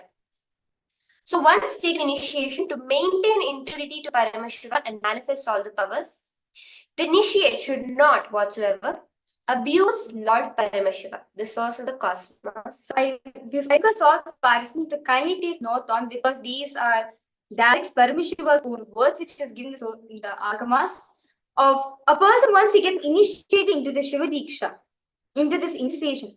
What are all the do's and don'ts he should be practicing and following? He should at any cost not abuse Paramashiva, the source of the cosmos. He should not abuse the of Paramashiva, the Vedas and the Agamas. Should never abuse the Guru who has initiated him, who has given the Diksha. Never abuse another sadhaka, another person on the path to enlightenment. Never cross the shadow of a Shivalinga. Never cross the shadow of a Shivalinga. Never eat the food which is kept aside for or offered to Lord Chandikeshwara, the accountant of Kailasa. He should never cross the flowers or the food kept aside for Chandikeshwara, or offered to Chandikeshwara, or offered to Lord Paramashiva. To maintain integrity, there are some things ardently follow as well. Okay, so these are the things which you should not do. Never abuse Paramashiva, abuse the words of Paramashiva, abuse the Guru, abuse another spiritual seeker or initiate of the Samaya Dīkṣā, cross the shadow of a Shivalinga, eat the food kept aside or offered for Lord Chandikeshwara, cross the flowers or food kept aside for Chandra or offered to Chandikeshwara or offered to Paramashiva. Now, what should we do to maintain the integrity? The initiated disciple should, till the end of the lifetime, worship the Guru, Paramashiva and the Shiva, the sacred fire in which Paramashiva is invoked. The initiated disciple should apply the bhasma, the sacred ash, on his body and wear the Rudraksha gifted by Swamiji during the Diksha on his throat, such that the Rudraksha touches the throat at all times. And yes, for all the participants, where Hinduism says very beautiful, the Samayi, meaning the person who is receiving the Diksha, has the right to offer anything to the Guru. It is called the Guru Dakshina. Dakshina is the offering made by the disciple to the Guru. It is done out of the pure gratitude to Paramashiva. For choosing us this auspicious Dīkṣā, the Dakshina should be offered. So, for all the participants, out of your gratitude to Swamiji, you can offer it to saying so, to basically it's your offering to Swamiji, saying Swamiji, out of all the things you have done to mankind, out of my gratitude to you, towards you, this is what I'm offering to you. That is called the Guru Dakshina. For a human being in his life, there's a physical health, mental health, relationship, wealth, spiritual life, etc.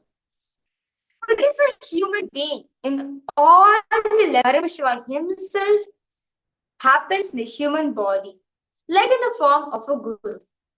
Paramashiva has given his own life for all of us. For him, our expressions. For him, our expression of deep gratitude is the Guru Dakshina. So whatever Guru Dakshina, whatever offerings we are offering to Swamiji, he blesses us in return with multiple services. So understand, this is not Guru Dakshina, it is the offering that we're giving to our own selves. As Guru represents our highest identity, our highest possibility. So in the Srimad, which the first Paramashiva, Paramashiva reveals what are all the various items that can be offered to Guru as a Dakshina. Beautifully, it says, Acharyam pujayet chat tatriham anguliyakaihi upayuktamihadravam yagi swarnam aradikam Acharyaya pradeyam syat nanya bhogaye yaga vasishtham yadravyam bhushanam mantapasya cha Sthandilam chambaram swarnam kumbham va kalasadikam Toranam sriksravavastam mangalam navaratnakam Tadhoma charuni vedya Sheshoyam Mantapasya cha. At the end, the chief sponsor, the Yajama, worshipped the Acharya, Guru, and honored him with a new cloth, gold ring, and other. The worthy materials used in this yajna, such as the golden cloth and others, can be dedicated to the Acharya. At the time of initiation, the initiate should wear a white dress. Paramashiva's direct initiation to wear white dress for Dīkṣā. Vihita vayakah snata nivartita dina kriyaha sita vastrot they have fulfilled all the essential duties of the morning, such as taking a bath and others, and have completed the daily rituals. They are attired in a white dress and wearing the white upper garment, Sita Vastra Uttariyas, wearing the white cloth for the Dīkṣā. Building the inner space on powerful cognitions, truths, understandings about you, life, you can become enlightened by manifesting all the past powers and possibilities. Shiva Dīkṣā is all about shifting the way you function from powerless cognitions to powerful cognitions. So those are the participants who are receiving the Shiva Dīkṣā. Those of you who are going to take this initiation, Paramashiva says that this initiation is to be received in white clothes. So kindly do change into white clothes and come and sit back for the session, stand before the initiation. So now we'll be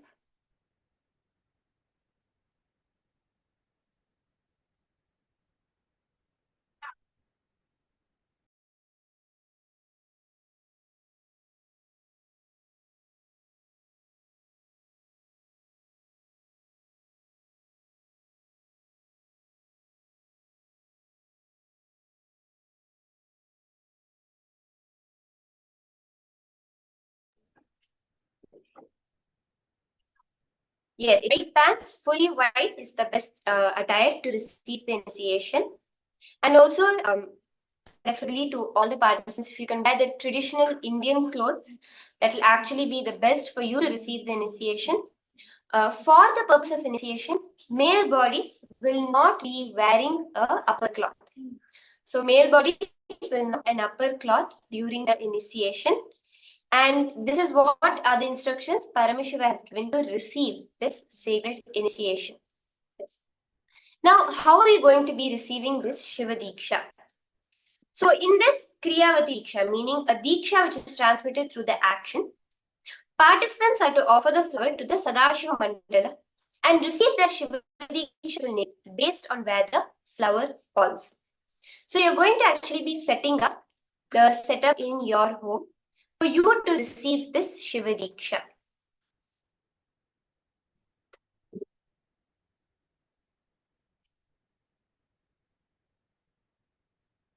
Yes. So basically, very elaborately, Paramashiva says that. So once after you receive this initiation, it is equal to you having a new life. It is equal to you having a new birth itself, new body itself. So for that, Paramashiva is very beautifully given about the how to receive the spiritual name.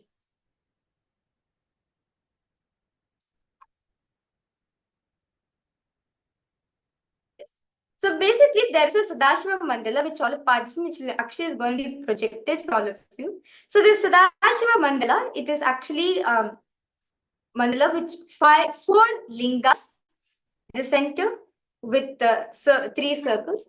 So this you can actually a picture is going to will be projected for all of you on to do this Sadashiva mandala. What exactly Sadashiva mandala looks like.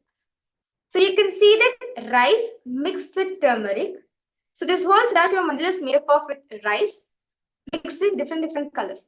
So you have rice mixed with turmeric, rice mixed with kumkum, the vermilion, the processed turmeric, then rice with the soot, carbon deposit from the lamps. And this mandala is to be drawn only on cloth, not on any floor or any surfaces, but on purely on white cotton cloth.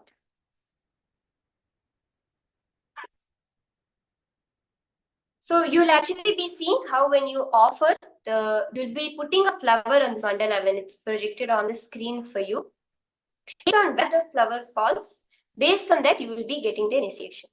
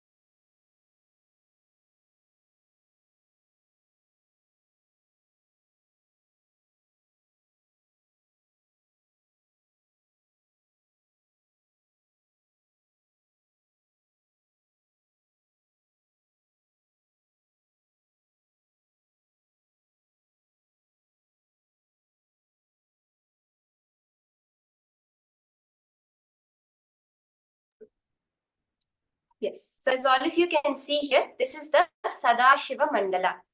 So are all of you able to see it clearly? Yes.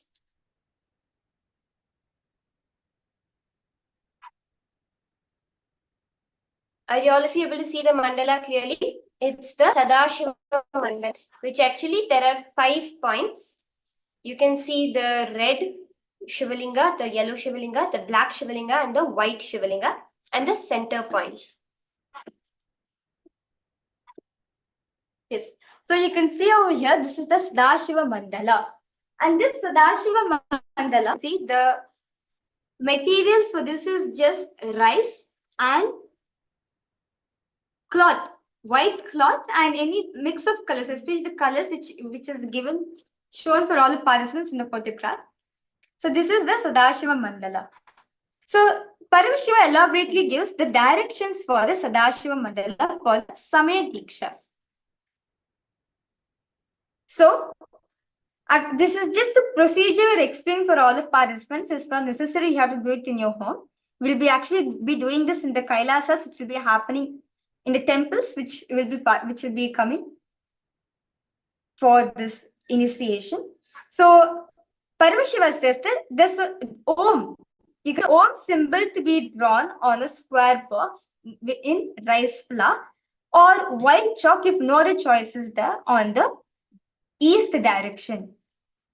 So you can see this is how the procedure, this is how traditionally how the Shiva Dīkṣā is conducted for all the participants, and the same thing is going to be happening for all of us. So for all the participants, for those of you who are receiving the Shiva Dīkṣā, you are going to be standing on this white circle facing the east direction. Sorry, facing the west direction. And in front of you, the Sadashiva Mandala, which all of us just saw, will be drawn and kept in front of us. So now, this ritual actually helps. This ritual is for all of us to get a spiritual name.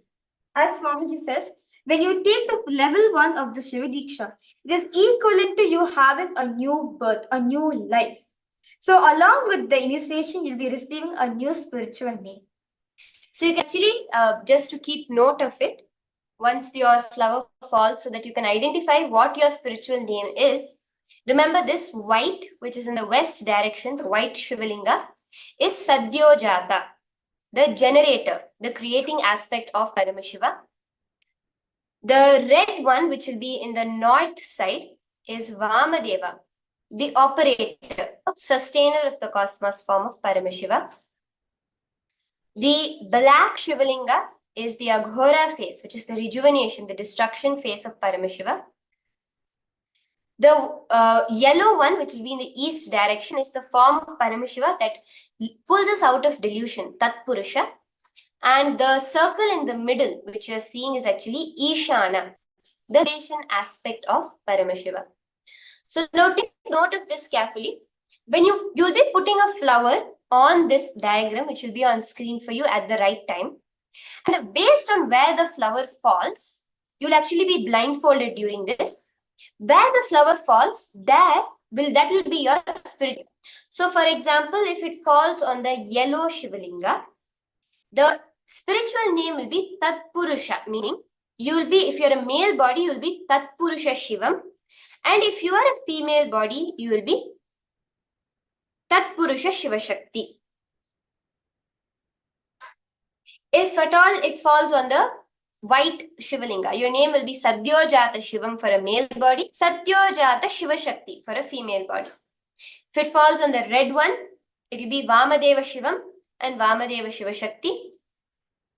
If it falls on the black one, it will be Aghora Shivam and Aghora Shiva Shakti. And if it falls on the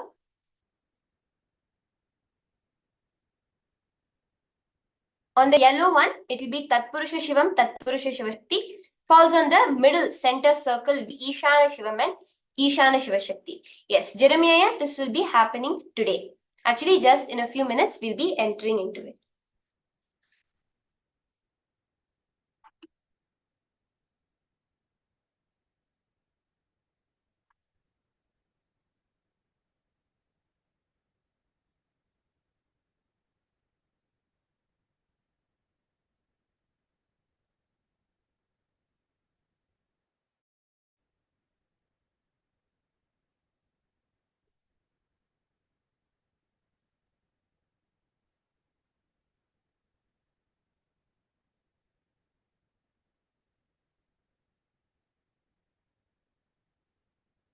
Actually, Jeremy, you don't need to do any preparations from your side. You can just get some flowers and keep it. That's more than enough.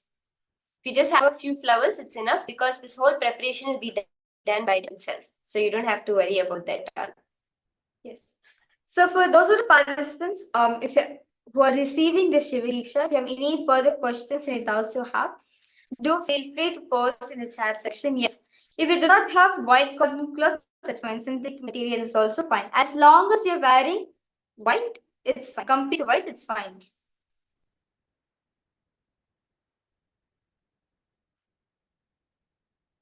Yes, Jadashtika. Yes, you can put fruits at the sides, like you can put as a decoration. Yes, you can add fruits too. Yes, Jeremiah, for the duration of this Diksha, meaning during the Diksha as well as during the Darshan by Swamiji, all male bodies would need to be without an upper cloth. So as you say, shirts without any upper cloth.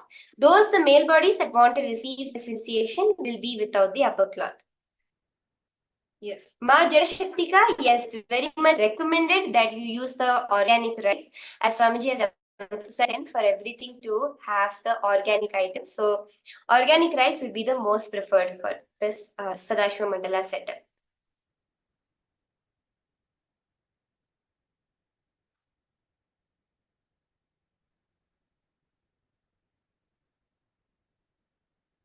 Okay. Jadashtika, you have asked, can you keep the four corners empty? No, ma, actually, you should fill it with some flowers. If you do not have flowers, you can fill it with some fruits. If you do not have fruits, you can actually fill it with some decorations you can do. Like you can draw a trishul or an om boda. The four corners should not be left empty. Yes, Jeremy, actually, you can even right now go and get some flowers. So we're nearing the time very close, actually. So even now you can keep the flowers. Maybe take a bowl of water and keep the flowers there so that it remains fresh. So now we'll be entering into getting ready to receive the most awakening, the darshan of Swamiji himself. So we'll be now moving close towards that timing, and we'll be entering into the preparation, the context, the understandings for the Diksha and the darshan that we're going to be receiving today. So I request all the participants to stay tuned, to stay active as we get into this session. Actually, you should not. Okay, you're asking can draw the Om symbol on the paper instead of drawing on the floor. Actually, this whole Shiva Dīkṣā drawing, the Sadashiva Mandala, is to be drawn on white cloth, not on paper or any surface, on pure white cloth. On the cloth, you can draw some powders on the Om symbol. You should not leave the corners empty alone. And also the major Om symbol in the east side of it should be drawn on the floor, not printed on a paper. You would have to draw it with either white chalk or the rice flour. Of course, rice flour is recommended.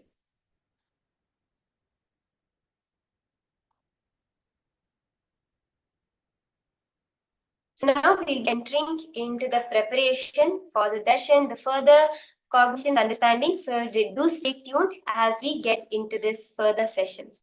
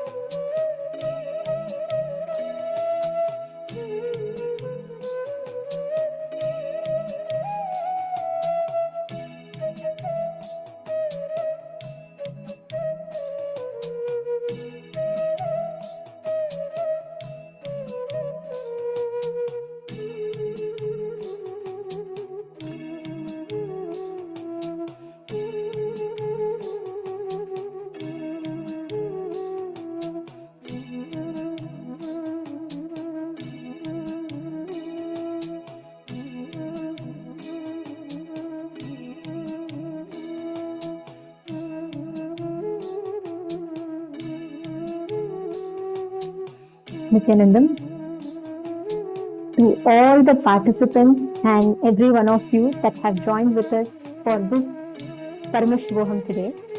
Very, very shortly, we're all going to be entering into the life darshan, preparing ourselves to receive the darshan of Bhagavan Gajanmukha today. We all learned about what is practice.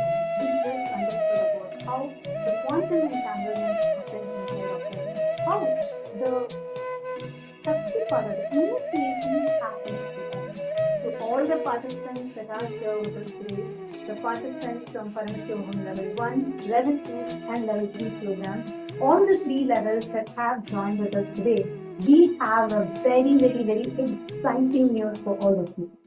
Very shortly, we are going to be having the live darshan of Swamiji starting, and all of us are going to be showered with the grace and blessings of Bhagavan Gajanmukha Level-1 of Paramashivoham. And what is very special about today's darshan is that any dreams that you want to manifest as reality, anything that you want to manifest, the initiation to consciously manifest your reality is what all of us are going to be receiving today as a boon. So now let us all get ready to receive the darshan. We request the participants of Paramashivoham Level 1, Level 2 and Level 3 to please settle down. And all of us are going to be preparing ourselves to receive the darshan through a very powerful meditation process, to receive the initiation and the experience of oneness from Swamiji. We request all the participants to please take the next 5 minutes to take the right, and we are now going to be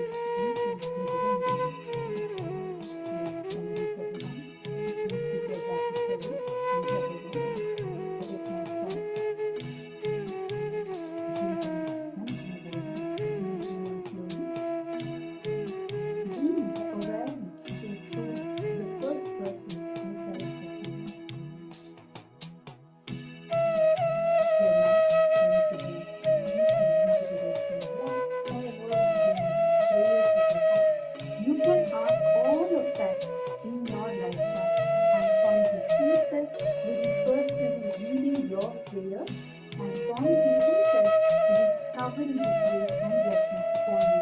All the obstacles, whatever life may happen to struggle with, will simply be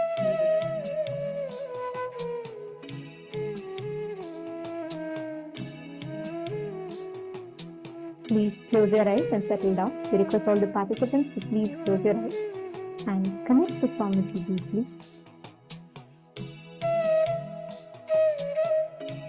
Let us all get ready to receive the darshan.